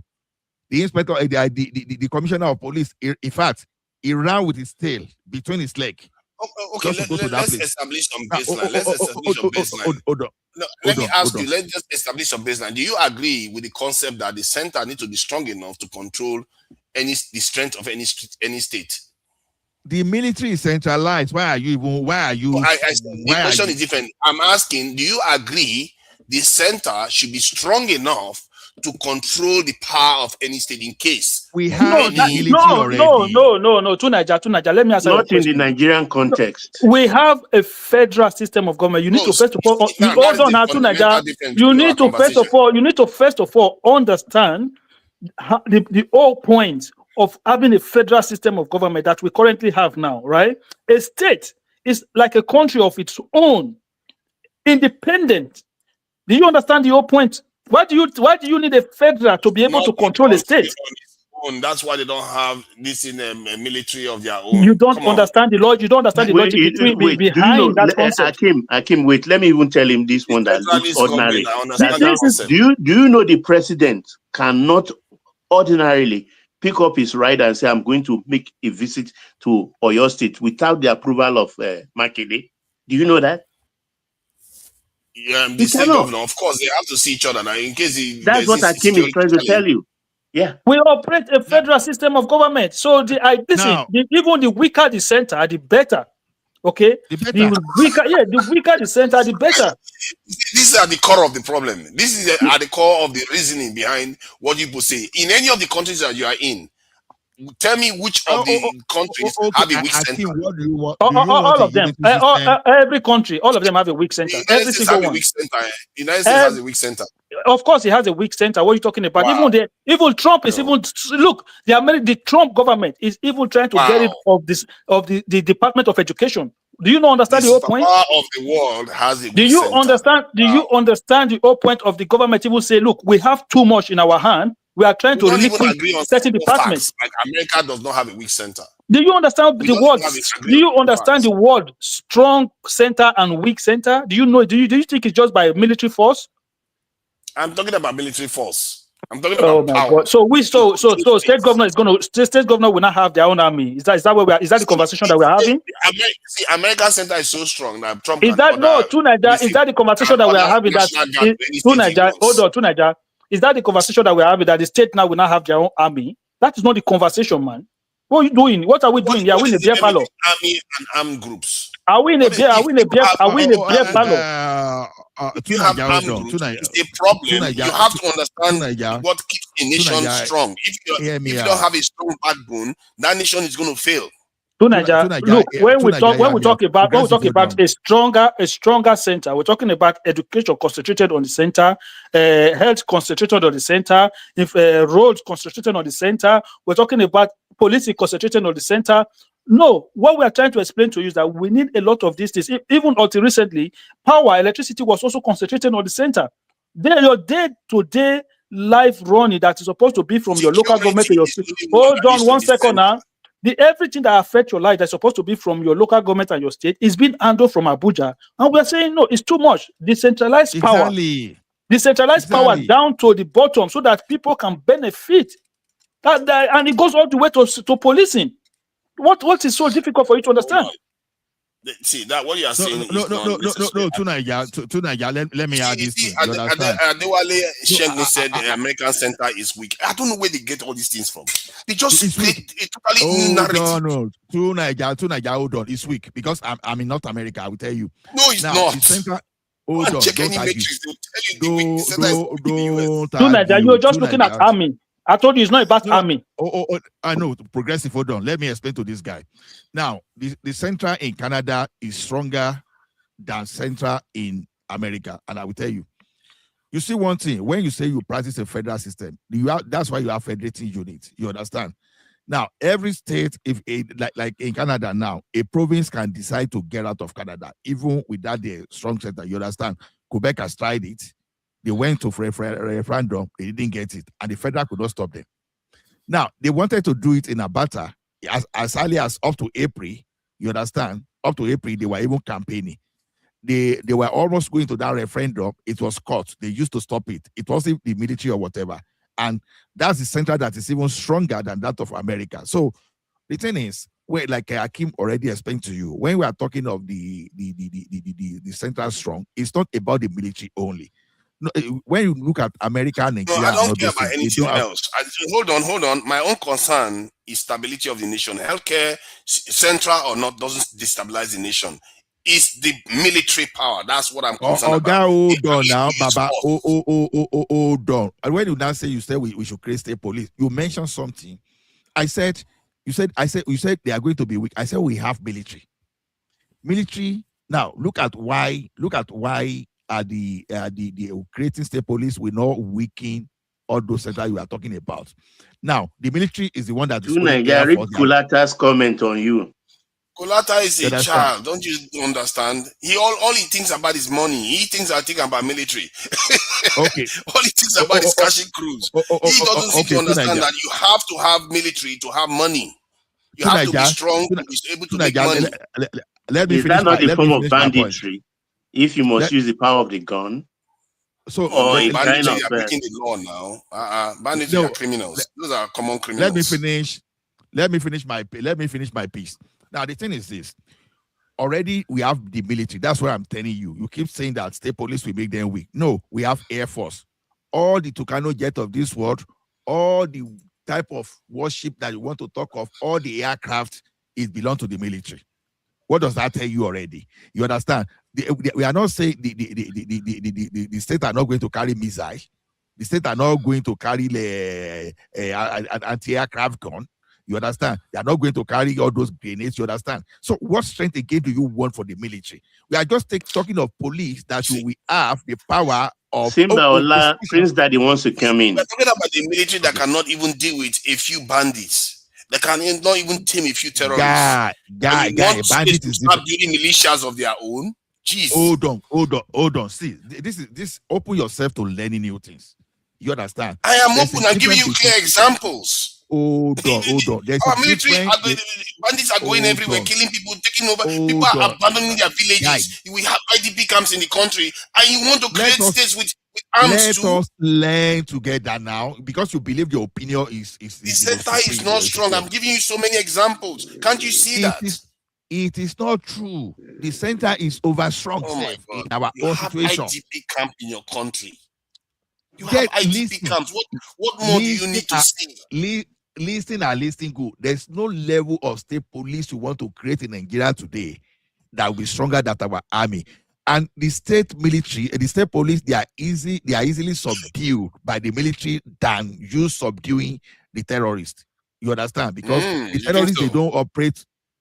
Guy, let me just make my point. States from a region or 3 states from a region decide to act. Okay, let me just make my point. What are you going to do? From the region will be carrying. No, these 2 states from the region will be carrying rifle, and the military will be carrying. They will be carrying the gunship. They will be carrying aircraft. They will be carrying jet bomber. And you are telling me that state that is carrying pump action and AK-47 are stronger than the military that have the monopoly of air strength. But let's just let us just stop for this sake. Where do you think terrorists get their money from? This one, if you think terrorists are a problem, how about if states start behaving like terrorists? What are you going to do? You are making a very big mistake. Okay, when the military now decided to go after all these terrorists with aircraft, even with all those things, you understand? Did anybody bring aircraft for all those terrorists from outside the country? You understand? Get this thing right. We are talking about those people to secure our forest. How many examples can you possibly see? We are going to create down state police. Okay. This is obvious. It's obvious. Why you argue this point? It's not even supposed to be argued anymore. You can see that the Nigerian military is incapable of keeping Nigerians safe. Just by you asking somebody that why are they asking the question doesn't mean that you know what you're talking about. You absolutely don't know what you're talking about. I'm giving so many examples. That's why I think I know what I'm talking about. I haven't given any. You keep asking questions. Listen, Tunaja, you keep asking questions. Hold on, Tunaja, 1 second. Tunaja, you keep listen. Tunaja, listen to me. Tunaja, listen to me. You keep asking a question. The army has not even to deal with a militia. How are they going to deal with a state? Why do you think a state is going to declare war on the country in the first place? What makes you think a state will declare war? How many cases? Have you even met yourselves? Have you even met Nigerians? Which state declare war on Nigeria? Can you tell me the name of the state? Why do we lack? Can you tell me the name? Southeast is a state. Okay, No, guys. Southeast is a region. There It's was a of civil war in okay, Nigeria. okay. Can we, Now can you listen to yourself? Akim, can we listen to Prince Daddy, who is just joining us? Yeah, Prince Daddy, go ahead, please. Yeah, thanks, Baba. Thanks, Baba, for allowing these people to let me in. Hello, everyone. You're welcome. To Niger, as always wanting to dominate the microphone. You thought Baba was praising you, was actually trying to call you out. You know, I said it before. Listen, to Niger, your name is WIP, work in progress. When you come up with all this stuff, you come up with all this shenanigans stuff. You guys are scared of facts. I think That's the Akim was talking. Akim was talking. Say, by consolidating databases in America, for example, of law enforcement, does not mean decentralization of policing. You're totally wrong. And Akim was right. So I don't know where you get that from. I don't know. Wait. How do national surveillance works? Okay, and that means centralizing policing in America because they have a. See, haven't you heard about this? What's the name of this sharing information? You know, sometimes hold on. See, don't make things. If you don't know, you don't know. I think the less you speak, the better for you, because you are just spewing a lot of jargon. Sorry about that.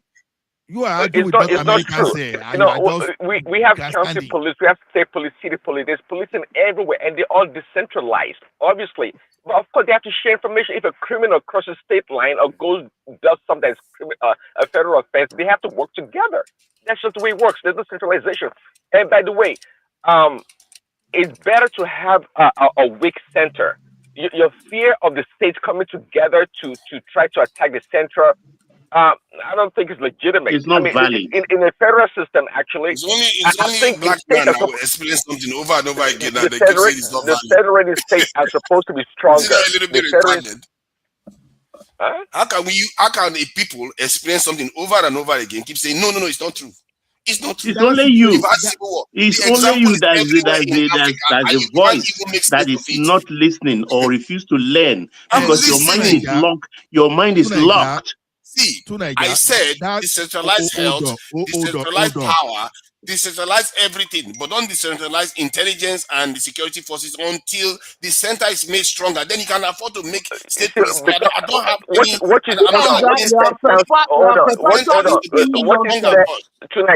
What you said appears to be commonsensical, but it doesn't make any sense. It's just garbage. It's trash. Okay. Exactly. Obviously, they have to gather information and centralize information they have to gather information to centralize information to parse the information to make sense of the information so they can do their job. So you're not the one to tell them to centralize information. What you're saying, it's already been done. I can guarantee you they're doing the same thing in Nigeria right now. All the different states or local government, they have to provide information for security if they have to. And it's up to the DSS or whichever organization would try to make sense of the data. It's done. That's how it's done everywhere. Their it's own not what you're talking about. President Tinubu went and centralized our national healthcare with Americans. Lastly, let me say, hold on to Nigeria. Let's bring that speak. Hold on. Let's bring that speak. I think it's better to make the states stronger. Okay. Than the fear of they coming together to maybe defeat the central government. Just like Allah said or somebody, we have the army. The army is pretty much centralized. All the strong military apparatus are centralized. So but let me ask you. So let me ask you then, do you believe in the principle that the center needs to be strong enough to deal with at least 3-4 states that are rebelling or at the same time in the country? Oh my goodness. You keep repeating the same thing. You believe that? No, I'm asking you now. I'm asking you a simple question. Do you believe that the center needs to be at least as strong as the American states are compared to Nigeria, with that caveat, it's 3-4 states. I say, okay, sure, I agree. As long as 3-4 states. Exactly. So why we see? They show you how Baba is so stunting the conversation. But what you just said is possible already. It is possible already. It is possible Okay, already. Prince Daddy, Prince Daddy, just leave to Nigeria. You see, when you back him into a corner, he start to sneak himself his way out of that corner. Look at he's trying to come up now. He's trying to come up. Oh, do you think the center should be strong enough to deal with 3-4 states? So to Nigeria, who is going to tell you no? The center should not be strong enough to deal with 3-4 states. Nobody's who is going to tell you that. Look, we're talking about the decentralization of security system. What is even saying is Baba, it's very wrong. Look, wait now. Prince Daddy is here now. Let me contribute. During the War of Independence, during the time of Abe Lincoln, it is not the center actually that waged war against the South, the insurgents. It is the combination of the other people left that waged the war. So it's not about the center, it's about majority. Do you understand? It's about the majority. If four rebels, listen now, if 4 rebels out of 36 states, the 32 remaining will combine forces and defeat, not necessarily the center. That is correct. And quickly, yes. See, in America, it was from the founding of the country, it was important for the state to be strong. So in order to prevent the tyranny of the center, or the federal government. So if the states come together and see that the federal government is trying to, impose their will wrongfully, they can come together and fight against the federal government. And that's what happened in the Civil War, pretty much. Exactly. You know the problem I have with Nigeria now is consulting ChatGPT now. I use that into. See, let me tell you something. We will defeat him and his ChatGPT. Chat GPT. The ChatGPT you are using, we will defeat you. Oh my God, now,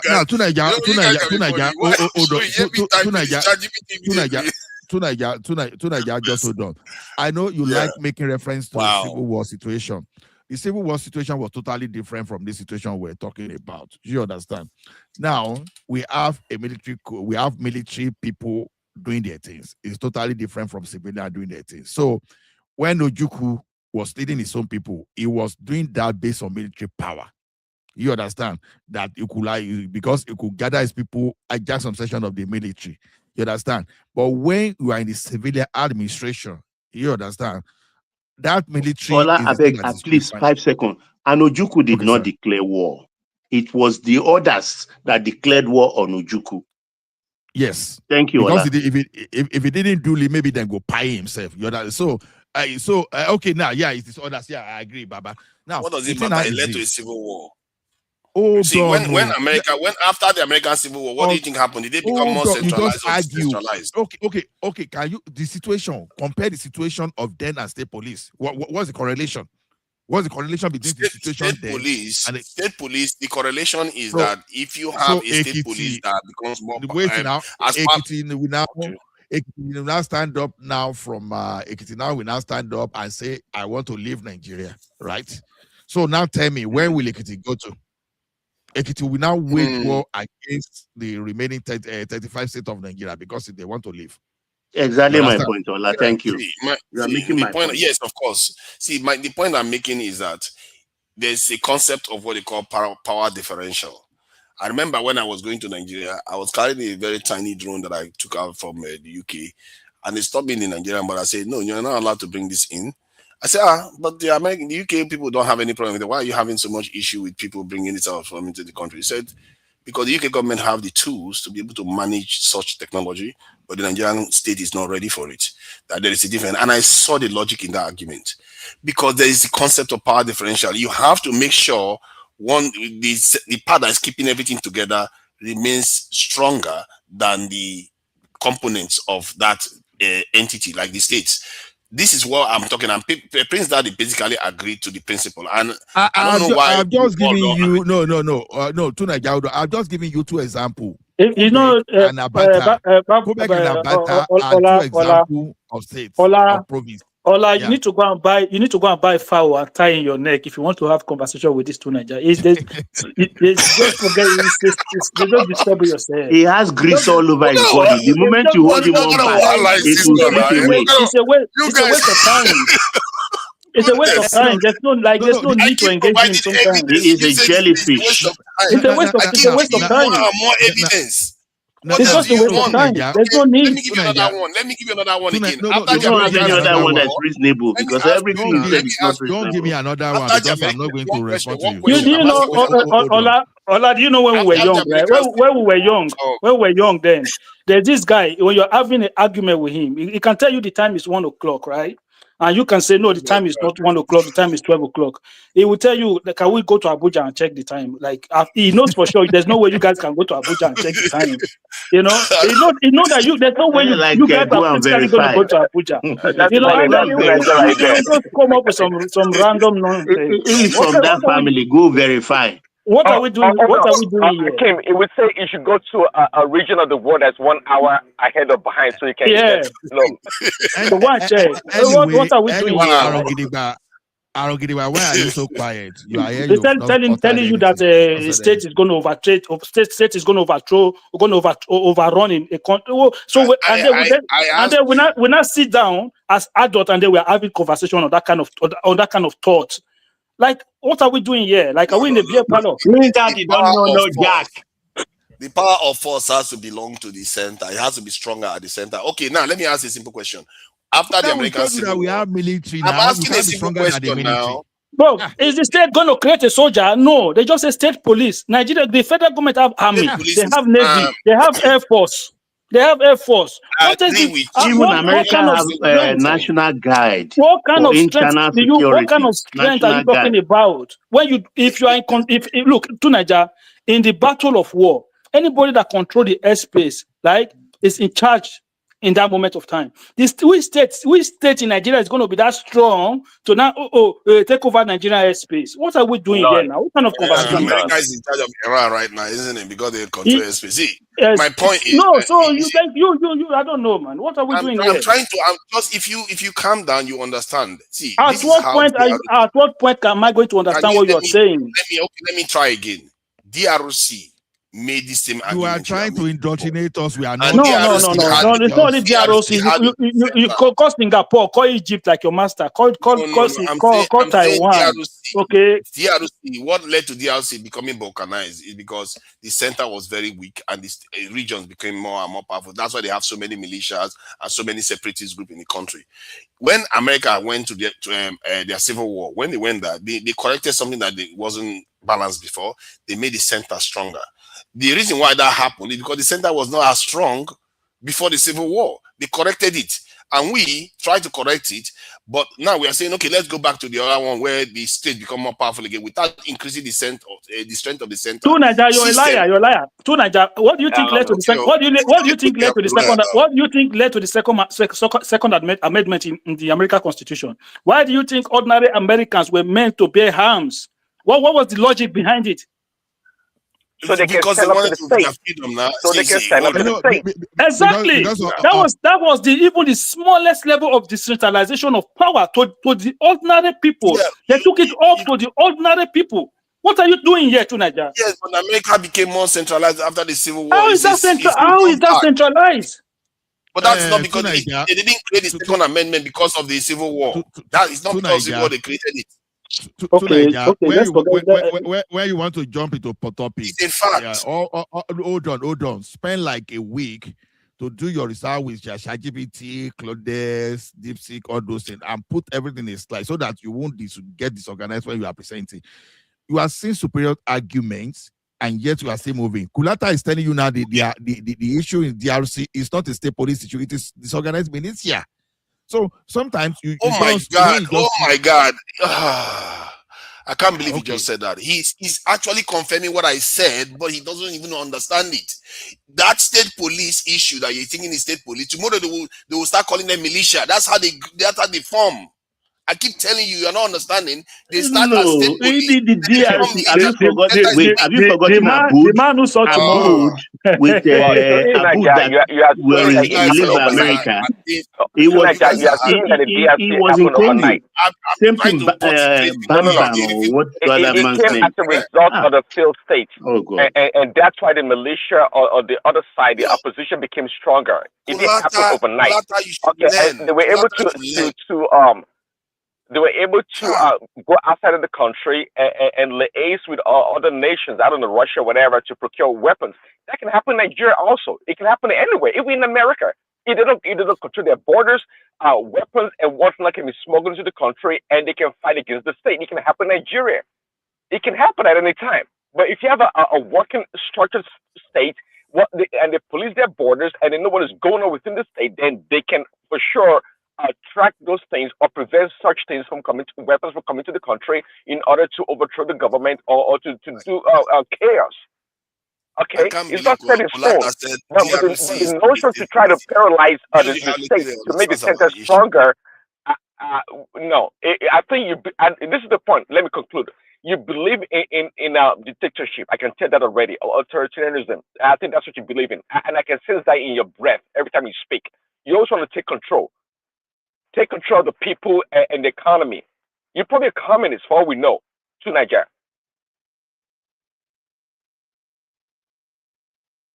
Of course, he believe in a unitary system. You understand? Yes, I think it does. It strength does that. It does because it always talks about how to centralize power, how to take control of this and that. You always want to impose your will on the free people. Okay, people want to be free. They don't want to be controlled. All the time. We don't want that. And by the way, you're talking, the Nigerian military works around with impunity. They always, about 2-3 years ago, we all read how the Nigerian military hired a bunch of police officers because of whatever reason, and they did it with impunity. Nothing happened to them. Prince Daddy. That's the centralized power at work right there.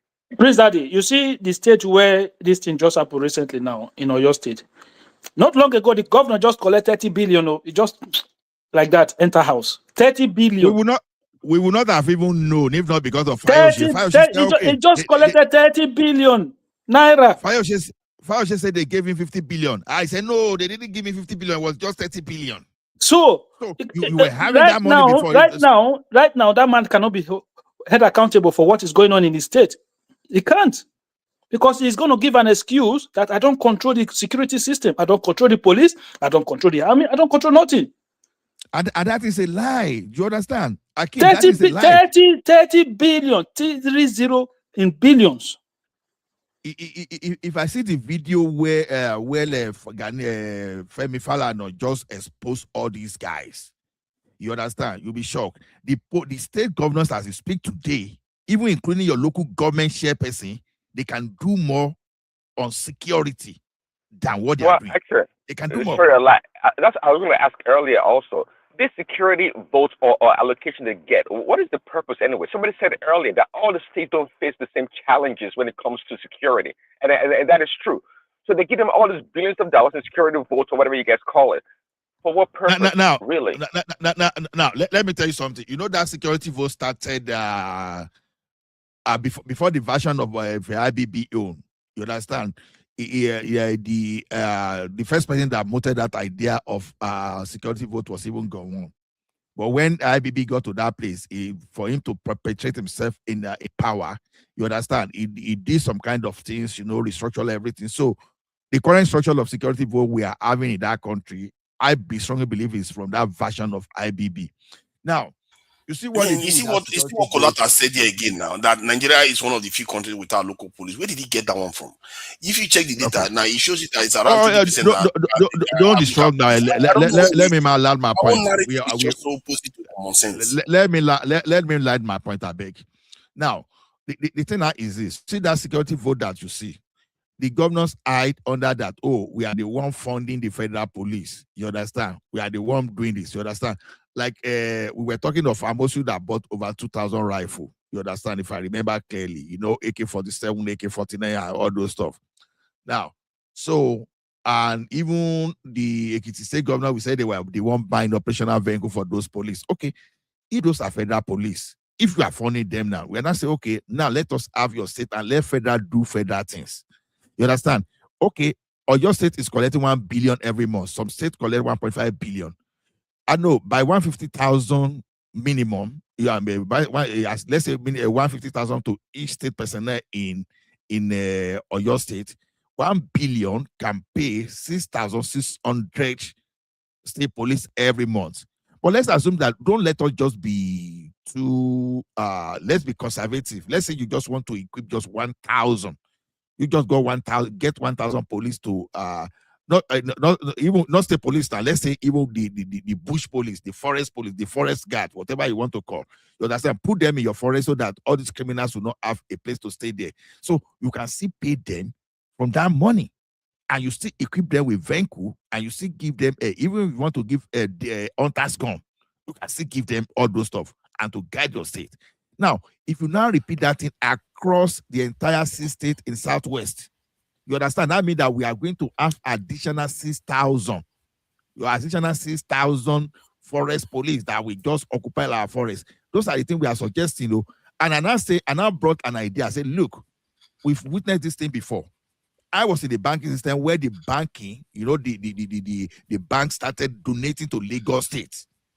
Before they bought the armor personnel carrier, all those stuff, you understand? They started donating to Lagos State as security votes. And I'm saying that there are so many companies that will contribute and do all those stuff. So the security vote has always been there, but the problem is this: the governors, they'll be eating the money. You understand? They will just spend maybe like 15% of it. I said they are equipping the state police, they are supporting the federal police, but they are not doing they are not using that money for the proper purpose.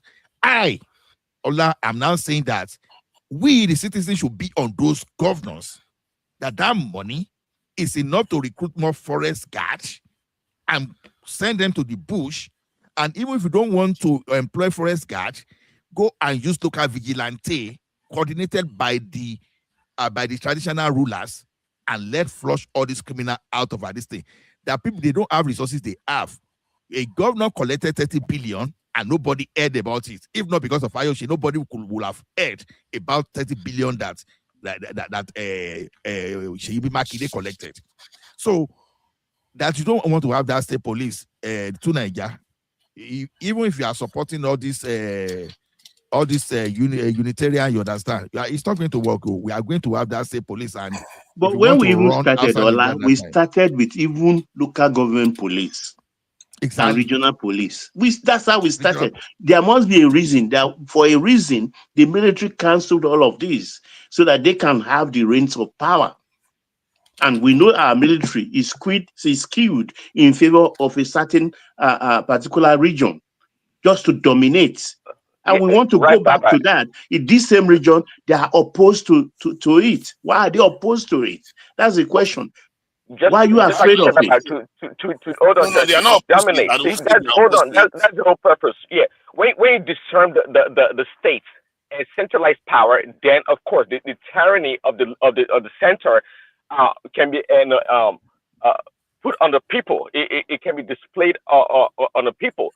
So that's the goal here. They know what they were doing when they took disarmed the states, and that's what we don't want.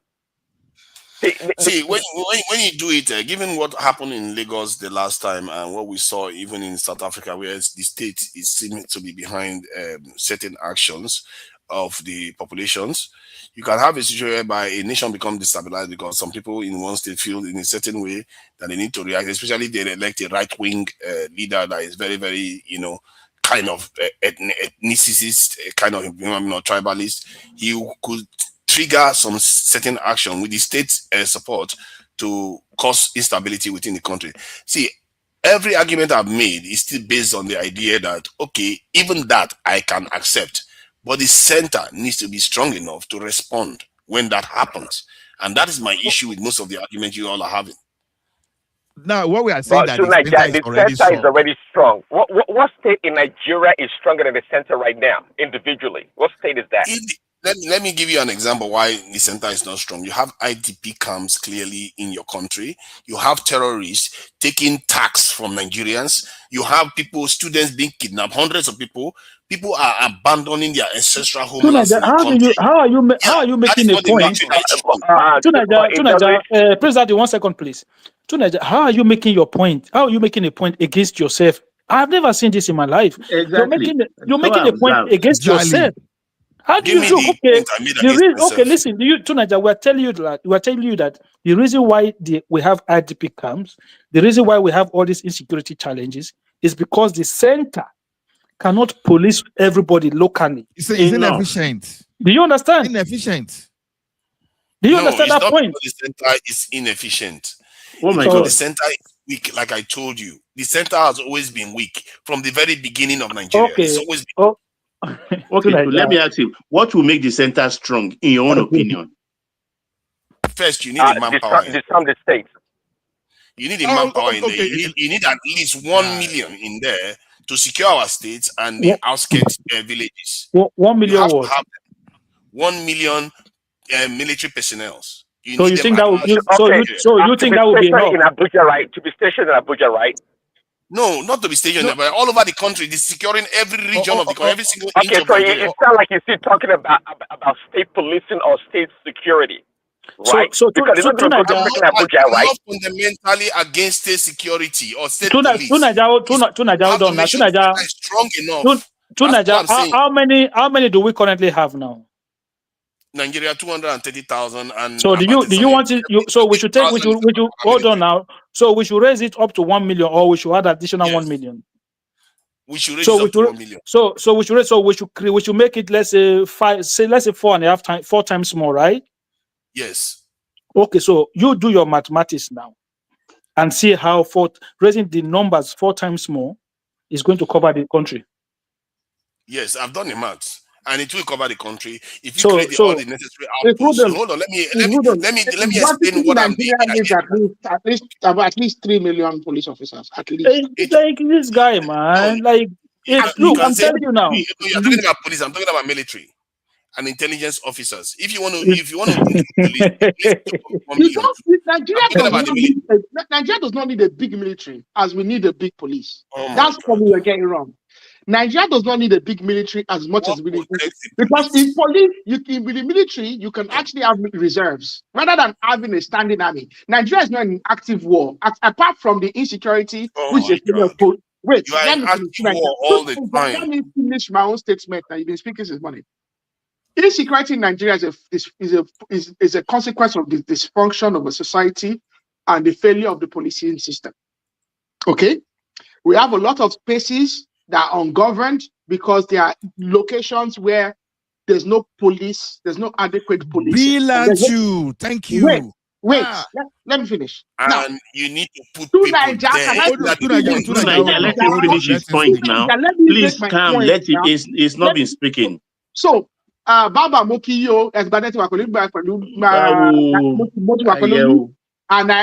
Baba. I salute yourself and Dr. Alexander. Like you said, it is an affront and it's a slap on our face, and I think it's due time for us to adequate and proportional response. But to the matter of policing, we don't need a standing army as much as we need a proper functional policing system that covers the entirety of our society. A policing system that includes the society and carries the society along. Now, Nigeria does not need a standing army that is that big. We shouldn't have army officers actually be the ones doing policing work, because that is what we have at the moment, and it's actually causing a dysfunction. It's causing the army, it's causing the army individuals to leverage that against the civilian populace. The army in Nigeria is too politically tied to the civilian situation. So we need a better policing structure. We need rapid response squads. We need special operations police and police intelligence, internal intelligence that is centralized around policing, not around the army infrastructure. Because the NIA, as you have it today, you like it or not, The DSS, you like it or not, are still still very much tied to the army more than they are tied to the police. So that's what we need to move. We need to move away from that. We don't need a standing army that is that big. We can have reserves. All this NYC that they're sending people to NYC, they can create an option for people that want to just do short reserve. Now they are trained, now they are reserves. If something comes up, they can get called in. We can draft. God forbid Nigeria goes into a war, we can do a draft. We can institute a law that drafts people in. That is, I know nobody wants to be drafted, but that in the history of humanity, that big wars have happened, from the Romans to they draft people in. They draft young You able know, men you know his when genius they- plan. You know his genius plan. Be reactive, not proactive. That's basically his submission here. See, we Be have to. reactive. When the Romans reacted, You are waiting until you attack when before the you. Romans reacted, then the Chinese were reactive. No, the Romans. They don't. We are we cannot even. Army. Even Nobody the state of maintains Nigeria a right big now, standing army. we can't Nobody, even clean the sandals of the Romans. nobody, Given where Nigeria is. nobody logically maintains an extremely big army. The Romans always, yes, they have Actually, legionaries, but they had legionnaires, All but those other people were countries not permanent army officers. They had jobs, they went and did this, and they did their training, and they are reserves. They are correctly trained, they are appropriately trained already. They are reservists. We don't need to have a standing army of people that are permanent army officers. We can have reservists. Hold on. When was the last time Algeria went to war? Do you know?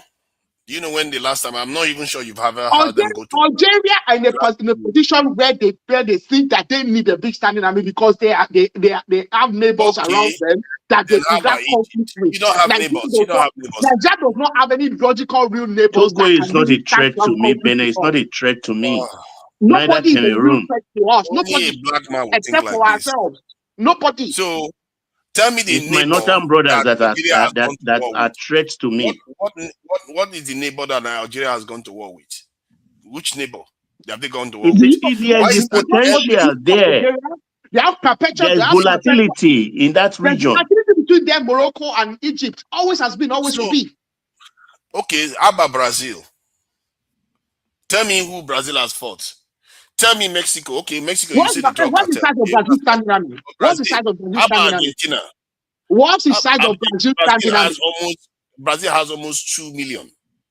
Argentina has a standing instruction. When you're at a certain age, you have to go into the army to be trained, and you can be called upon any time.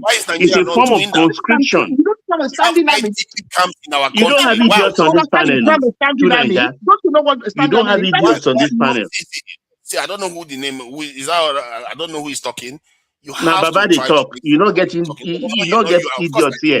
We know past you. Baba, yeah, when you are talking, we hear you from a million miles away. The problem I have with you is that you are too tribalistic. That's your problem.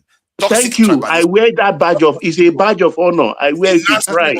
Thank you, sir. That you are not that you are not tribalistic makes your point mute. It's an idiocy because what Nigeria deserves, you have to be tribalistic. You have to be ethnical. It is the reason. I'm not going to lie down with my people and be slaughtered like fools on a slab of stupidity. No way. I can't believe you are the eldest, and this shows the problem of Nigeria. Oh yes, I am the eldest, and I have to talk for my people. People like you being slaughtered, you can't even talk about who you are because you are not proud of who you are. I am proud of being a Yoruba man. It has nothing to do with ethnicity or anything. I'm proud of who I am. I'm not going to deny it because to satisfy your whim, I don't know where you are from, whether you are Biafran or you are Northern. But I'm not going to sit down and allow you to slaughter our people. It's not going to happen. We will kill you first. Okay?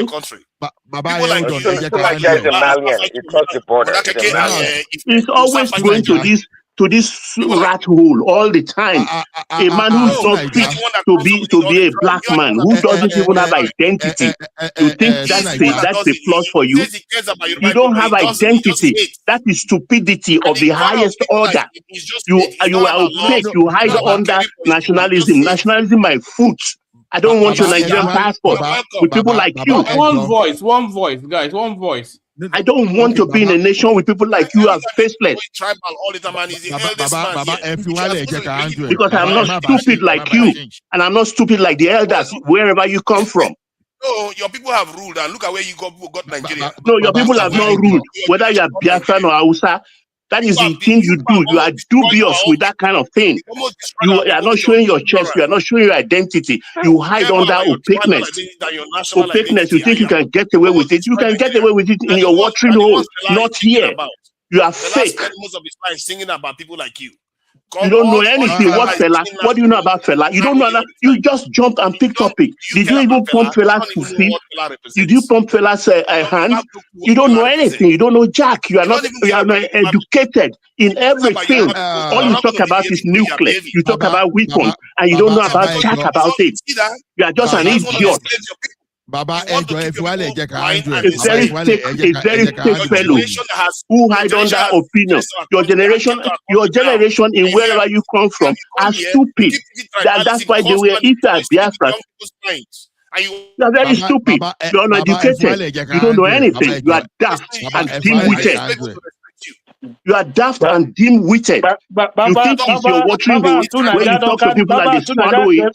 I will not swallow nonsense from your people, even your fathers who are my age. I will not swallow nonsense from them. I will put them and teach them exactly what happened because I'm a witness to history, which your fathers are blind to. You don't want to secure your country because one part of the country is going to be I hate sharing space with people like you, who are not proud of the country and hide and foment trouble unnecessarily. And I'm proud of my tribe, and I'm proud of what tribe are you? Okay, say it. What tribe are you? You don't have a tribe. You hide because you are not proud of the tribe you come from. Whether they are fierce eating tribe or crocodile leading tribe or all of skin. Say it. Let's hear who you are. You're very stupid. Don't stand with this man. Very stupid, uneducated fellow who come here to rabble rounds all the time and spew propaganda. You are very stupid. Your fathers, wherever you come from, don't hold a candle to the Yoruba race. You do hear me? Your fathers, wherever you come from, don't hold a candle to my race. I am steeped in history, even before Jesus Christ. Don't be naive. You come here and we try to have a discussion with you, and all you want to do is that these people, your father, your mother,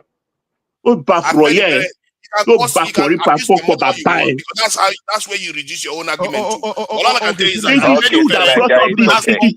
and that's where you want to always bring it to. No bafro, yeah. Do you know that your mother's ass, your father's gumption? I'm talking to. See, insult bastard like you. You think you want to do? I'll go raw with you. Do you understand? Don't ever question the supremacy of my race. You are a dog. You are a monkey. Where my race stands, you don't hold a candle to us. It's a favor that we are in the Nigerian space. Do you understand that? You are animal. Okay, I'm an animal, but I'm not. Yes, you are an animal because you don't have a space, you don't have a race, you don't have a space, you don't have a doctrine. We don't know who you are. You are an animal. One man, can you come in? One man, can you come in? No. Just hold on. Tonight, I'm muting you, and Baba, I'm muting you too. So, gentlemen, please, gentlemen. If not for us, if it was at the back, then. It's somewhat disrespectful to the audience who are used to elegant conversations of high function that is degenerated today. So let's move the language on and move the conversation on. So let's just let's calm it down. Clearly, Baba and Tunaija, they are not going to find a common ground. So maybe just move the mic around and carry on the conversation. Sorry, gentlemen, please. It's just, the audience don't have to suffer. Thank you, one man. He insulted my father. He insulted my father. Nobody's asking to apologize. Enough. He insulted my father and my mother. Nobody is asking to apologize. You insulted my race, my ethnic group. No, I didn't and insult that your is race. more than your father and your mother. You understand? Ola, can we change the topic in that case, please? Baba Ejo, ejeka change the topic. Now, the thing is this: who is here to speak? Okay, hold on, Shaz. Let's start with Akim. Because Akim was only interjecting. Akim, please go ahead. No, sorry. Can you go to Aro first because I'm kind of busy here. Okay. I think Aro spoke the other time. It's like a Shas want to speak. Shas, the floor is yours. Yes, you see, I'm happy what the USA did, bombing that terrorists in Nigeria. Cause these funny people are nothing enough. They're trying to divide Nigeria. And Bible is right. Bible 100% right. Who helped the French people all? French people not even Nigerian. They're from Nigeria. Come to Dava. Who the French people all? The ragtags. They're not even Nigerians. Why the hell should come to divide unlike people in Yoruba land? For what? French people are ragtags. Stop unlike people in Nigeria. They're not even Nigerian. They came from Nigeria. They're not even Nigerian. Why? How the hell do family have the God to unlike people in Nigeria for what? Who they are? They're not even Nigerians. Enough of this shit. Why Okay. are you defending So people? Who they are? The ragtags. you declare your support for what what America did. So how much of that are you expecting from America going forward? Because it clearly looks like our military is politicized. So how much of that are you expecting from the American military, from the US military? Look, I don't want America, but I'm sorry to say this. The northern people control the army. We have to the foreign people control the army. They don't do shit. That's why America come in. Cause I'm sorry to say the foreign people won't do anything. The northern people don't do anything. They control the army. They're the reason why Nigeria is called a terrorist state. They're the reason for that. They put Nigeria in a bad image. I'm sorry to say it's a fact. How can we live in the same country with these people who don't want to change?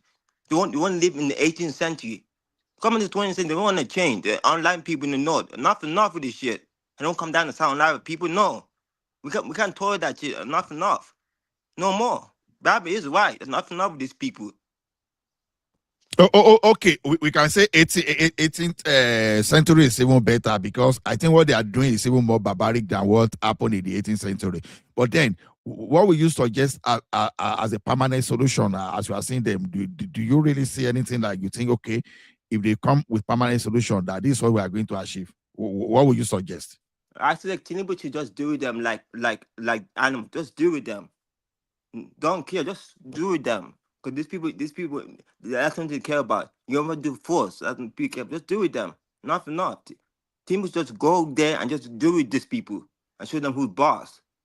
They can't be slaving out people for so many years and think we will be quiet for not with these people. You can't unlike people wipe out people in villages for what? They're doing Kawa State. Online people. They are like Muslim and Christian for what? What's the gain? Enough of this shit. But when you say Tinubu is going to deal with them, Tinubu cannot be in all the states. You understand? So what mechanism, like what tools, what instruments should Tinubu use to deal with them? But all you have to be like Tinubu is the first president in Nigeria that go head with these people. The first president in Nigeria history to go head with these people. That shows you something. The first president in Nigeria to deal with these people. The first president in history of Nigeria to deal with these people.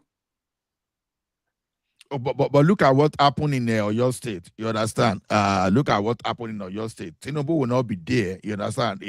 Then should we scrap the state structure that okay we know that okay Tinubu will now be the one to go from Abuja now and be dealing with the local issues. So how is Tinubu supposed to handle what happened in Oyo State?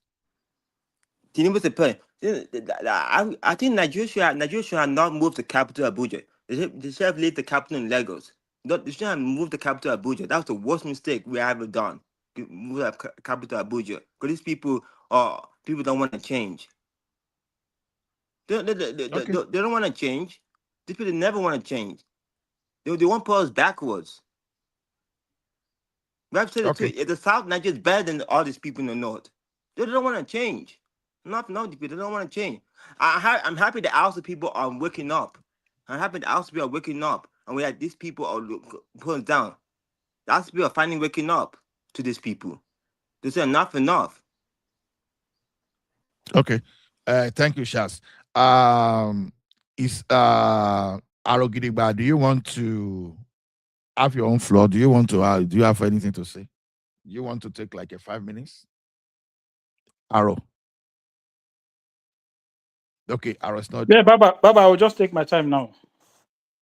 This is not Baba. Sorry, Ola. Sorry, no. Sorry, I know your voice. Sorry, that was a mistake. Okay. Yeah, sorry. Yeah. So basically, like I said before, right? For me, there's only one solution, and that is what I believe in. I'm somebody who believe in reforms. I think we've held on to the military structure for far too long. In terms of every facet of that country's developmental and security stride. So the system that the military is left for us, we've not really I think this is the first time that we're actually moving towards that federalism way of governance, the way the constitution is poised for us to actually succeed. So in my opinion, Tinubu have started with the local government financial autonomy. It started with the removal of subsidy, with the removal of, with the unification of exchange rate. So I understand, because him as a governor was one of those people that created they started the RRS system in Lagos, because they know that they cannot create state police due to the constitution.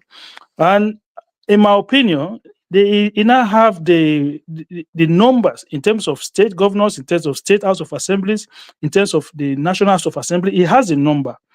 There's no need to slow down on this state policing. This is the thing that we need to do now. And if we don't get it now while he's in office, trust me, I'm telling you today, power goes to the north, forget it. If you're not careful, they will bring back subsidies of fuel. I'm telling you today. Because you see this, except if Tinubu is clever enough and just leave the power in the North Central. The day power go back to those core Northerners, that bottle Kim, feeding, yeah.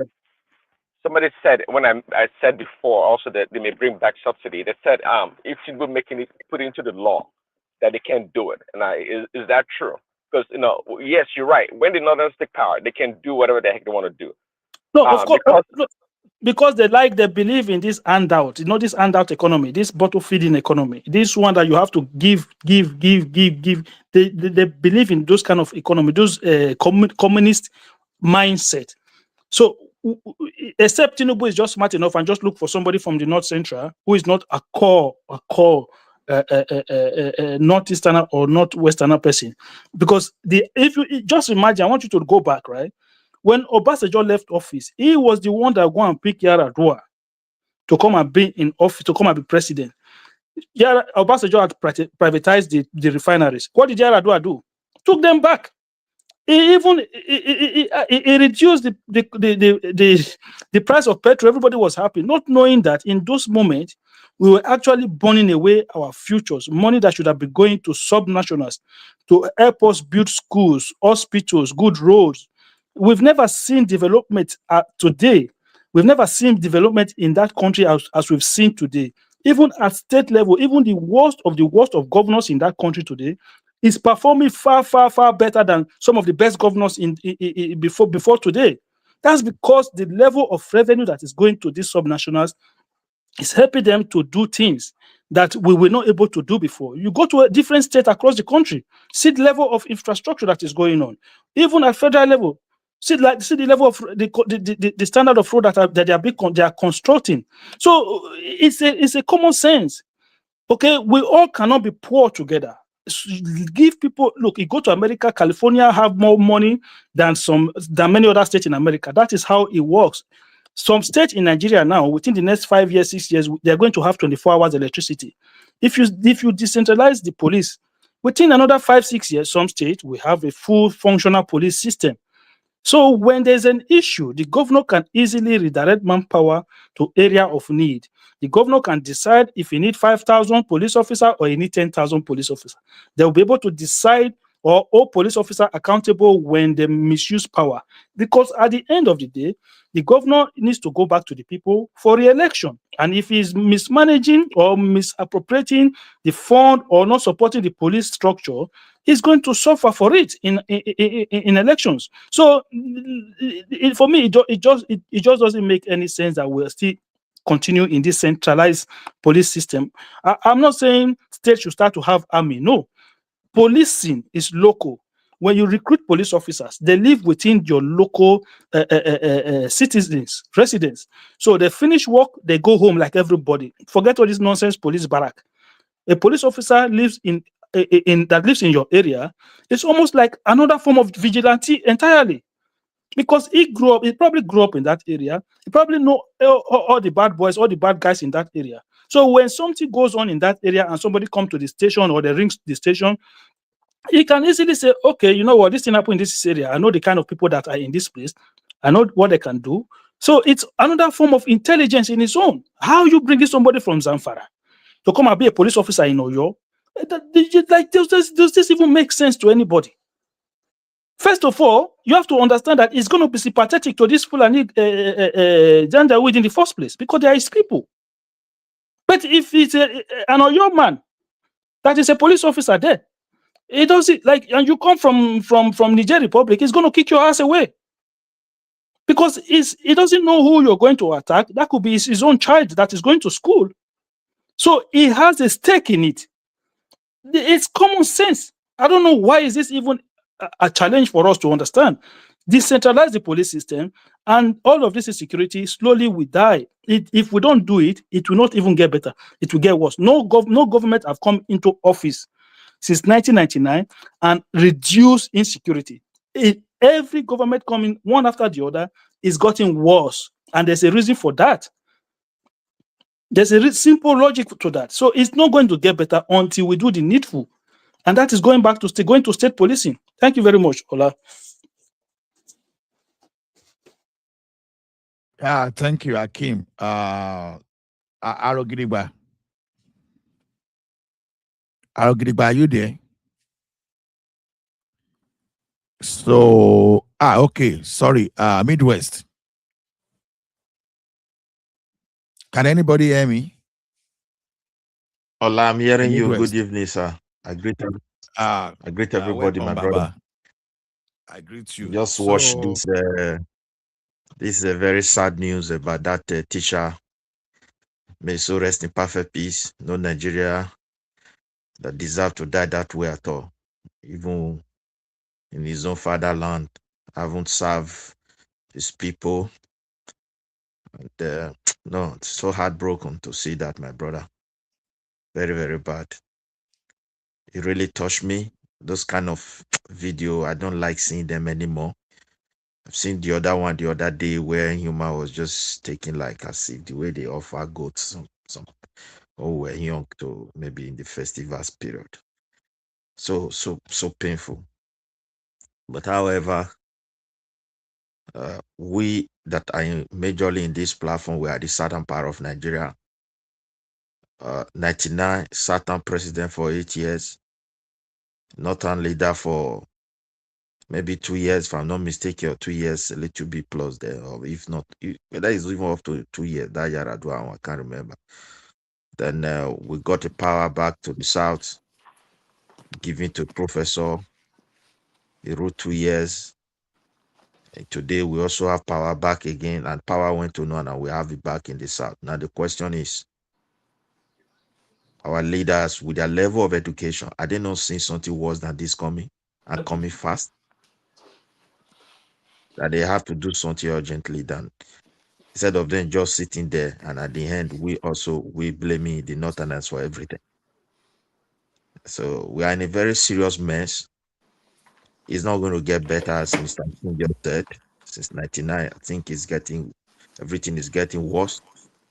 From bad to worse every day, So if you look at our street, the children growing up, they've lost that moral compass completely. No role model to shape them.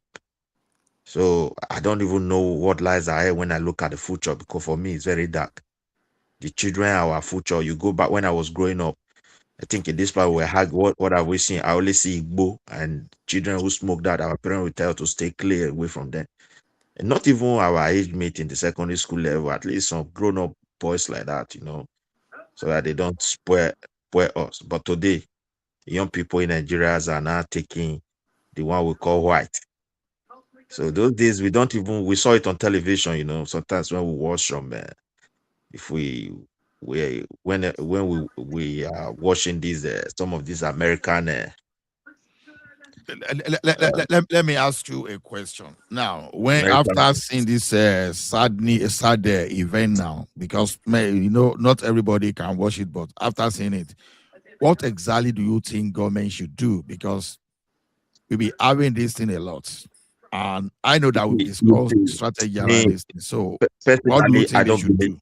See, I at the moment, the political structure cannot have anything good. Whether you put state police or not, is the politics will destroy it, or the way they are destroying our society. So they will also destroy it. It will be very easy for them to hijack it back, because either through during electoral period, they can just throw some will there, and politicians create a cross in a state, and at the end they mobilize the army, because they own the army at that time, to say we declare state of emergency, and at the end, whatever they want to do, they can do. So they may be. Okay. The point is this. The point is this. You understand? You are talking about politics now, but we have innocent people and some locality that are not secured. And all these mean terrorists, they go to all those areas to kidnap people. So what I'm saying is this: are you saying the government should just leave all those people insecure, and there should be no police posts around those places to secure people, even No, temporarily? I'm Is not. that what you're saying?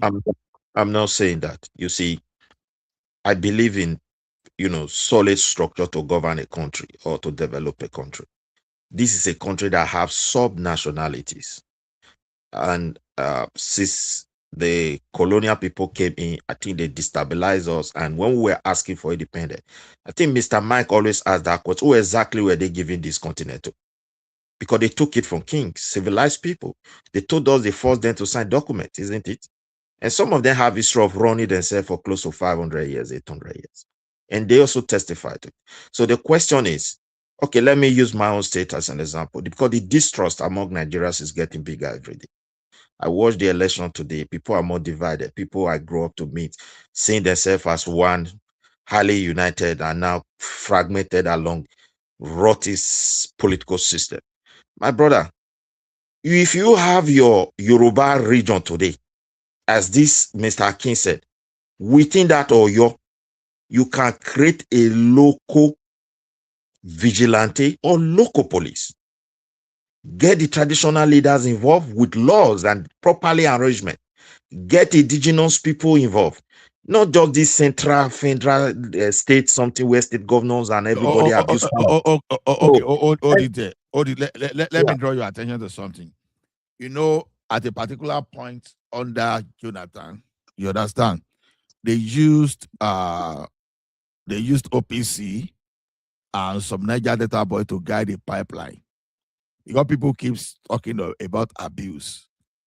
And during that time, our pipeline was secured and everything was okay. So now, if you know that the thing did not escalate, it didn't escalate into any kind of insecurity. So why don't you think they can adopt that approach, especially in those communities where there are no police posts? So why can't they just adopt out of box strategy like Jonathan and just use all those OPC, Niger Delta guys to just guide all those community where there are no police posts? So what do you think about that?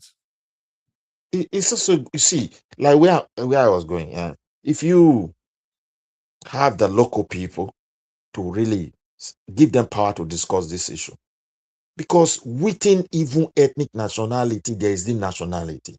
Everybody must have that sense of belonging. Let it be a foundation so that you can ease the political tension first.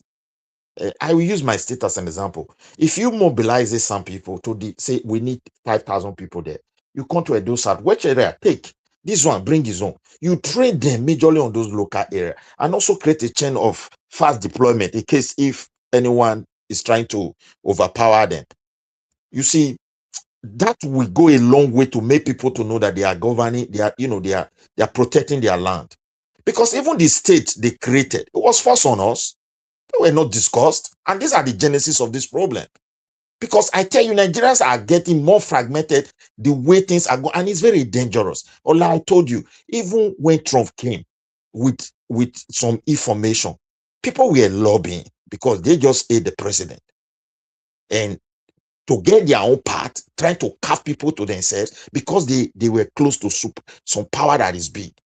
Tomorrow, if they want to finish the whole country, they will harm those same people and give to other people. Everywhere we messed up, we bust off. So we are having a very strong dimensional problem that can no longer benefit the indigenous people, except we have to do something fast. If you create the staple, not that it is not good, it may help us to some little level. The same political structure that have destroyed Nigeria will destroy it. To me, it will. During election, things will start happening. We need to discuss our future. Midway, sorry, 1 second. I want to quickly say something. Ola, were we all not alive? We were all alive when Ogbeni, right, Akeredolu, right, may so rest in peace. When he told Malami to go and do one, he told Malami where to go.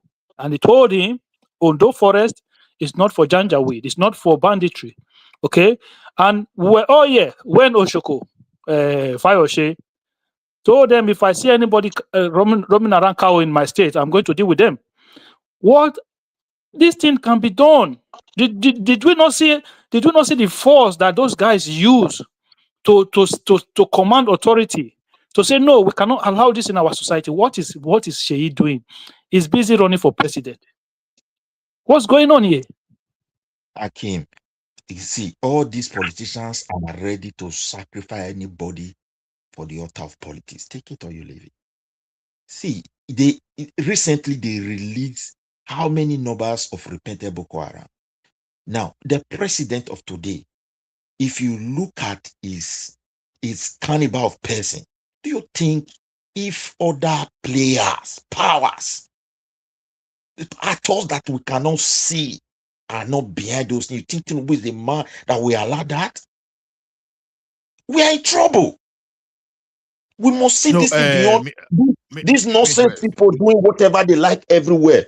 Look, let me add this one to it. When Gumi said the best person to invite is Turkey, didn't you see Turkey coming? The president you have, may God forbid bad thing.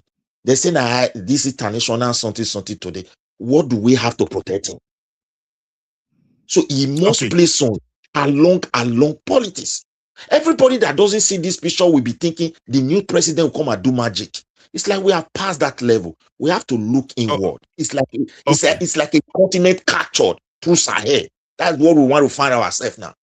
Okay, now I want you to look at this because you know the reason for pushing this thing out. You know, sometimes when we speak like this, it filters out, and at the end of this, some politicians they make.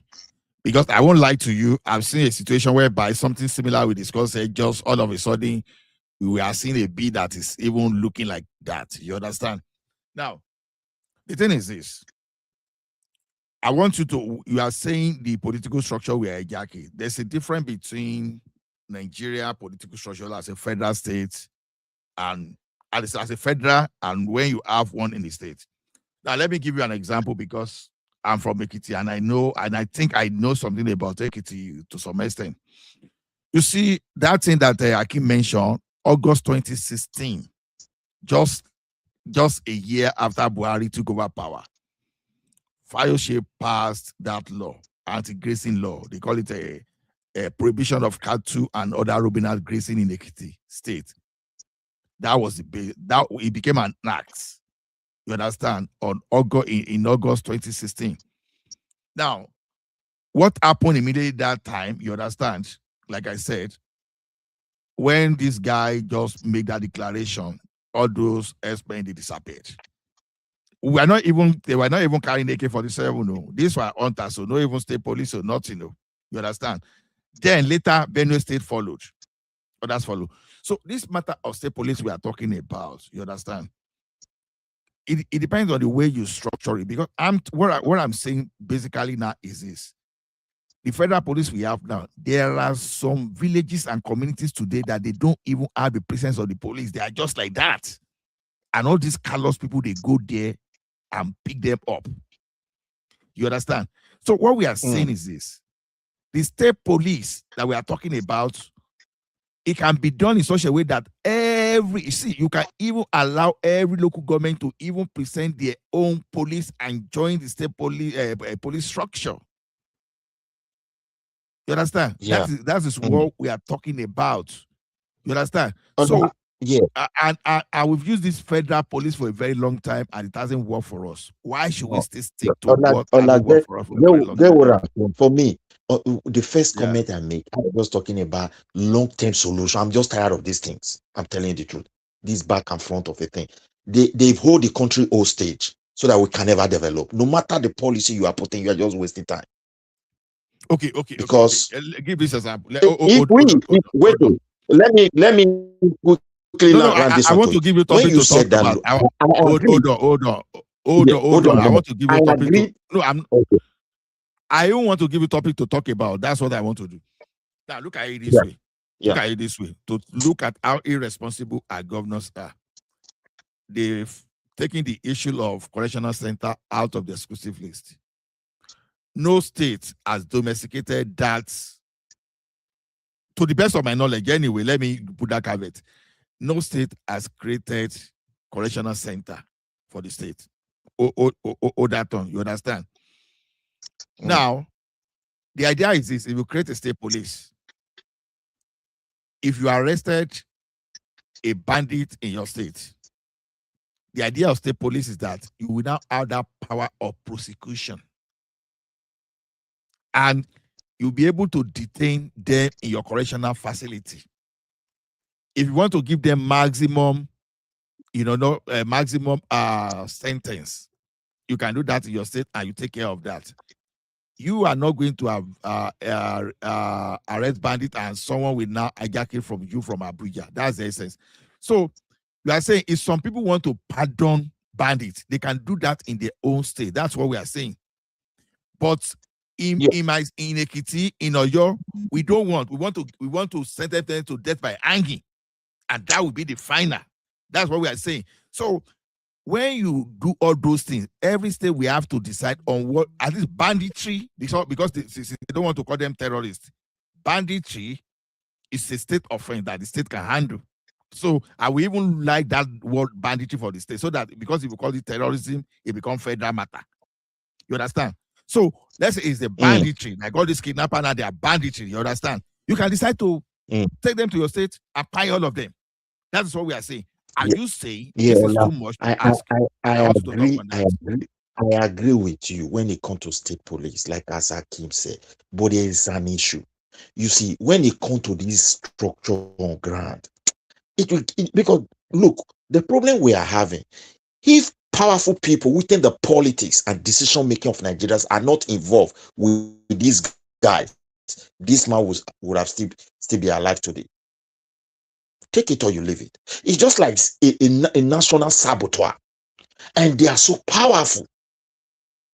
It's like they're dribbling everybody. So when you create this state police, yes, as you said, if we are able to go to those critical thinking from day one to say, look, it must be this, it must be this, not just like what the local vigilantes are doing.